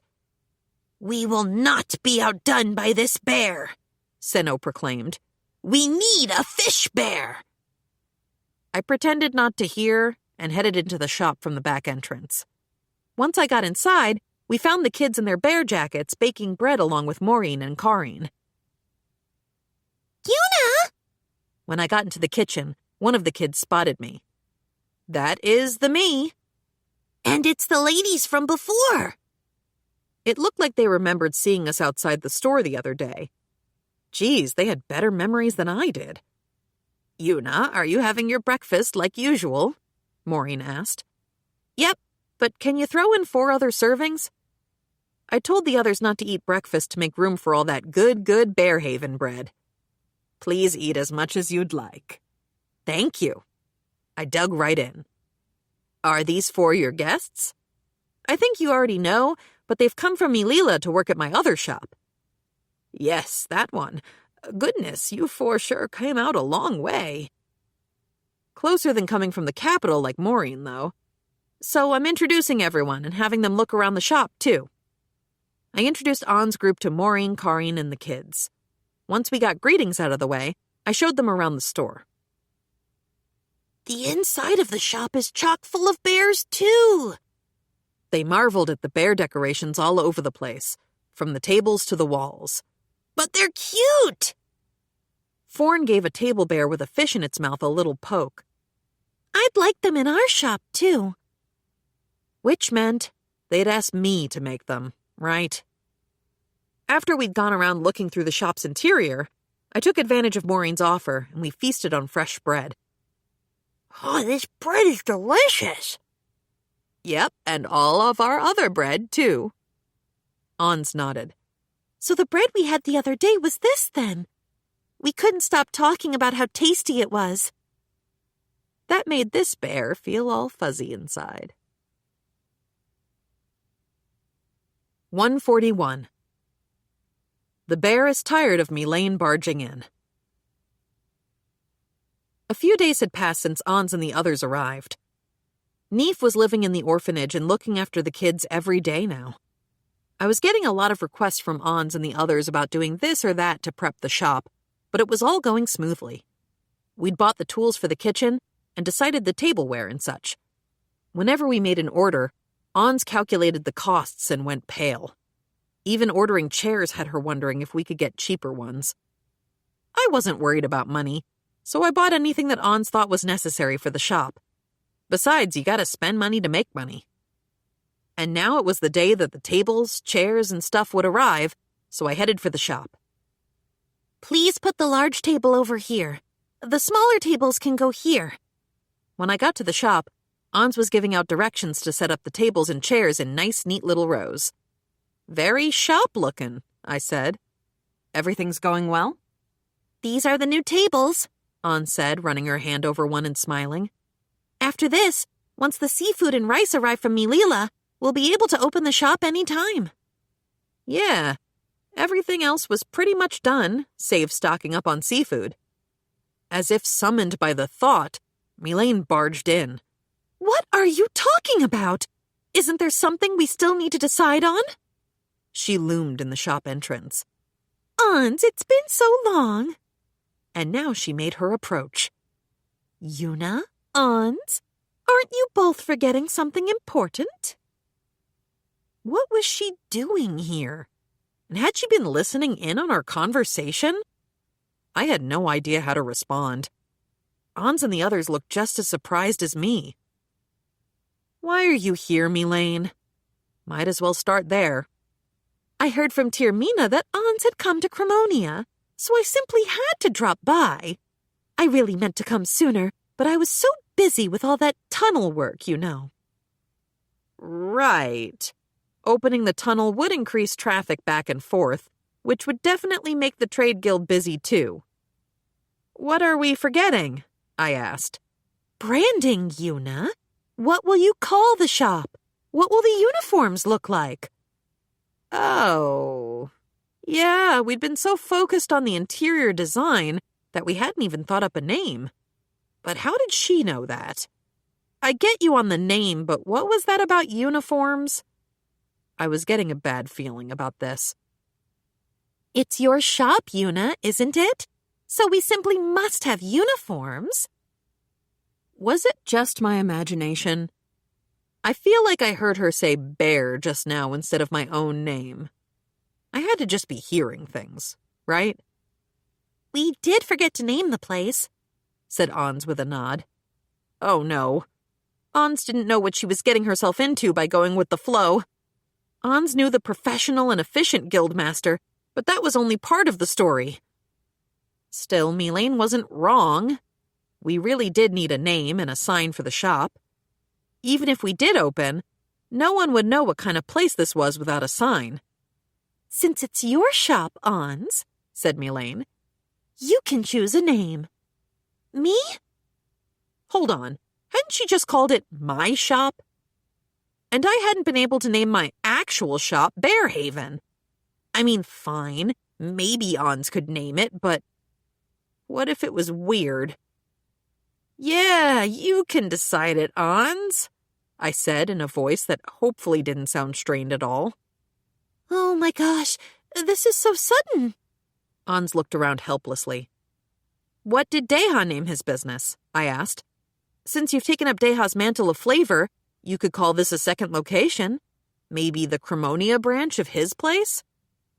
The inn doesn't have a name, said Ons. Really? Senno and the others nodded. I don't know its name. Me neither. We just called it Ons's Inn or Deha's Inn, said Forn. Come to think of it, I remembered Attila calling it the Muscles Inn. If the place had an actual name that everyone kept forgetting, I actually felt pretty sorry for Deha. In that case, what should we do about the shop's name? Asked Ons.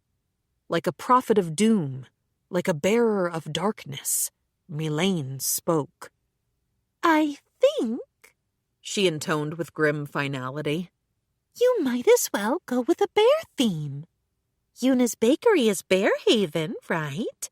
In that case, I think that a name with bear in it would fit this shop too. And there's already a bear statue out front.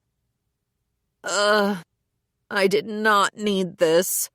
Was there a bear statue holding a giant fish standing in front of the shop? Yes, but that was sheer coincidence. Senno had steamrolled me into making it. Ons and the others hadn't disagreed and had even said it might make it easier to tell it was a shop that offered seafood cuisine, so I couldn't say no. But a bear. Couldn't they have just made a statue of a fish? Maybe a really cute fish? Bearhaven is such a good name, said Ons, sort of like the politicians in a movie where they're all ignoring the smart scientist and making the wrong decision, even though nobody should call the shop something bear-related because, come on. It's such a soothing shop with all the bear decorations outside and inside. But the vibes aren't really haven-y, I said. This isn't the type of place where you get a light meal and hibernate. Forn gasped. Oh, then perhaps we could call it a bear bistro. This shop is a restaurant, isn't it? It needs more oomph, I said. Bear seafood restaurant? We'll have things other than seafood, too. Perhaps the bear and fish shop, Senno tried uncreatively. The bear's hearty meal shop? That kind of sounds good. It makes it sound like a place where even a bear could eat their fill. They kept throwing more and more names out there, with more bears in each than you could shake a claw at. Finally, after we talked it through, we ended up settling on the first name, the Bear Bistro. In that case, I'll order the sign if you're all right with that. Sure, but please talk to Tyrmina about it. Tyrmina pretty much always got the last word. People would at least get my permission, but I approved just about everything. Tyrmina did a thorough check, so I didn't just rubber stamp all of it. I know that, said Mylane. Her eyes flashed. Well then, you've decided on a shop name, so now all you need to do is the uniforms. Oh no. Mylane wasn't trying to force Ons and the other women to wear bear clothes like the kids, right? Nah, I couldn't imagine her going that far. Ons blinked. A uniform? I thought we would just wear aprons like normal. Right? But I didn't say anything. Yes, but that's not it wouldn't fit with the image of the Bear Bistro. She was just going to keep going like I never heard that with my infinitely sharp bear ears, huh? I think that this definitely calls for bear clothes. All four women stood silently, finally realizing what Mylane was going for. The rumor was that Bearhaven's uniform had been my idea, because wasn't it supposed to be my shop? There was no escaping hearsay. They hadn't expected this treachery from Mylane. You're going to have us wear bear clothes? Ons frowned. Like the kids? I can't, Forn blurted. That's a little... Considering my age... Bettel wore a strained smile. I think I might want to give it a try, said Senno. Ripples of shock ran across the room. Even Mylene looked surprised. I mean, everyone other than Senno had turned the proposal down, which made me feel weirdly bad, to be honest. Like they were kind of rejecting how I dressed. I don't think we need anything special, said Ons. Just our normal clothes and an apron. That won't do, Mylene cried, practically hopping up and down. Branding! It's Yuna's shop and we need branding! Ons gave her a bewildered look. She was the Trade Guild's master, so they couldn't challenge her. Mylene had rehabilitated Milila's Trade Guild as well, and she had done so much for Milila. She'd even arranged for their food. Cremonia's Trade Guild had been at the heart of the development around the tunnel, too. Could they really turn down someone to whom they owed so much when she was right in front of them? I think even I would struggle. Mylene was practically unstoppable when she put her mind to something. That was why Bearhaven had ended up with that bear uniform. Ons looked at me, hoping for help. Mylene, none of them seem like they're on board. Aw, but Ons, I got this prep specially for you. Mylene pulled a big ol' adult-sized bear jacket from her item bag. Had she really gone out of her way to make it? Won't you please try it on? Please? No, I'm sorry, said Ons with hardly a glance. What was that? I felt a pang in my heart. She couldn't bear to be a bear. Ouch. Mylene seemed disappointed, but she didn't give up. In the end, we went with aprons embroidered with bears. A nice compromise. Ons looked dead tired by the end of it. Internally, I was putting my hands together and offering her my prayers and condolence, but I was pretty much knocked out myself. Every time someone rejected a bear, I took just a teensy bit of psychic damage. 142. The bear orders embroidery. We were decided. Ons and the others would work in aprons embroidered with bears. But that got me thinking. There was the orphan girl a while back who'd embroidered a cushion for me. That big bear-embroidered cushion had come in handy when I'd been a guard for the academy. Thanks to that thing, I'd been able to travel in that carriage in comfort. Mylene, I said, about the embroidery. Where are you going to get it done? I'm planning to ask the tailors who did Bearhaven's uniforms. What about that? I've got this thing that one of the girls at the orphanage made for me. I pulled out the cushion with bear embroidery from my bear storage and showed Mylene the little cartoon bear. What is that? Mylene stuck out her hand and snatched the cushion from me. A girl named Sherry from the orphanage gave it to me. Why, it's simply adorable. And such fine work. Mylene touched the embroidery hungrily. Even in my eyes, the bear was cartoony enough to look cute. I suspected Sherry had used the ornaments in the shop as references. Right? So if you're going to ask for things to be embroidered, why don't you ask this girl to do it? Sherry was nimble with her hands and was always sewing in the corner of her room. The cushions and curtains of the orphanage were decorated with embroidery, all Sherry's handiwork. She'd given me a towel, too, and it was just as cute. Fawn stared at the cushion. Are we really going to wear these bear aprons while working? How cute! But isn't it embarrassing? Yeah, a little. The only person who seemed totally on board was Senno. The other three seemed too embarrassed to go along with it. Mylene gave the three a scheming look. In that case, would you prefer the same clothes as the children? And just like that, they were all enthusiasm. No, an apron with this embroidery is fine. I'm fine with it too. Right, it's nice and cute. Yeah, I'm fine with an apron too. I think. Mylene clapped her hands and giggled. In that case, let's have Sherry do the embroidery. Agree and get an apron or disagree for a bear outfit. Brutal. With that decided, Mylene and I immediately headed to the orphanage to see Sherry.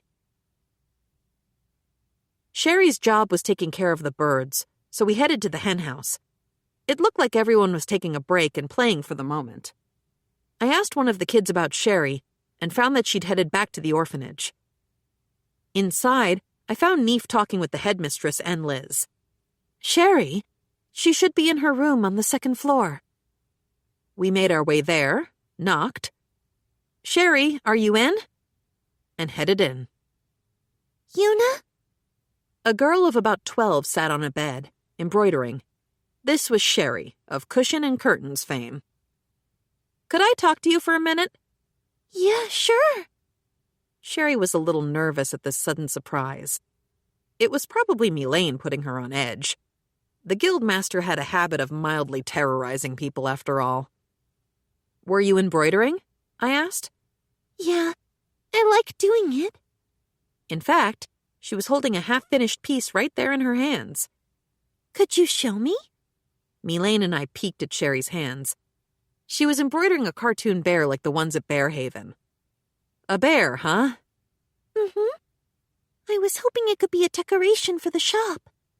I think you could even sell this, Mylene said with a gleam in her eye. You're pretty good. Pretty good? Sherry blushed, but she seemed happy. Mylene took charge. We have something to ask you. Are you ready? She held onto Sherry's small hands as she explained about the shop aprons. You want me to do that? Sherry looked flabbergasted. I nodded. Yeah, think we can count on you? But... Sherry turned her face down. I came closer to her and Mylene stepped back. If she didn't want to do it, I didn't want to force her, but... Hey, if you don't want to do it, that's okay, all right? Do you not want to? Nuh-uh. That's not it, but... But? Then what was wrong? What if people don't like my embroidery, and it makes them stop going to the shop? And then we won't be able to buy food, and the orphanage will go away, and... Sherry looked dead serious. That was what she was thinking? I know I wasn't supposed to, but I couldn't help but smile. She cared so much about her home, about Liz and the headmistress, about Neef, about everyone. Sherry, it's all right. I gently patted Sherry's head with my bear puppet. Yuna? The shop wouldn't go belly up because of something like that. I'm setting it up after all. You remember how the bakery was flooded with customers, right? Yeah. And the eggs are selling, right? Yeah. Well, it's the same me making this shop. And it's the same me that wants your embroidery. This bear isn't going to let something bad like that happen. You hear? But She started. I pulled the cushion Sherry had given me from my bear storage. She gasped. That's... It is. I was so happy when you gave this to me.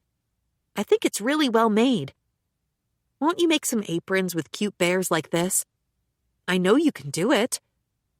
Yuna... Sherry raised her face slightly. One more push would do the trick. Anyway, if anything goes wrong, it'll be Mylene's fault, since it was Mylene's idea. But if things go well, then it's all thanks to you. Wait...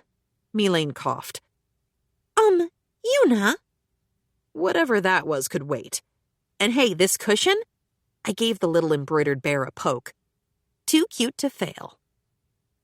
Are you sure you're fine with me doing it, though? I'm just an amateur. Amateur schmamateur, I said. You'd be surprised at how fast you can pick stuff up. Sherry bit her bottom lip. She thought it over, struggled, then came up with her answer. Yeah, okay. I'll do it. I'll work really hard for you, Yuna. She finally raised her face. Thank you. I gave her another pat on the head. Sherry broke into a full smile, but there was somebody around to spoil the mood. In that case, I'll be taking you with me, Sherry, Mylene said. totally killing the vibe as she wrapped her arm around the kid's waist. Yuna? Sherry strained against Melaine, looking puzzled. Melaine?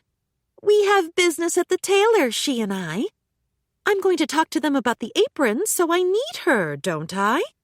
So I'll be taking Sherry. She tugged on Sherry's hand again. We're going where? Unable to resist Melaine's sinister might, Sherry was yoinked out of the room, asking confused questions all the way. I made sure to tell Liz that Melaine had taken Sherry, and that she'd need to bow out of taking care of the birds for a while. 1:43. The Bear opened shop. A few days had passed since Melaine had taken Sherry, and, finally, the embroidered aprons came in. I was impressed she'd been able to make them in such a short time. She hadn't just made 4 for the women working at the shop either. She'd even prepped one for Neef, since she'd be coming by to help out now and again. The couple who managed the tailor shop had apparently been shocked by Sherry's speed. Sherry hadn't only helped with the embroidery, but with making the aprons themselves. She'd been good at sewing from the start. For a while now, Sherry had been mending the orphans' torn clothes in the headmistress's place. They probably hadn't even been able to buy clothes before I came into the picture, so mending had been a given. Sherry continued going to the tailor even after she finished the aprons. The shop couple had apparently invited her to work at their shop from then on. Even though Sherry hesitated at first, the headmistress encouraged her not to miss a good opportunity. So she decided to take the job. I guess she still wasn't all that confident, since she was still muttering, "Are you sure you want me?" Still, she seemed happy that others had recognized the skills her mom had taught her when she was young. I didn't know how far she'd get, but I heard she was going to learn how to make clothes and tons of other things, too. Sherry told me all of this bashfully. "Looks like someone finally noticed what you can do and how hard you work," I said, and she beamed. Prep for the shop was well underway, and Ans's group was working hard to get it open. I was putting some elbow grease into it too, of course. I made bears for outside the shop, I made bears for inside the shop, I made bears for outside the shop, and I made bears for inside the shop. They were very important, everybody said, so I just had to tell you a few extra times. In addition to the bear at the entrance to the shop, the one with the giant fish to show this was a shop that made fish-based cuisine, I also made bears to put inside the shop. I was gonna have to make bears anyway, so I figured I might as well make a few extra. No escape, you know. So I made a statue of a bear hunkering down in a sitting position with a bowl and chopsticks. Seemed a little cluttered, but what did I know? I just made 'em. Finally, it was the day before the Bear Bistro's opening. We'd sourced the main seafood and rice ingredients from Milila. The ice mana gems I'd taken off the snowmen from the Elizant mountain range were coming in handy. Normal adventurers would have had trouble getting those things, but not me. Those same mountains were why Milila and Cremonia used to have so much trouble intermingling. But now the tunnel was done, and people could trade or commute, all of which was making a positive influence on both places, according to Cliff. The Trade Guild and Adventurers Guild had joined together to make it all happen, too, though Cliff was the one giving out most of the directions. Felt a little weird to think about that, even if the Trade Guild was also involved. The guild was selling the seafood and salt, but salt production and sales happened at Cliff's command and under the king's jurisdiction. I didn't know the details of how they made salt from salt water, but, according to novels and manga I'd read, it was supposed to be some harsh manual labor. So, when I heard about the salt, I'd told them not to cause trouble for the residents in Milila. Just in case, I'd let it slip to Cliff that, if anything happens, the tunnel might end up naturally collapsing on itself. I'm very subtle when I need to be. But Cliff probably wouldn't do anything fishy, so I wasn't all that worried. We'd also revved up publicity for the grand opening of the shop. I'd asked Melaine to put up flyers at the Trade Guild and other relevant venues. Tiermina had told me she asked the butcher and the grocer we worked with to put some up as well. I did a sample tasting at Bearhaven, too. Ons prepped the fish and made seafood dishes, hand rolls, bamboo shoot rice, and seasoned rice for people to try for free. Lastly, we made seed food hot pot and distributed it to the customers. Like I said, you've got to spend some to make some. No matter how great your food is, it's hard to get people to spend money on something new. On the other hand, if they try it for free and like it, they'll come by and pay next time. If those initial customers told other people about it after, we were looking at a huge success.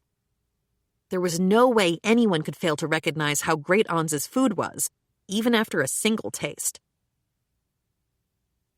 Just like I thought, we had a ton of customers on opening day. I had Rulina and Gil guard the front of the shop just like I had with Bearhaven. The agreement was that they'd get a week of meals in return. Since I had 2 adventurers standing at the entrance, nobody made a scene, and we didn't see any kind of ruckus. I helped out in the back, too. They taught me how to prep the fish, but I wasn't as good as Ans and the others. I helped more with the veggie and meat dishes. The seasoned rice-style dishes were unexpectedly popular. I guess folks liked the soy sauce, since those items were practically flying out of our kitchen. The soy sauce also attracted people to the seafood, which got us some promising orders.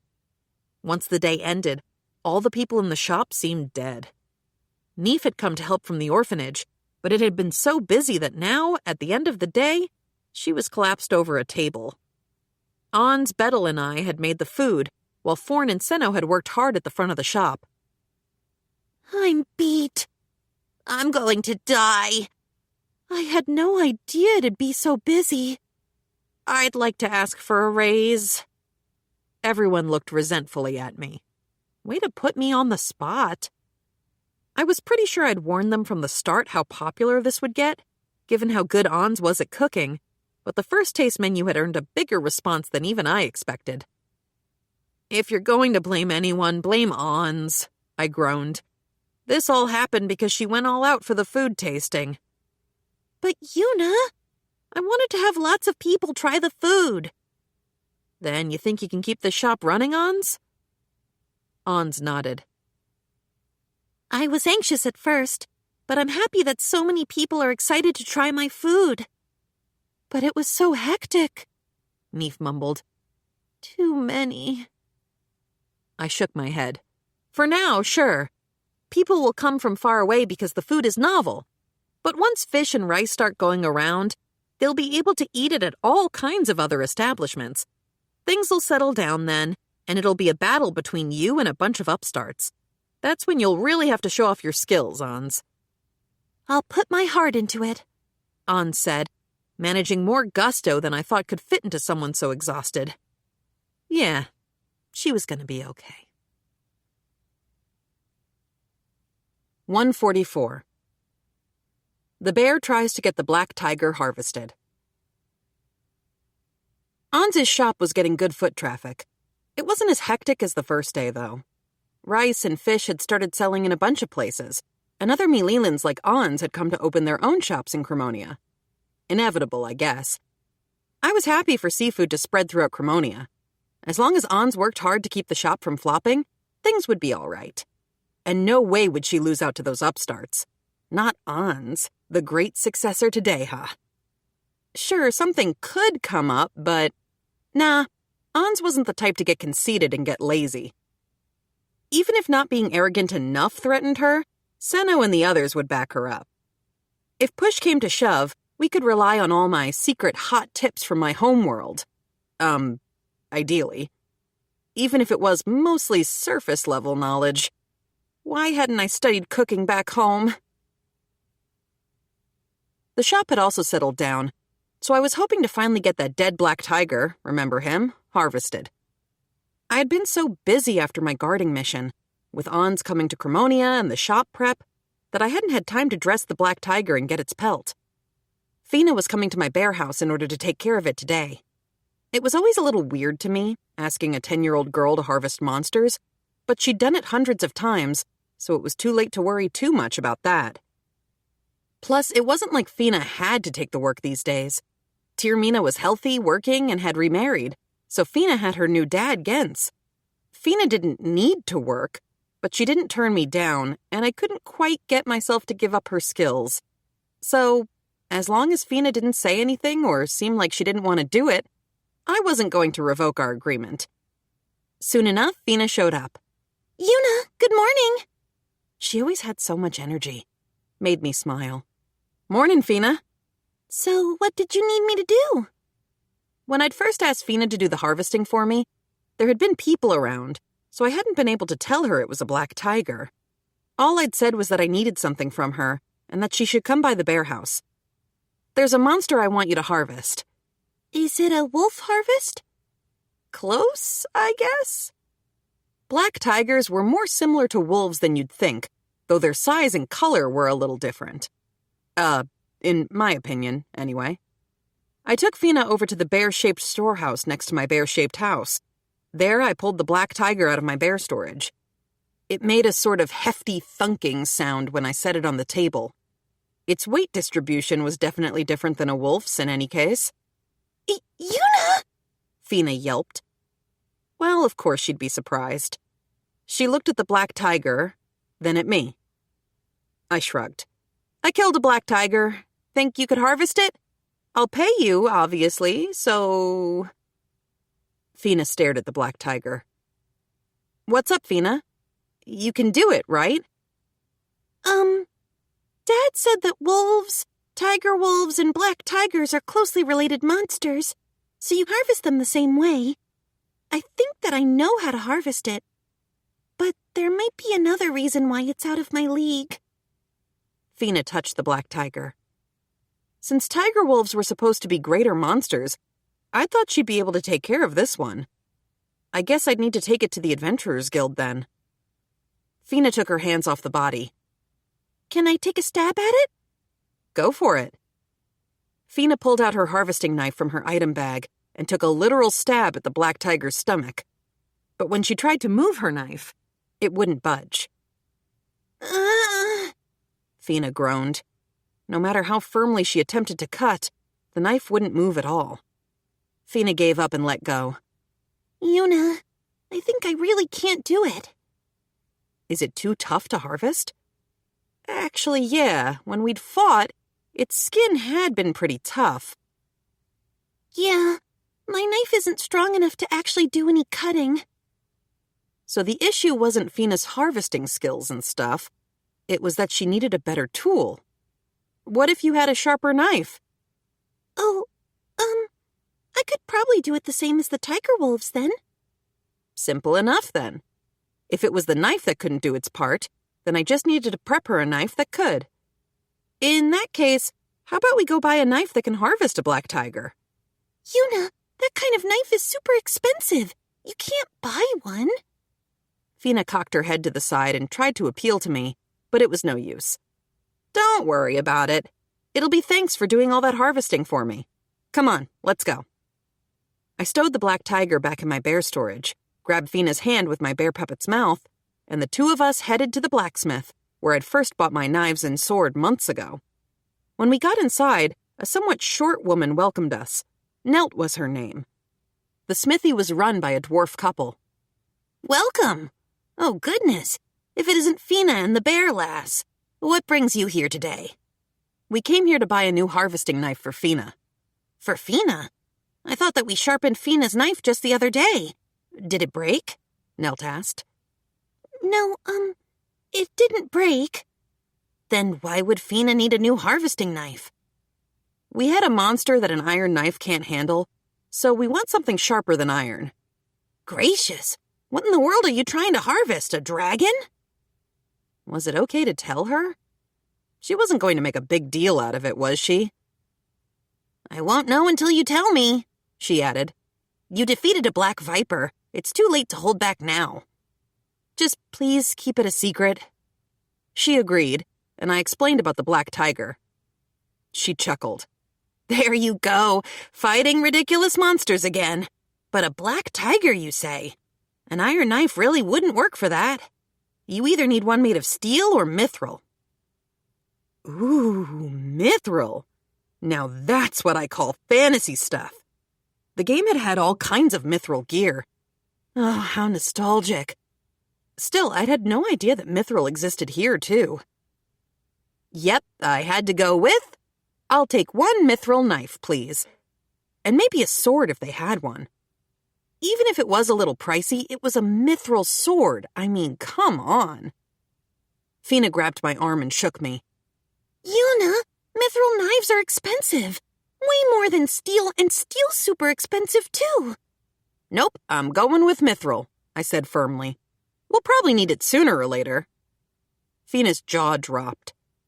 What in the world are you planning to have me harvest? Nelt had mentioned dragons earlier, right? That'd be cool. Or maybe some big monster with a shell? Who could say? Sorry, said Nelt. I wish I could sell you one, but alas, we're currently out of our mithril supply. You don't have any? Seemed like it really was rare. I still wanted it, expensive or not. A steel knife would be able to cut through the monster, though. No, I'd like a mithril knife, I said plainly. Yes, dear, but I think it will be difficult for you to get one in this town. It will? Mithril's a rare ore, and we currently have a shortage of all our ores. That's why we're not sure when we'll get mithril. So it's not just mithril, then? We have some other ores stockpiled for now, so it hasn't started much of a commotion yet. We're running low or out of all the scarcer varieties, though. Come to think of it, I remembered that when we'd tried to buy more kitchen utensils for Anz's shop, Tirmina had said the price had gone up. I'd just ignored it at the time, but was this the reason it had been more expensive? But why is there a shortage?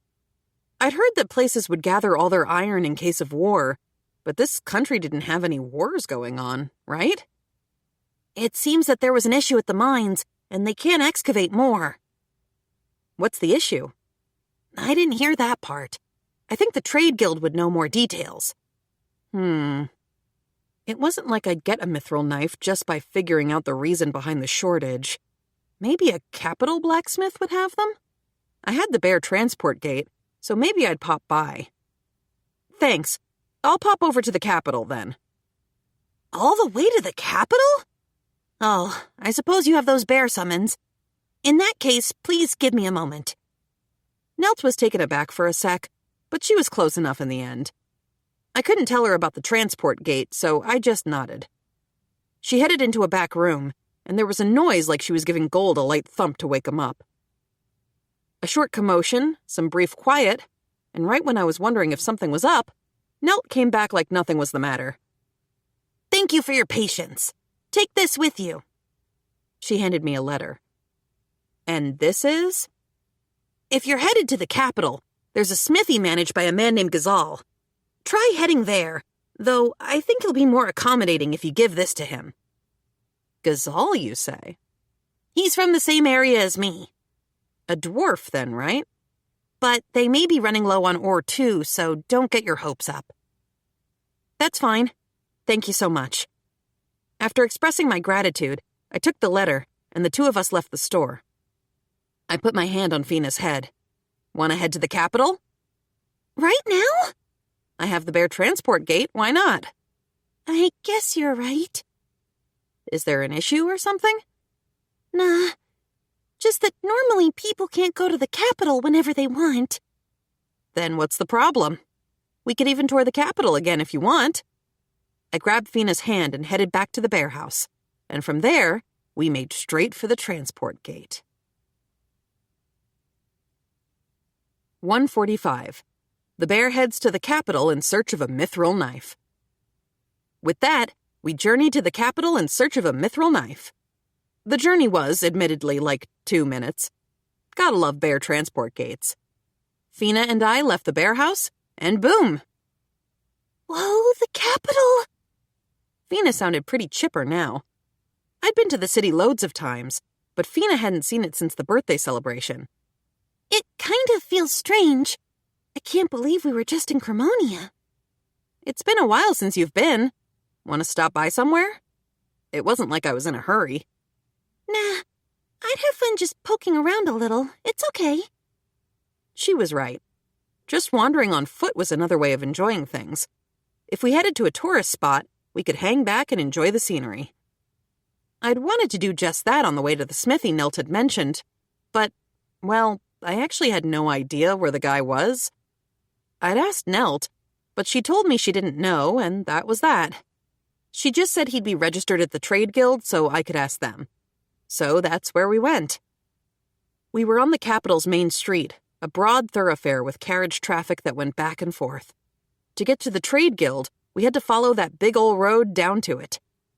There was a ton of foot traffic, which meant a whole lot of people staring at me and saying familiar stuff.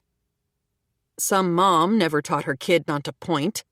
Somebody over there looked downright thunderstruck. And come on, really? That one over there was gonna laugh? And no, they didn't sell this at a clothing shop. Yeesh. You there, why do you even want to order your own set? Yep, I'm a bear. Yep, it's embarrassing, but I'd given up. You think I'm cute? Thank you. You want a hug? No, thank you. You're going to tell your friends? Please don't. Did you just say you'll keep an eye on me so they can run? I'm not about to rip them to shreds or anything.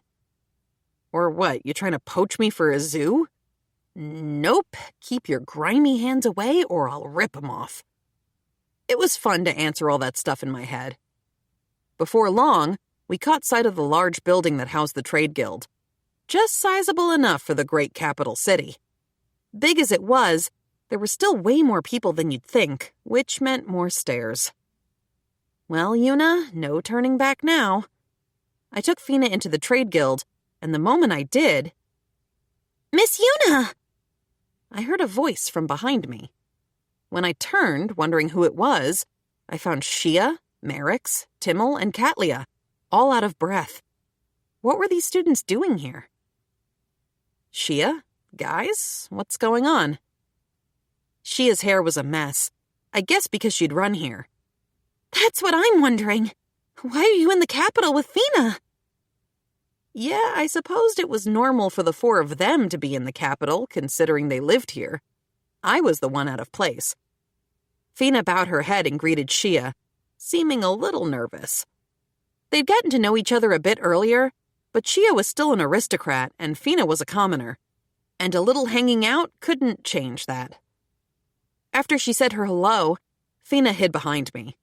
She seemed a little put on the spot. But then she didn't know anyone other than Shia. Speaking of which... So, how are you all? Pretty good. It's been such a long time, Yuna. Yuna, long time no see. They all returned enthusiastic greetings. But there was something that bugged me. I looked at Merix. What's with that bruise on your face, Merix? Oh, this thing? Merix touched his purple left cheek. My dad socked me one. He said I put everyone in danger by being self-centered, and I disrespected your directions. He was all, "Who do you think you are?" He hit you because of that? Merix smiled while he rubbed his cheek. I mean, he wasn't totally wrong, you know. But he also told me he was proud of me. He said it was better to do something than to look the other way when someone was in trouble. But he said I gotta act only after taking my own abilities and my companion's abilities into account. Think of who I'd be up against and stuff. Come to think of it, Ella Laura had said the same thing. But Merix couldn't have done anything about it. No one could have expected a black tiger to appear. Merix had acted thinking he was facing mere goblins, which he could beat.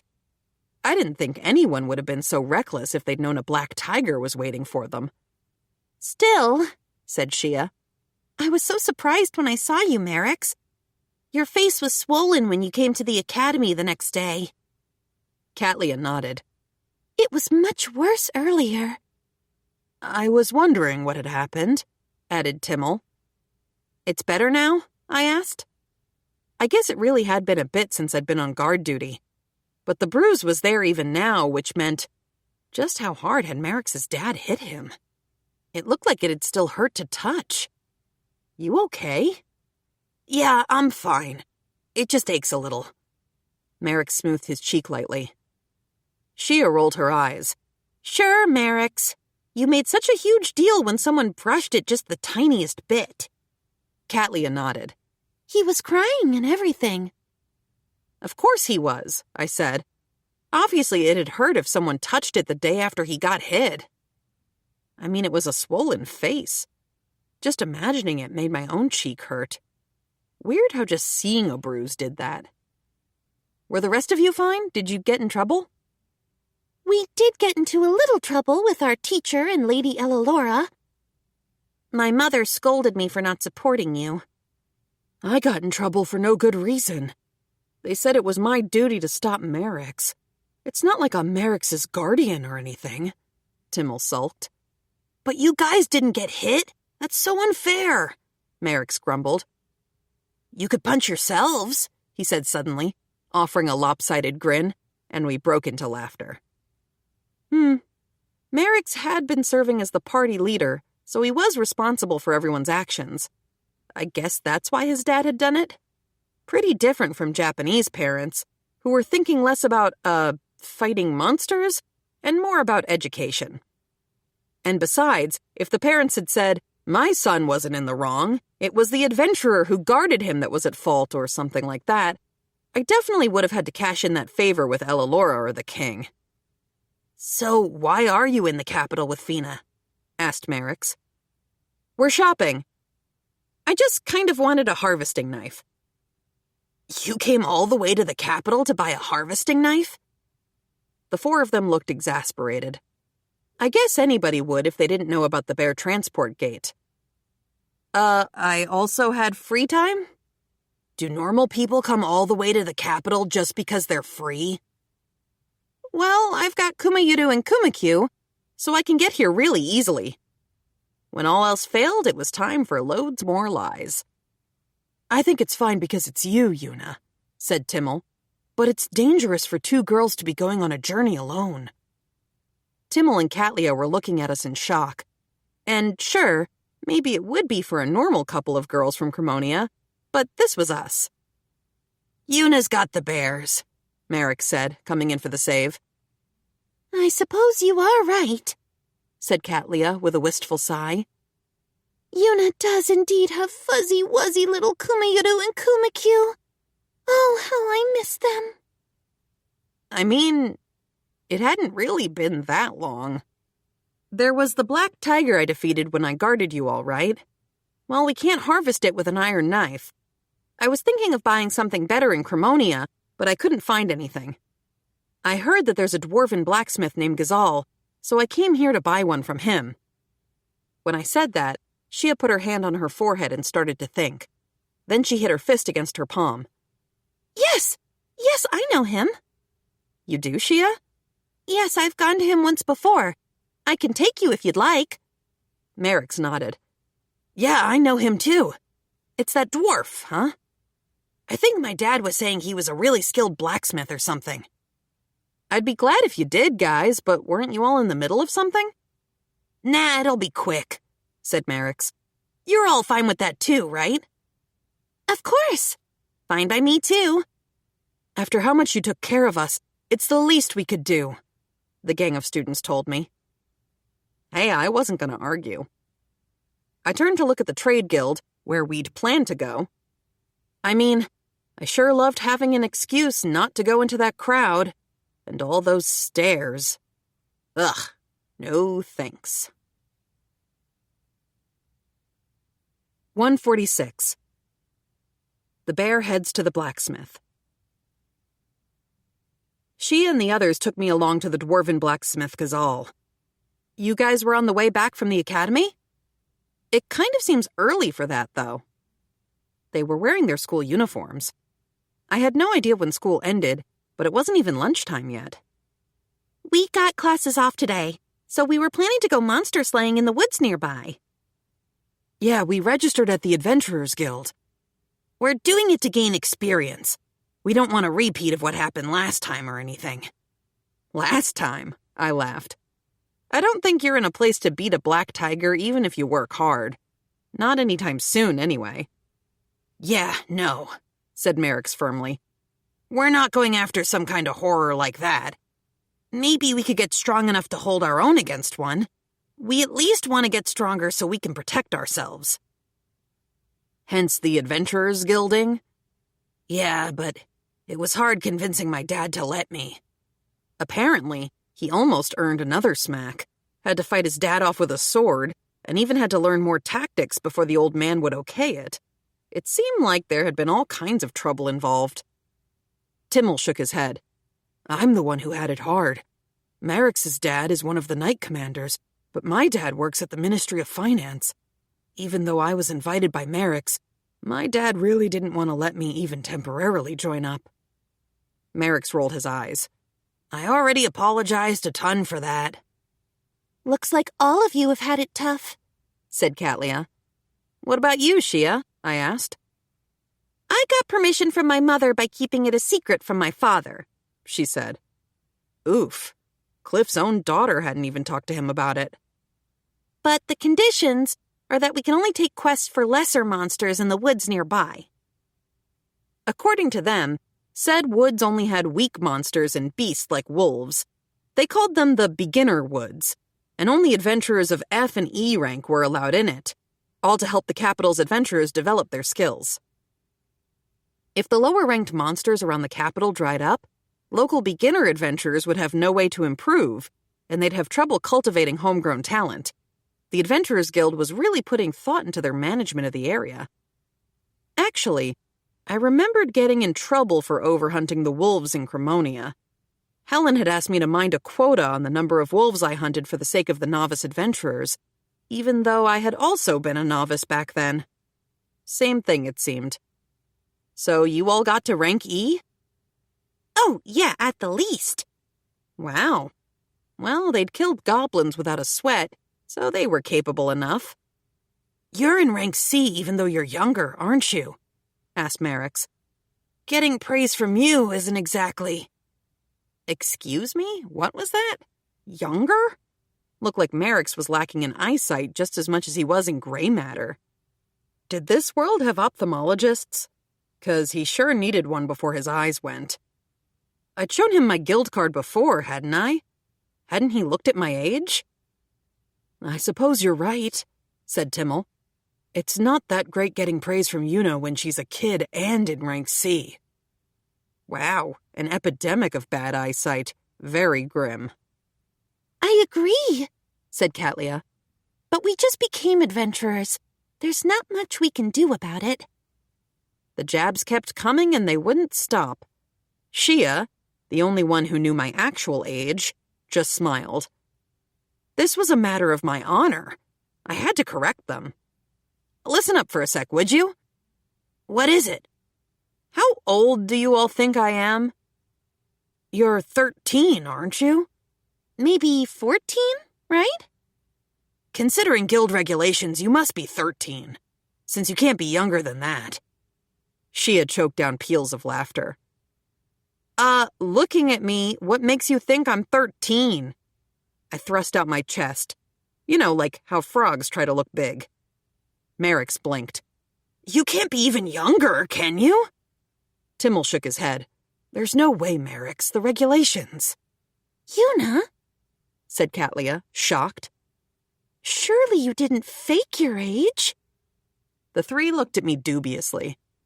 I'm 15. 15. 15. 1.5 decades. They all froze. 15? I repeated, like a mantra. My age? The number? Marix tilted his head. Yuna? Are you the same age as us? I am. Surely you jest, said Katlia. Timmel nodded wisely. Of course, I should have known. Yuna, why didn't you tell us you're an elf? Elf? I'm not like a Legolas, just a regular lass. Look. I pointed at my ears. No pointy. Even if I was a human from another world, I mean, come on. Shia, did you know? Yeah, I asked her when we first met. And... I managed to calm myself like the wise elf they apparently thought I was. Ahem. I showed you all my guild card earlier. I was hung up on your class back then. I was focused on your guild rank. I'm pretty sure I couldn't see it because of your bear hands. Timmel looked at my bear puppets. Oh. I'd been holding it when I showed it to them. In that case, they might not have been able to see the top where my name was printed. And my age. But really, you're the same age as me? I can hardly believe it. Yeah. Timmel squinted at my ears for a moment. Ugh, I'm just a little small for my age. It's not rocket science. Jeez. We left the wide thoroughfare and headed down a road with some real industrial-looking buildings. Made sense. A blacksmith wouldn't be pounding iron all day in the middle of the residential area, not without noise complaints. Harvesting a black tiger, though, said Merrick's. You can't do it with a normal knife? Nah, I totally can. I came all the way to the capital city to buy a mithril knife as a joke. No, Merrick's, I can't. Catlia nodded. That makes sense. If typical blades could pierce a black tiger's hide, it wouldn't be so difficult to defeat them. Yeah, Merrick's, said Shia. Open a book for once in your life. Okay, I was just asking, he said, grumping Merricksly as the others poked at him. But mithril, huh? That's cool. I'd like a mithril sword sometime. You're getting ahead of yourself, Merrick's, said Timmel. Catlia nodded. Far too early for you. I agree, said Shia. What is with you all? My dad said the same thing, but you know, if I had a cool mithril sword in my hand, wa-chow! Merrick swung an imaginary sword. I'd be a little better, eh? Timmel rolled his eyes. I don't think it's the sword that's your problem, Merrick's. At last we arrived at the blacksmith, set up in a section of the industrial district. Thanks, guys. You can drop me off here if you want. You need to go to the woods, don't you? The student gang looked at each other, as if trying to make up their minds. You're right, said Merrick's finally.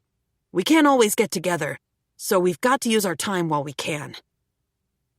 Catlia sighed. Very well, though I was actually hoping to have Yuna bring out her bears. Aha! So Catlia had wanted to see Kumayiru and Kumakyu. And Shia was nodding along too. I'd uncovered their secret cuddling plot. Fair enough. As thanks for them taking me all the way to the blacksmith, I summoned my bears in cub form and let the two pet them. After getting in their fair share of good fuzzy cuddles, the two looked satisfied enough to head off to the beginner woods.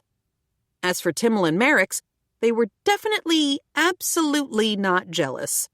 You could tell that they weren't jealous because of how incredibly serious and manly and extremely not jealous they looked. Well then, how about we head inside? Yes, said Fina, letting out a nervous breath. Fina and I walked in the door. It was pretty dark, but I could see swords and armor glimmering on the walls. This guy didn't just focus on weapons. Is anyone here? Spooky. I didn't see anyone, so I called out. A short man wobbled out from the back. Based on that height, he was definitely a dwarf. Are you Ghazal? Ghazal, yes, I am. And who are you? Why are you in those queer clothes? Wow, okay, cool. Pretty tactless, my guy. Leave my clothes out of it, please. Could you take a look at this? I handed over the letter I'd received from Nelt. Ghazal stared at my bear puppet hand. Or the letter? I couldn't tell. It's a letter from Nelt and Gold from Cremonia, he muttered. That's what I'd thought. Why else would Nelt go to the back and whack Gold awake? Ghazal took the letter from the bear puppet and solemnly read. Young woman, I understand why you're here, but I'm afraid that you asked the impossible. We have a mithril shortage in the capital as well. Even here? The closest mineral vein. We can no longer rely on it. I could make your knife with iron or even another material, but not mithril. It's scarce, and I've no way to obtain more. In fact, I have none stocked. I'm sorry, young lady. I would honor Good Gold's request, but I cannot. But why can't you get any more from the mines? A golem, child. It appeared at the cave, and not a one can get past it. A golem. An inorganic monster, made from soil and rock, Sometimes iron and ore, or stranger things. Is someone going to slay it? What do you know? Not much. Adventurers have left, but I know no more than that. Was it that strong? Well, if the golem itself was made of iron, I could see how it would be. I'm a blacksmith, young lady, he said as if reading my mind. That's all I know. The Adventurers Guild may be able to tell you more if you're curious. True. Ugh. I was really being given the runaround. Yuna, said Fina. You don't need to overdo it. The knife... Fina, we just went through an interdimensional rift and I got mistaken for an elf and we had to find a blacksmith. I am going to buy the knife for you. Period. End of story. You gotta buy something when you want it, whether it's books or merch or whatever. Impulse buys are just more fun. Plus, I don't care if it's a legendary video game mount or a literal real knife for a small child. The harder something is to obtain, the more you want it. And I was nuts for this knife. But not really nuts for a mine adventure. I wanted a knife, not to beat up a golem. I know it's odd for me to ask you this, but do the other blacksmiths in the capital not have mithril either? They might, but I doubt they would sell it to a stranger. I couldn't get mithril in Cremonia, and the capital was a no-go too. If I was going to make that mithril mine, I was going to make the mine monsters a myth, mainly by murdering them. I had to head to the Adventurers Guild no matter what. I thanked Ghazal and left the shop. 147. The bear goes to the Adventurers Guild. And so I ended up heading back to that wide thoroughfare. The Adventurers Guild was on the same road as the Trade Guild. If I'd known the troubles I was going to face, I would have just gone to the Adventurers Guild to start with. But hindsight is 20/20. Could you wait here, Fina? I asked when we got to the front of the guild. I remembered getting in a fight with the other adventurers when I'd come to the guild before. I doubted any adventurers would try anything if I had a kid like Fina with me, but you never knew. I'm okay. I can go with you. And I actually don't know about being alone. Several groups of adventurers were eyeing us. All right, leaving Fina behind was more anxiety-inducing. I took Fina inside. Whatever happened, Fina was my priority. Gazes piled up. The reactions were mixed. Some folks knew me and some didn't. What's that? A bear just walked in here. Is that the bear from the rumors? What? What rumors? Psh, you don't know? They're rumors, but I hear there's something to them. There was some shuddering. I'll admit it, it was pretty nice to see. Why are you terrified of that adorable bear? It's just a normal girl in a cute bear outfit. And a kid. Oh, she's cute. And so on. A whole chorus of buff adventurers in little chairs. Word about me had spread after last time. Fina gripped my bear puppet anxiously. So you're saying that's the rumored bear? How about we talk to her? Better not to get yourself involved. I don't want a trip to the sky. No, I mean the literal sky, man. If you're gonna mess with her, you're on your own. What's with you? Even you're wussing out? You don't know about the bear warning? The bear warning? Huh, guy doesn't know about the bear warning. Nah, that girlie is dangerous. You want to see the clouds? I'm not stopping you. A bear warning? Sounded like a sign you'd find in the mountains or something. You know, it's still weird to me that people find a girl wearing a bear onesie so dangerous. Okay, yeah, I had given the adventurers who tried to mess with me a trip to the sky, but they'd tried to pick a fight with me. They had it coming, you know. Do not mess with her. The adventurers that messed with her in the past? Dead. I'm pretty sure I heard they got eaten. Nah, she minced them. Alive. Helmet says she did it with a cheese grater. Rusty one, too. That don't mean she didn't eat 'em too, you fool. All I did was set them up for a cordless bungee jump. I hadn't... Maybe the stuff from Cremonia was mixed up in there? There'd been an adventurer who had called me Bloody Bear, hadn't there? So maybe the Deborane incident had gotten mixed up with all that. I'd beaten Deborane's face swollen, so maybe over time that had turned into me making him mincemeat. Or maybe the rumor was that the adventurers had been smushed when I gave them a taste of cordless bungee jumping. Either way, they were just rumors. And why was I eating people? I wasn't a literal bear. Why would I bother to put my mouth on some crusty adventurer? Still, this was way too much commotion just because I'd come here in a bear onesie. At this rate, I wouldn't be able to ask about the mines without hassle.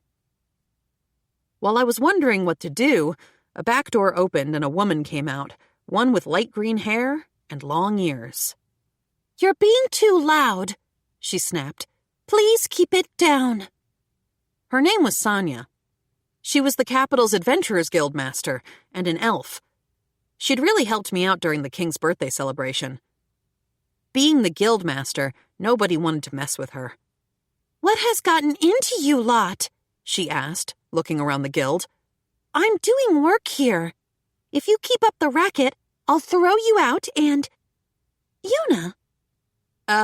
It's nice to see you again," I said sheepishly. "What are you doing here? Did you come for work? And that girl there, she was with you before, yes? Fina?" Fina bobbed her head slightly. I was impressed Sonia remembered her after only meeting her once. I don't think I would have. "I see," she said. "So you're the source of the commotion." That seemed a little blamey, but okay. Geez, all I did was come into the guild. I wasn't like the root of all evil or something. Sure, the bear onesie had maybe caused the teensiest bit of ruckus, but what had I done? Nothing. This time. "Don't make such a fuss about a girl in a bear outfit walking in," Sonia roared. "But Guildmaster," one of them whimpered. "people are saying a ton of things about her," another protested. I almost wanted to know what those people were saying, but... "It's true," said Sonia in a commanding voice, "that the adventurers who picked a fight with that bear girl were sent flying through the air. And it's true they were accomplished adventurers. And it is true that I happen to be her acquaintance. So please, for all of our sakes, don't throw a little panic party every time she comes in. Consider that an order from your guildmaster. And please know that if you bother her, you may have to deal with someone even more frightening than me. By which I mean that you will. By which I mean that I could not help you, nor would I bother trying." Jeez. Sonia went off on the adventurers like a true guildmaster, but who was supposed to be more frightening than Sonia? She didn't mean the king, did she? If so, things would really pop off. Sonia turned to me now. "So, Yuna, what's up? Did you want work?" "I came here to ask the guild something before all this happened." I looked around the room. Asking about the mines wasn't my top priority anymore. Things had only barely settled down. "Ah, then you can ask me." Sonia looked out at the murmuring adventurers and sighed. "Both of you come with me." She led us behind the front desk. The guildmaster's office was as spacious as I expected. There was a hefty desk by the window in the back, and bookshelves laden with all kinds of documents lined the walls. There was a table at the center of the room and chairs sandwiching it. It looked a little like a conference room. Instead of taking her own seat at the back, Sonia sat down in one of the guest chairs in the middle of the room. She looked at us for a moment before urging us down. "Any seat you like," she said. Fina and I took the ones closest. "What was it that you wanted to ask the guild?" Finally, I told her everything. "A mithril knife," she said slowly, rubbing her temple. "You need a mithril knife for this child to harvest the black tiger that you killed protecting the students who..." Sonia shook her head. "Well, fine. I suppose if you need to harvest a black tiger, you really can't do it with a regular knife. And you came all the way here to the capital for that?" "Yep." And she didn't know about the bear transport gate either, so here I was again looking really weird. Ah, well. I heard from the blacksmith that a golem appeared in the mines. Yes, it did. According to the miners who witnessed it, they dug into a giant cavern and awoke the golem inside of it. They all escaped, but barely. And now that golem is going wild in the mines? If it was just one, I felt like an adventurer should be able to defeat it like normal, or at least block it off from the mine proper. Weren't there tons of ways to deal with it? It is. It attacks anyone who ventures into the mines, but at least it never leaves. Kinda reminded me of a dungeon crawler game. Monsters never left dungeons and those things. Or maybe the golem was protecting something? In games and novels, golems tended to appear as guardians. Haven't adventurers gone to slay it? Several have tried, but... Sonia paused, sighed. It seems to be a difficult one. Apparently there isn't just one golem. Are there multiple? Of this we are sure. Multiple golems have been defeated, yet there are still more. We don't know how many. Maybe the golems were infinitely spawning? In the game, I would have loved to get some XP grinding them, but when infinite respawn occurred in real life, it was just a nuisance. Oh, and trouble for all the people living nearby, of course. On top of that, the normal golems give way to iron golems deep within the cavern. Much more difficult. Yeah, I guess it'd be a pain to fight one of those in a cave. You couldn't really use elemental fire magic in there, and you couldn't rely on physical earth magic either. As for wind magic, would that even cut through iron? Using water was out of the question, and ice would run into the same issue as earth magic. Really made you wish you had a mithril sword, but... I mean, that was kind of the problem, you know? Ugh. So, if I were to go to the mines, would I be able to get my hands on mithril ore? Eyes on the mithril, Yuna, not the golems. I'm not sure. That would be in the Trade Guild's jurisdiction. Oh, come on. I had to go to the Trade Guild now? Was I just running in circles? What was going on here? Maybe it'd be better if I gave up on this for a little while. It wasn't like I was in a big hurry to get the black tiger harvested. Also, since I had the bear transport gate, I could come to the capital whenever I wanted. Maybe it'd be best for me to come back when the golem slaying was over. Oh well. I hadn't been able to get the mithril, even after coming all the way out to the capital. Not much I could do about it this time. Fina, let's give up on this for now. We can have a look around the capital, then go home. Yep, that was that. We were done. This was over. But the moment I stood up from my seat, there was a knock at the door. Come in, Sonia answered, and indeed someone came in. Huh? Is that you, Yuna and Fina? Ella Laura, Noah and Shia's mother, entered the room. 148. The bear is asked to defeat the golem. Ella Laura looked floored. Why are you two here? Stole the words right out of my mouth.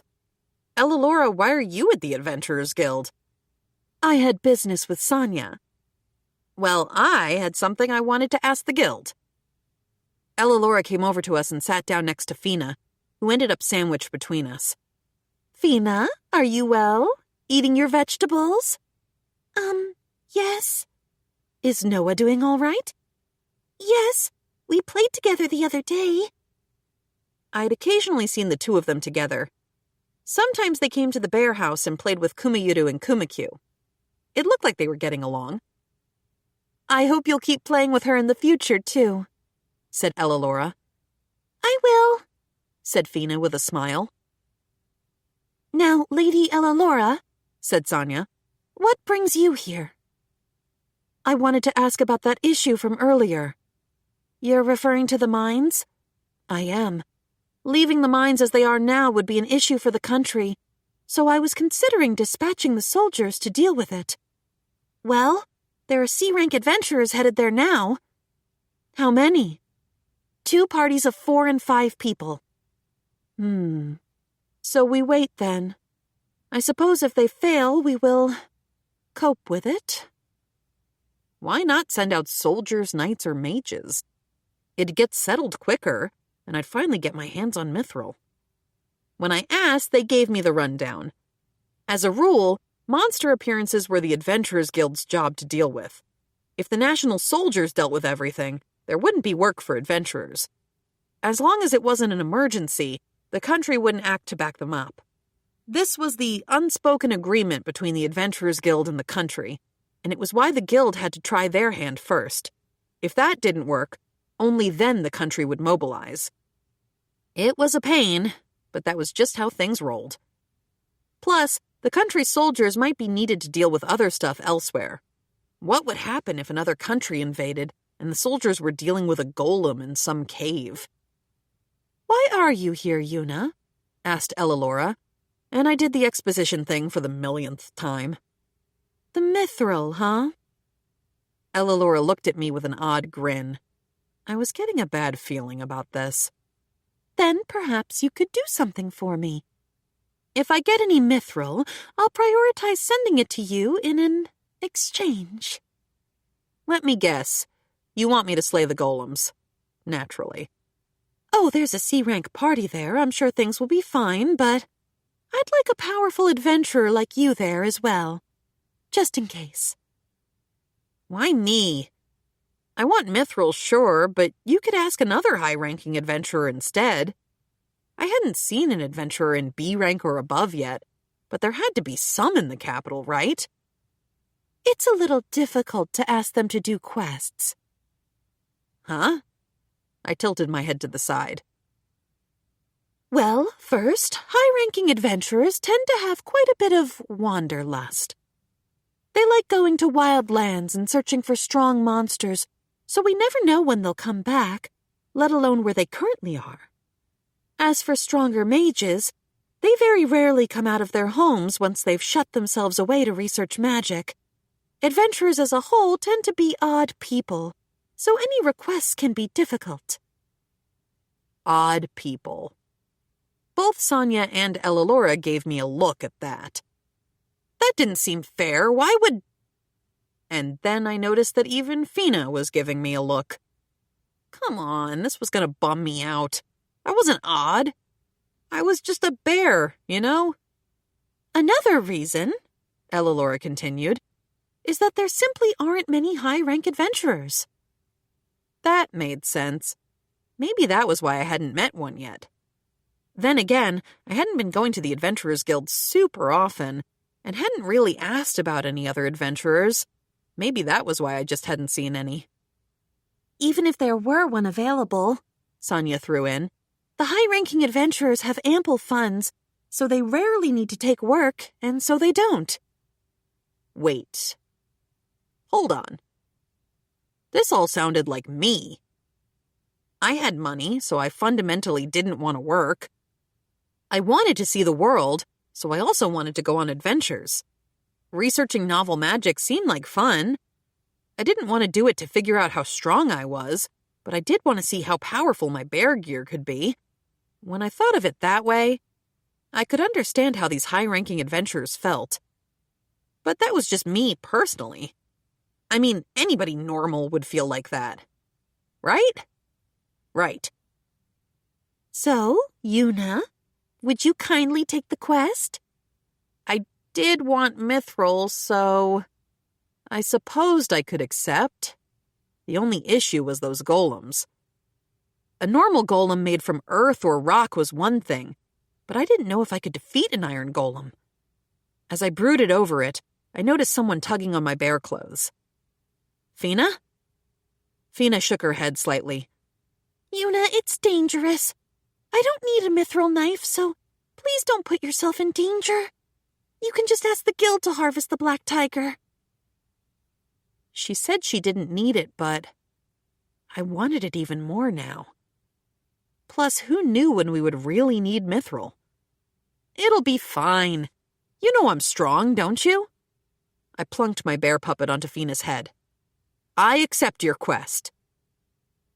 Thank you, Yuna. You're a lifesaver. Well then, I'll take Fina to my house while you're out. Huh? Fina and I gaped. Ellalora looked shocked. You weren't planning on taking her with you, were you? She said, giving Fina a hug. I wasn't, but I supposed I couldn't just say that I was taking her back to Cremonia either. Please take care of her, I said. Yuna! Fina also looked shocked when I said that. I mean, it wasn't like I could talk about the bear transport gate, and I definitely couldn't take her with me. Leaving her alone in the capital was right out. What other choice did I have? I'll be back before you know it. But my mom... It'll be fine. I just needed to stop by Cremonia real quick and ask Tyrmina for permission to borrow Fina. It'd be a problem if she said no, but I bet that things would work out as long as I asked. I told Sonia and Ellalora I had to get some things at my house in the capital, use the bear transport gate to go to Cremonia, and asked Tyrmina for permission to borrow Fina for a few days. Tyrmina happily agreed, thankfully. Once I got that squared, I headed back to the capital through the bear transport gate, and ended up having to go through the pains of leaving Fina with Ellalora. Oh, why did things end up like this? Fina groaned. She looked pretty miserable about it all, staying at the aristocrat Ellalora's mansion. Oh, I have some clothes that would look simply adorable on Fina. Come on, she's not a doll. Don't be mean. I've never been mean in my entire life. I'll strive to take excellent care of her. And I must thank her, as it seems that she's been getting along well with Noah. But it's Lady Noah who's been taking care of me. Nonsense. I can't thank your family, so you'll just need to accept my gratitude. Fina gave me a miserable look. Yuna. Come on, she was going to make me miserable too. I'll be back before you know it. Yuna, please come back soon. I prayed that Fina wouldn't get too distressed. I mean, I'd be back soon, so she just had to wait for a little while. And so I headed off on my solo journey to the mines to slay the golem and return to save the captured princess. Wait, what? How had I ended up doing this? Whatever. It was golem slaying time. Extra story. The Bear Makes Bear Bread with Mill, Part 1. Hi, my name is Mill. I'm 12, and I'm one of the girls working at Yuna's bakery. It's been a while since Yuna came to the orphanage. She's cool. Yuna gave me work looking after birds, warm food and clothes, and a room. That's right, a room. On top of that, since she was opening a bakery, she said she wanted help. Apparently, she wanted kids who could read and write and do math. And guess what? I could do all that. Even better, she really wanted kids who like cooking. I raised my hand. I want to do it. Before I knew it, there were 6 kids plus me, and we were going to work at the bakery. First, she introduced us to Maureen, who was the lady who was going to teach us how to make bread. She had a daughter named Karine. Maureen was super strict, but real kind. Karine was real cheerful, even if she was older than us. First, Karine taught us how to make bread, but she also taught us how to serve customers, how to say hi to them, how to deal with money, clean, and more. If we didn't learn how to do those things right, it would be really bad, she said, and the customers would walk away. If we got the cost of the bread wrong, then someone would lose money. If the shop was dirty, then the customers would just not come anymore. We learned all kinds of things from Karine that were important for the shop. Maureen smiled from the side while we did. I wonder why. The day the shop opened, pudding, bread, and pizza orders came in like a big old thunderstorm rain.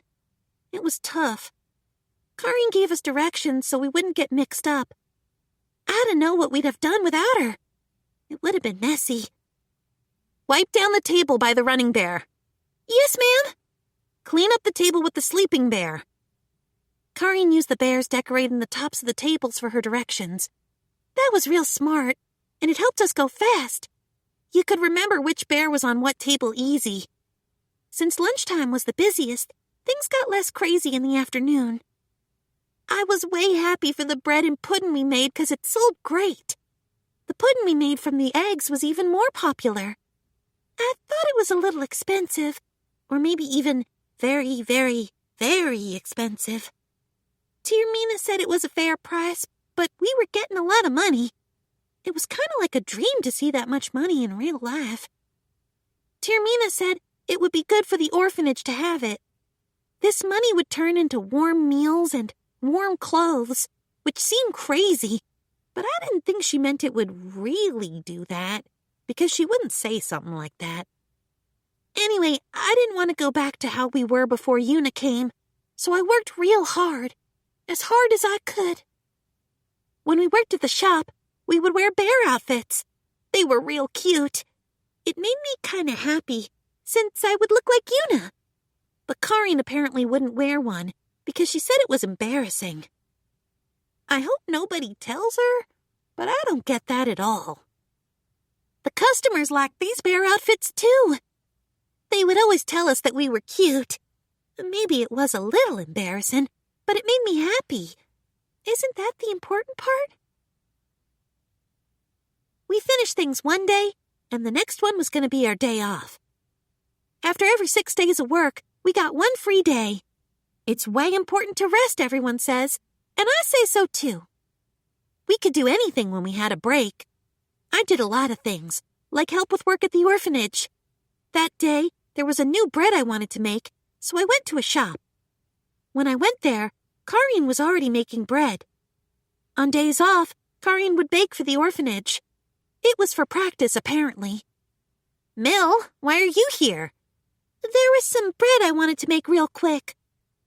The other day, I'd brought back bread to the orphanage. I'd made it myself. Everyone at the orphanage would eat the extra bread and the practice bread. Once, one of the small girls at the orphanage asked me something. Isn't there any bear bread? When I asked her what she meant, she told me she meant bread shaped like a bear.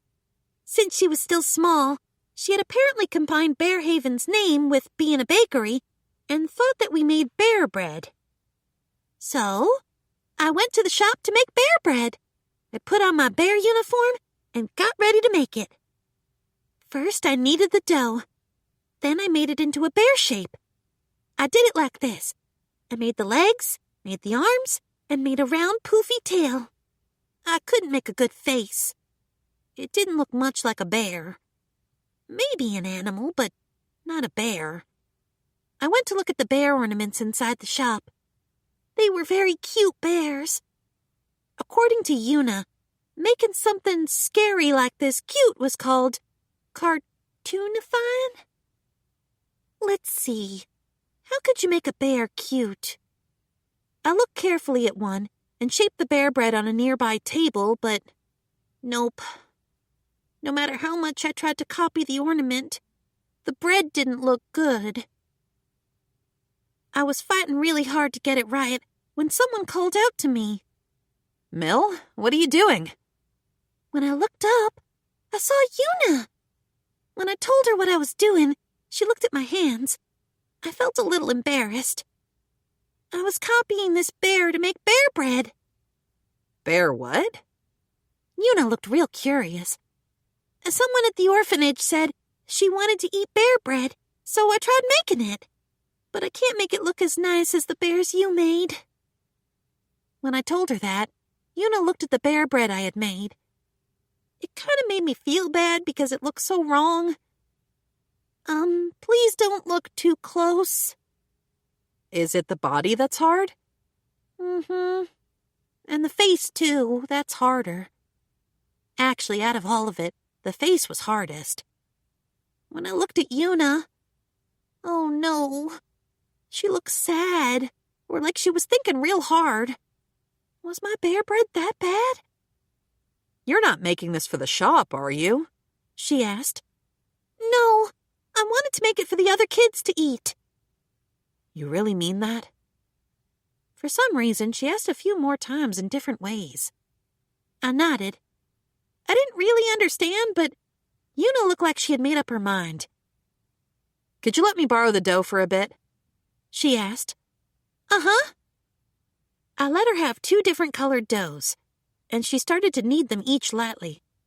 I'd prepped them thinking that the white dough could look like Kuma-Q, and the brown dough could look like Kuma-Yudu. Una rounded out the brown dough into a ball and flattened it slightly to make a disc. She put new small pieces of dough on the disc and put some of the white dough on it to form the shape of the bread. Now that she'd gotten this far, I understood what she was doing too. It's a bear's face! Una had made a bear face. Una's hands were almost exactly like Maureen's. It was like magic. Bake it like this and it'll be done, she said. It's easier to make just the face versus the whole body, right? Yeah, I could tell it was a bear just by looking at the face. And it looked so easy. It looked like something I could make too. Could I try? Go for it. I copied Una and kneaded the dough. I made 2 bear faces with it. They looked a little different from Una's, but I could do it. There we go. Let's fire these up, eh? Yeah! We borrowed the stone oven Karine was using to bake bread. What did you make? She asked us. Una shook her head gravely. I nodded. It's a secret until it's done baking, I told Karine. I was so excited to see it baked that I waited in front of the oven. It was hot, but I bared with it. I could see it rising. Once we pulled the bread out of the oven, the bear bread was done. Karine peeked at it. Looks like a bear face. You did a great job. I think the right one is a little better, though. Una made the right one. I made the left one. No worries, Mill, said Karine. Once you practice, you'll get better. Everyone starts as a beginner. Jeez. Just watching Una, I felt like she could do anything. Was there anything she couldn't do? I wanted to be more like her. Well, how about we taste test these? Una asked. Okay. It felt kind of like a waste to eat them, even if they were just normal bread. But Una didn't seem bothered, and she pulled off one of the bear's ears. I felt kind of bad for the poor bear bread. Can I try some too? Asked Karine. She tore off some of Una's and took a bite. Looks like it's baked through. Huh. We could put something in this, said Una. That did sound pretty yummy. You're not going to have some, Mill? Una asked me. I kept holding the bear, but I feel like it's kind of a waste. I get it, but it'd really be a waste to let it go uneaten. You should at least try it. Yeah, I needed to make sure it tasted good. I also tore off a bear ear and ate it. It was delicious. But now the bear was missing an ear. A little sad, but definitely tasty. Then Karine joined in, and we thought about what we could use to fill the bread and what flavors to use, and we made all kinds of bear bread. We made a few mistakes, but they all were delicious mistakes. I knew they'd be glad to eat 'em. Then I brought our efforts home to the orphanage. The super little kids picked up the bread in their tiny hands. But the bear bread was so big and difficult to eat that I had to split the heads in half in front of them, which made them start crying. The bear! All of them just wouldn't stop crying. I said sorry again and again. Since we'd broken them in half when we were testing them, Una and Karine and me, I was used to just doing that without thinking. I felt sad back then, too, but it was so yummy I'd forgotten. I pulled out a new bear bread for them. They spent an eternity treating the bread like it was very important, but they had to eat it at some point. The little kids apologized to the bears real seriously. I'm sorry, Belle. Before they ate it. A few days later, we started to lay out bear bread in the shop. When Una saw that, she looked like she wasn't sure about something. I wonder why. Extra story. The Bear Makes Bear Bread with Mill, Part 2. It was a day off at Bear Haven, and this particular bear, Yuna, was feeling a little peckish. Chalk that up to the smell of bread wafting from the back. Someone was baking, and I had to at least ask if I could have some, just in case. When I headed into the kitchen from the back entrance, Karine was baking bread. Sometimes she'd practice baking on days off, asking orphans for their opinions, and use their input to improve her stuff. Morning, Karine. Can I have some bread? Yuna, take as much as you'd like. I reached out for the bread Karine had baked and ate some. Yup, scrumptious. What else could I expect from Maureen's daughter? Just you today, Karine? My mom is out, so yep. Oh, Mill is here too, though. Mill? Yeah, she said she wanted to make something and headed to the main floor. That piqued my curiosity, so I headed over to check out what was up. Then I heard Mill saying stuff like, I can't do it. And, this is hard. Mill, what are you doing? When I asked her that, she told me she was making bread. Under her hands was a loaf that looked like some kind of animal shape. Apparently, she'd been trying to use the Nendroid-esque bear decorations on the table as a model to make bread. When I asked her why, she told me the orphans wanted bear bread. That was why Mill was trying to copy the bears I'd made. The face was apparently too difficult, and she was in a tight spot. I wanted to help her out, but, she was making bread in the shape of a bear. I could have asked why, but it was pretty obvious. It was all because of me, as usual. You're not making this for the shop, are you? I asked. No, I wanted to make it for the other kids to eat. You really mean that? She said she was bringing it to the orphanage. She wasn't making it to sell at the shop, so, you know what? Sure, why not? I got multiple colors of dough from Mill and started making a bear face. Making a whole body would be difficult, but a face was easy enough. I'd seen a lot of bread of just bear faces in my old world. And there it was. It looked about right. Mill sure seemed to think so from her expression. The face was a little off-center, but it was my first try, so that was just how it be. It looked bearish enough. You're amazing, Yuna! It's a bear face! That it was. Good job, kid. And hey, she wanted to copy it too. She used her small hands to make her own while consulting my bread as a model. I'm done. It looked like a perfectly good bear face to me. Let's fire these up, eh? Mill and I headed back to the kitchen, borrowed the stone oven from Karine, and baked the doughy little dudes. Mill wouldn't budge from in front of the oven. Yuna, what did you make? I looked to Mill. She seemed pretty psyched about it, so I shook my head and said to Karine in my most serious adult voice, "It's a secret until it's done." Looks like it's baked through, said Karine, and Mill brought over the finished bear bread with a smile on her face. They looked way better than I'd thought. The bear heads were even the right color. Karine peeked at them from the side. Looks like bear bread.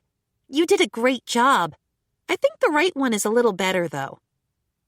Yuna made the right one. I made the left one, Mill answered, seeming embarrassed. No worries, Mill. Once you practice, you'll get better at it. Everyone starts as a beginner, said Karine. After we tasted the bread, Karine started helping us make more bear bread. We made all different kinds for the orphans, and Mill took them back to the orphanage with her. She kept bubbling over about how happy she was to give them the bread she had baked. You know, I was pretty happy too. The next day, when I asked Mill how the kids reacted, she looked like she wasn't sure about something. Weird. Had something gone wrong? Then, after a while, the shop started selling bear bread. I wonder why. Extra story. The bear accompanies the novice adventurer's practice. I'd made a promise, so it was time to meet up again with Horn. I'd seen her the day before at Bear Haven, and she'd asked me to take a look at her magic. Well, I was curious about whether she had been practicing and improving, so why not? We promised to meet in the same spot as last time. There was nothing of note there, so it wouldn't cause any trouble, but I was still in for a surprise. There was a random dude. Oh, yeah, his name was Jin? And they were in the same party. Horn waved. See, Shin? She's here. And by Jin, I obviously meant Shin, which was pretty much almost kind of basically the same thing if you thought about it, philosophically. But what was he doing here? Maybe he'd come because he was worried I was bullying Horn. I was apparently the bloody bear if you asked around. I couldn't blame anybody for being freaked if they thought there was truth to the rumor. Miss Yuna, she said. Thank you for coming. It was a promise, wasn't it? So what's he doing here? He's part of your party, isn't he, Horn? Come on, Shin. Horn pushed pushed Shin's back. He said. Can I observe? The magic? Yeah, Horn's gotten really good at magic, so I wanted to know how you were teaching her. If it's a secret, I can head home. I don't mind. I'm not teaching anything significant. My pedagogy was to go with the flow, man. I had no idea if I was doing it right. I was just teaching the way I'd learned it, and it was working out well enough. I created a small reinforced mound about 1 meter high a slight distance away using earth magic, giving Horn something to test herself on. Well then, I said, walking back up to her, let's check your progress. Try some magic on that dirt pile. Go wild. Okay. Horn called up her earth magic. She created an earth clod about as big as a baseball in front of her. She made it spin at high speed and sent it flying at the dirt pile. The earth clod sunk straight into the pile of dirt. I could even see the tracks it left behind. Yeah, she'd really built up the power on that baby. Good on her. Thanks to you, she said happily. I don't hold everyone back now. She looked like she was about to jump up and down, which would have... Actually, I guess we were pretty much in the middle of nowhere, so I supposed that wouldn't cause any kind of scene. In that case, I said, I'll teach you something practical.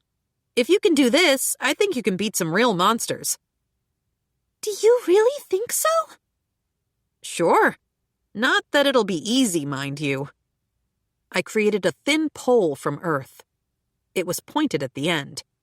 It wasn't exactly an arrow so much as a thin, short spear. I made that short spear rotate really fast. Then, when I let it loose, it pierced the small dirt mountain and left a tiny hole. Horn's jaw dropped. Whoa! That's amazing, whispered Shin. She's all yours, I said. Horn stood in front of the dirt pile. Okay. Readied herself. Make a thin pole. That's first. Then I make the tip pointed like an arrow. Thin pole, check. Sharpened point, done. Then I make it spin, she said. Took a breath. And, okay. Then I shoot it. Spin, spin, and... whoomp, crack. It hit the dirt mound, but the earth spear shattered. Is it the spin? Nah, it's not strong enough. You need to make it as hard as the ball. But it's so thin. I can't imagine it being so dense. When it's a ball, I can see it all in my head, like the dirt is pressing into its center. I don't know how to think of it when it's a pole. I shrugged. Horn, I mean this in a nice way, but that is a you problem. And you can practice that, because I've seen you do just that. Get it dense, get it spinning, hit those monsters where it hurts, and I know you'll up your power in battle. Would I be able to stop an orc? An orc? We were doing some slaying around the bear tunnel earlier. When we did that, an orc attacked us, and we were nearly goners. Oh, dealing with an orc myself was one thing, but thinking about Horn and her friends was... Yeah, that was different. You're okay, right? All of you are okay? In Japan, death felt really far away. But nearly goners. I had my onesie to protect me now, and I'd had a cushy life back home. This was different. This kinda scared me. Yes, some adventurers named Rolina and Gil helped us when we were in trouble, Horn said. Gil was so cool, added Shin. Phew, okay. Exhale, Yuna. Rulina and Gil had saved them. It's fine, and really not even a big deal. In fact, come to think of it, I think Rulina had mentioned participating in some monster slaying near the bear tunnel. You know Rolina, don't you, Yuna? Asked Horn. Well, we are adventurers. I'd suffered the big dumb attack from Deborane, accepted a quest with Rulina, and eventually asked her to guard the shop that one time. We were less close and more occasional co-workers. If we could have just defeated that orc, said Horn, almost to herself. No, if we just could have stopped it back then, I think we could have run away. It was weird thinking of an orc like that. I could whack an orc in one hit. However strong an orc was to anyone who qualified as baseline normal, I couldn't internalize that differential. Even when I used the same magic as somebody else, our abilities were totally different. Our mana was different too. The same magic could wildly differ depending on how much mana you had inside of you. You're talking about defeating that orc, Horn, but when I say that's a you problem, I really do mean that. If you don't practice, you'll stay the Horn you are. That's fine if you want, but I don't think you do want it. That Horn, that girl you are right now, maybe she could take one on and maybe not. The only way you'll ever know is to try. Otherwise, you're just this Horn right here. And she's all right, I like her. But I don't know if that's who you want to be. There was no other way I could respond. She had to actually try to know for sure. That whole greeting card junk about anybody being able to do anything, if you say that to somebody and they can't do a thing, what happens then? That's pretty irresponsible, right? Nah, I wouldn't say anything haphazardly. But hey, it looked like it had worked pretty well. She seemed motivated. Horn started to really apply herself to practicing. She cast her magic and fired it off at the dirt pile time after time. You don't have to be in a hurry, though, I said. Think about the strength of it, how fast you're spinning it, and how much mana you're putting into it. Each thing, think about it. Okay.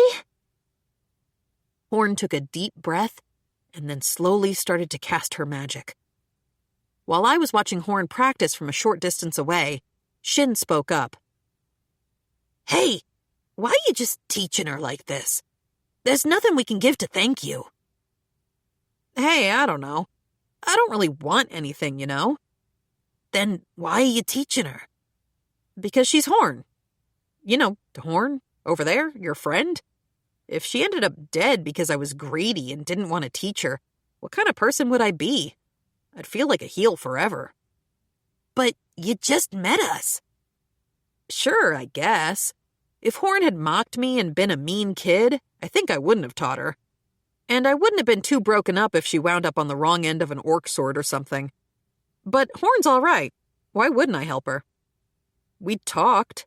I didn't want her to die. Why was this so complicated? Shin shuffled his feet, oddly embarrassed. Thanks for teaching her. Long as you don't hold her back, man. She'd grown since I first met her. I had no idea how powerful she'd become, but who knew if guys like this were going to be footnotes in her story? I know that, he said. Gil taught me a whole bunch of stuff earlier, so I'm in the middle of intensive training. You are? I was curious, so I asked what Gil had taught him. Put on some muscle, he'd said. Build up stamina. Watch your opponent. Learn some techniques through experience. If you still can't win after that, rely on your teammates. Stuff like that. He taught them the basics right. So I've been running and swinging my sword to gain some stamina and muscle. Then I was getting a little bored. You want to have a quick match with me?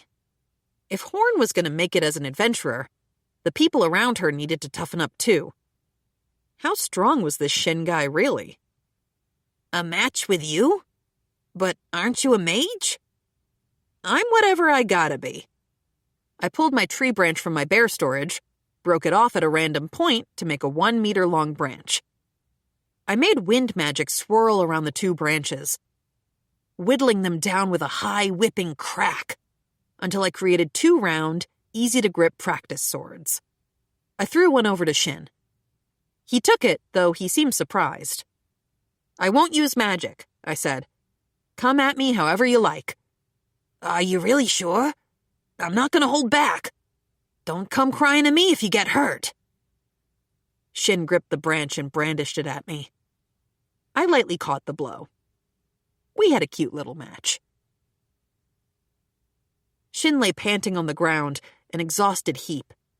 The results were in. Turned out he was weak. What a surprise. Not that I really knew what strong was supposed to mean, but I sure knew the alternative. How were you able to move that fast, Yuna? I wasn't even out of breath. I have training methods that some might find unusual. Which was a pretty nice way of saying I'd never trained in my whole life. Still, even though my physical strength was a sham, I'd learned my techniques through the game. That was a kind of training, right? From a certain point of view. There was, I added, something I noticed. You want to hear? Damn it. He kind of seemed upset. Well, do you? Please, give me your advice. Shin dropped his head. Then here you go. Don't waste all that effort swinging your sword so hard. When you're easing off, you gotta really ease off. But you're supposed to swing your sword hard, right? Not if you want to maintain your grip. If you're always gripping something hard, that grip's gonna weaken. If you go at it too long, you won't be able to hold your sword. If you keep waving your sword around when you don't need to, you'll get so tired you won't be able to do much of anything. It's the same with running. You'll lose your stamina. But that's why I'm running and building up muscle. That's what Gil said, at least. And can you hold a heavy sword like Gil? Swing it like him? If Gil was 100, Shin was a 10. They weren't in the same ballpark, weren't in the same city. But if I work hard enough, then...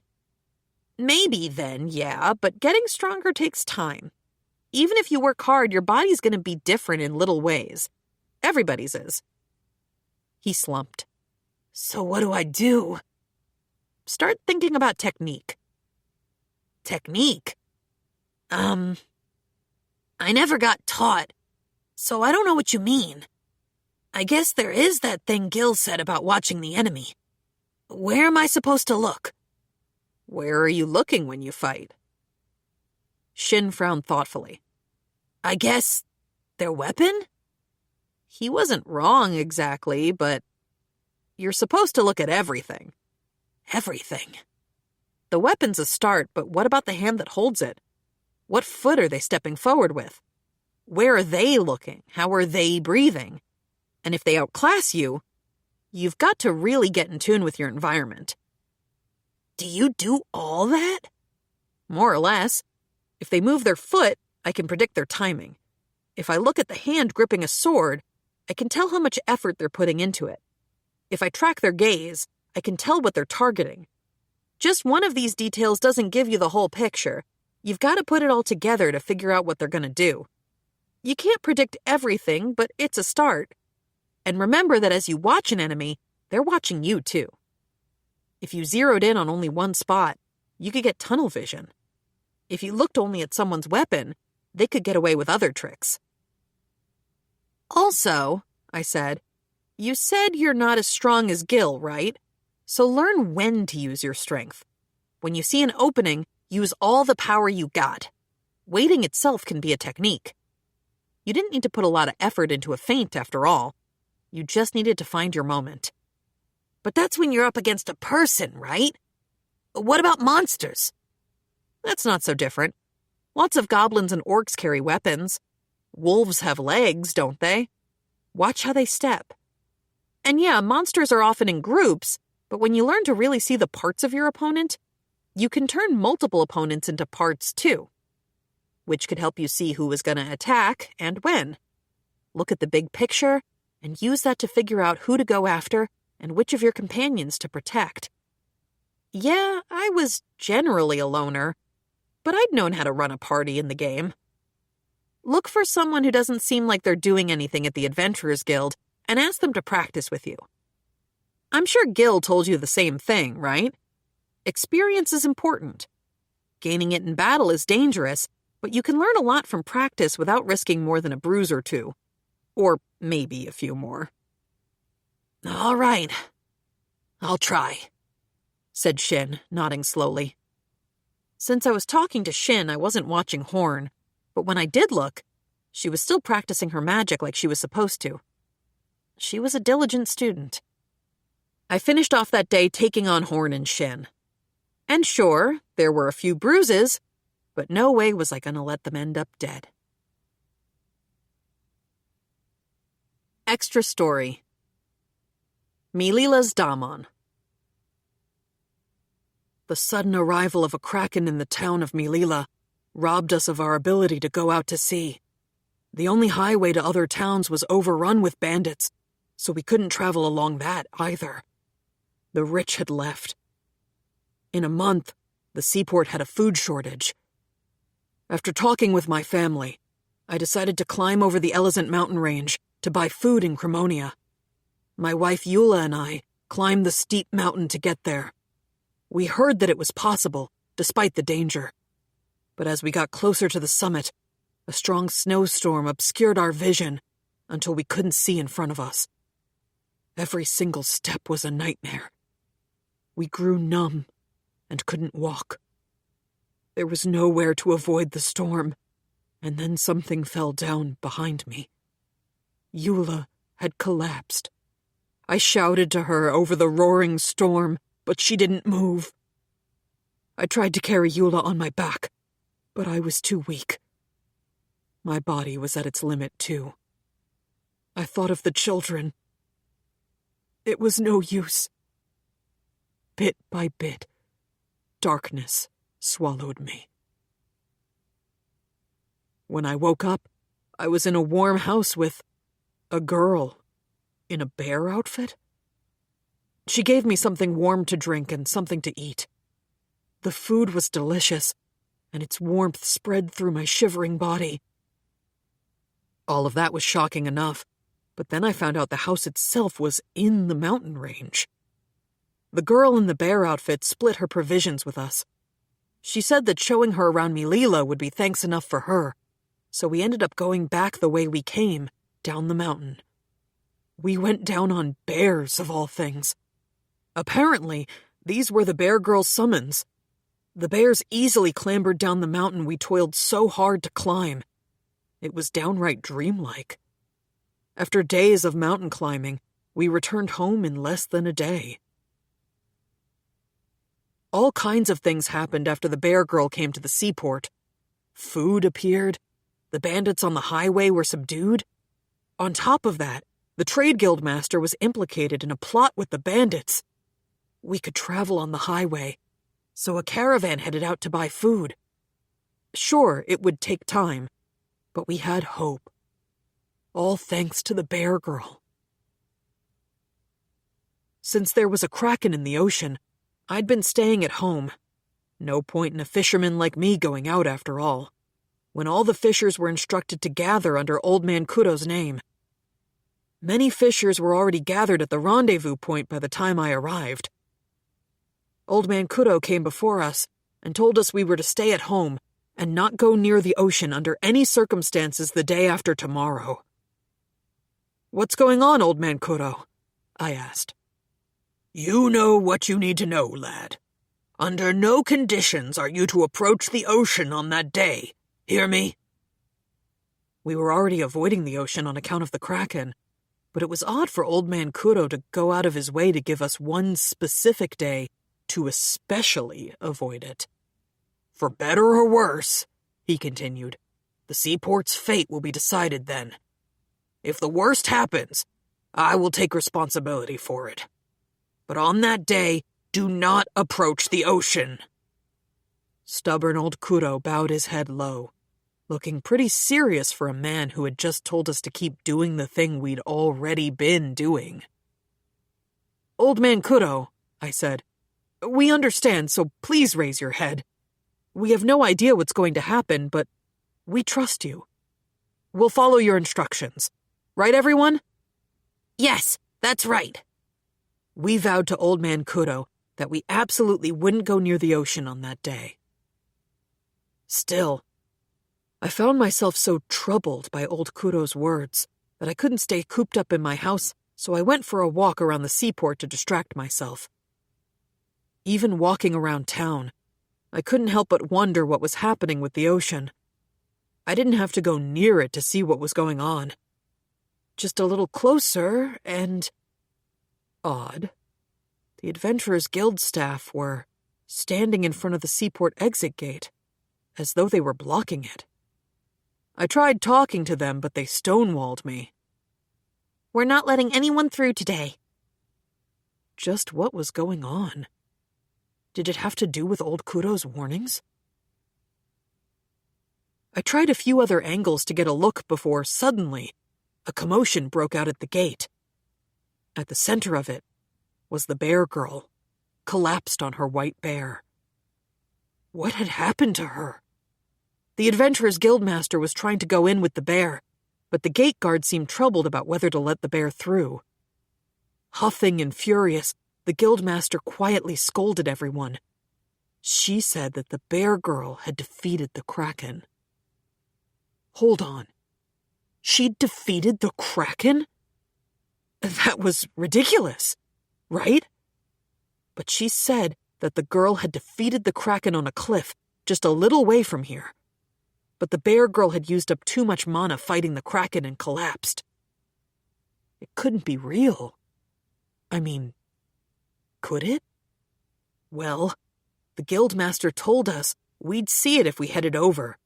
Several men, me included, ran to the cliff to check if our seaport was saved. When I got to the cliff, panting with exhaustion, a terrific amount of steam rose all around. I was sweating something awful, but where was the steam coming from? I followed it. Several gigantic bear statues appeared from the steam, rising from the ocean and surrounding a dead Kraken. I couldn't believe that the girl in such a cute bear outfit could have done this. I mean, people talk about not believing something till you see it with your own eyes, but even seeing it wasn't helping much. Still, the Kraken that had tormented us was unmistakably dead in the boiling ocean. Something rolled down my cheek. Oh, I was crying. I hadn't even noticed. Flustered, I wiped away my tears. I wasn't the only one crying, though. The others who ran over with me were sobbing too. The Kraken lay below us, defeated at last.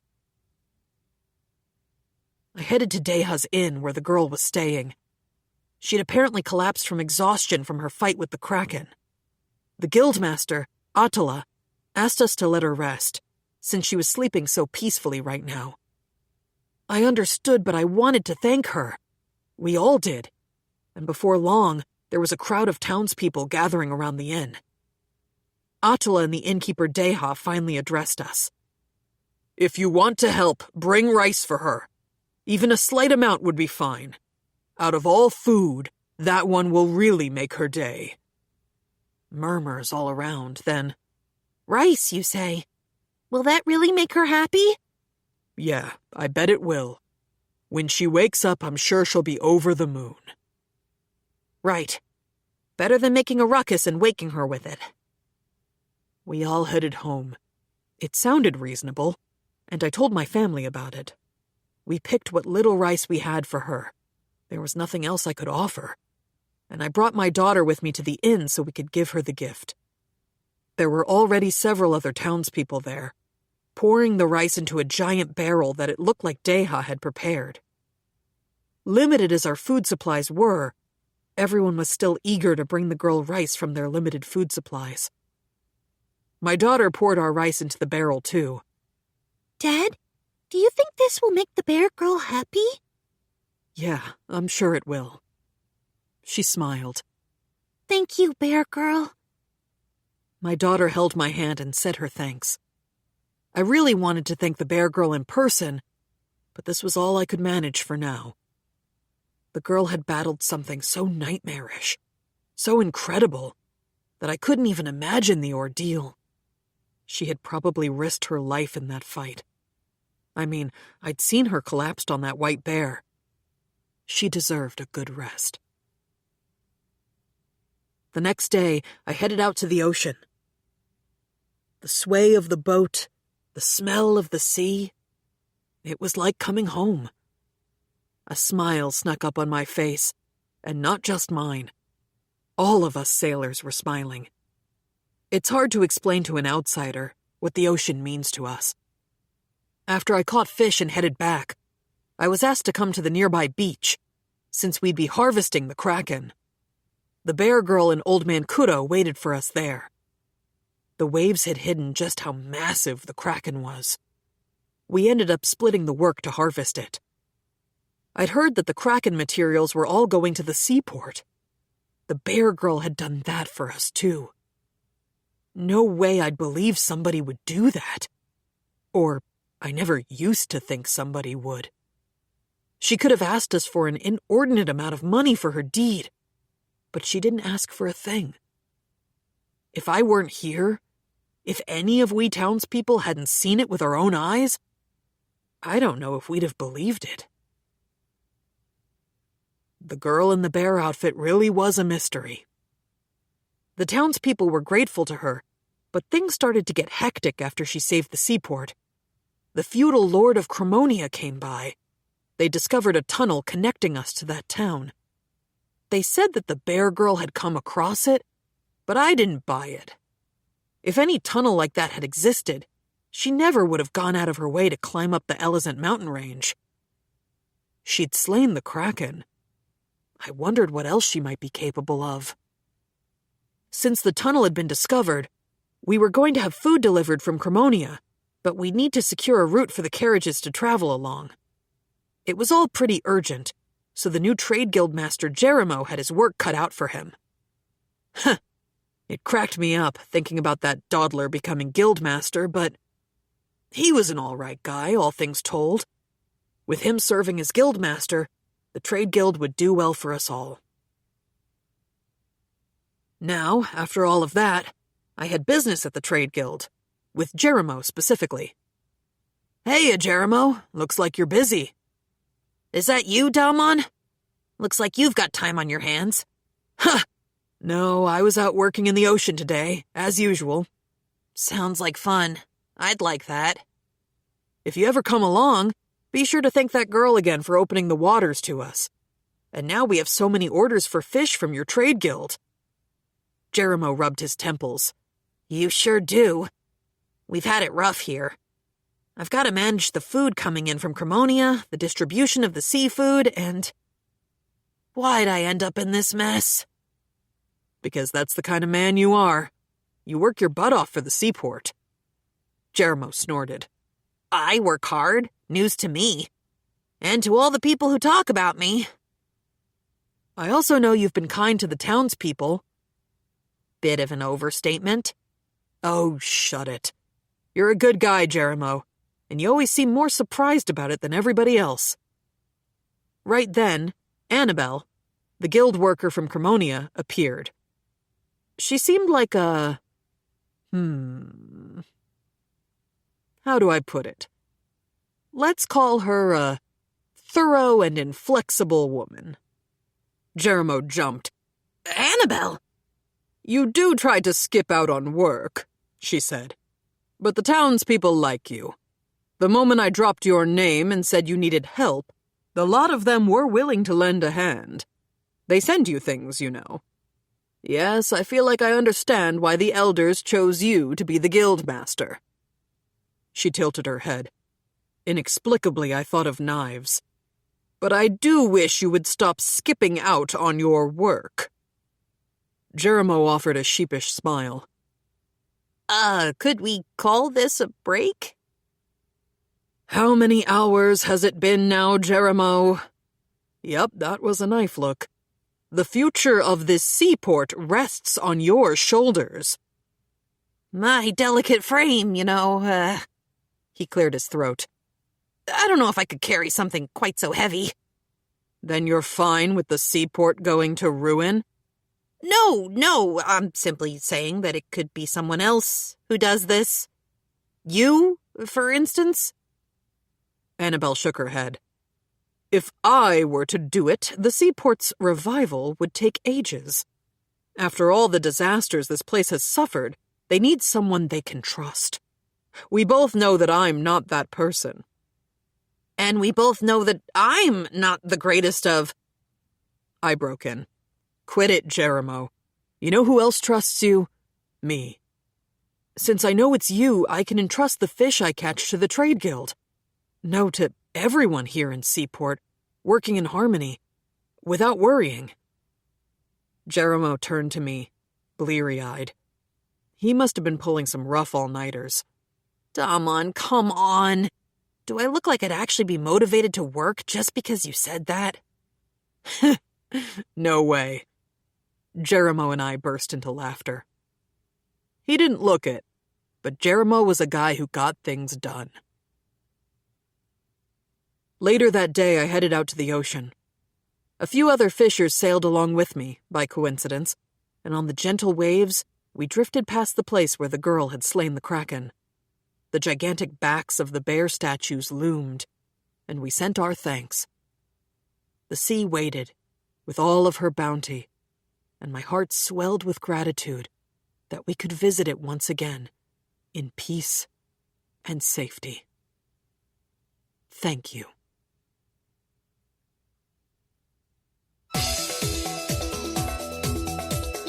This is Marissa Lenti. This production of Kuma Kuma Kuma Bear, Novel 6, presented by 7 Seas Siren, was recorded at Out Loud Audio in Los Angeles. This program was produced by Custom Shop, a division of John Marshall Media. Executive producers, Jason DeAngelis, Adam Arnold, and Robin Lai. Kuma Kuma Kuma Bear, Volume 6. Copyright Kuma Anano, 2017. Originally published in Japan in 2017 by Shufuto Sekatsusha Co., Limited Tokyo. English translation rights arranged with Shufuto Sekatsusha Co., Limited Tokyo, through Tohan Corporation, Tokyo. All rights reserved. Thank you for listening.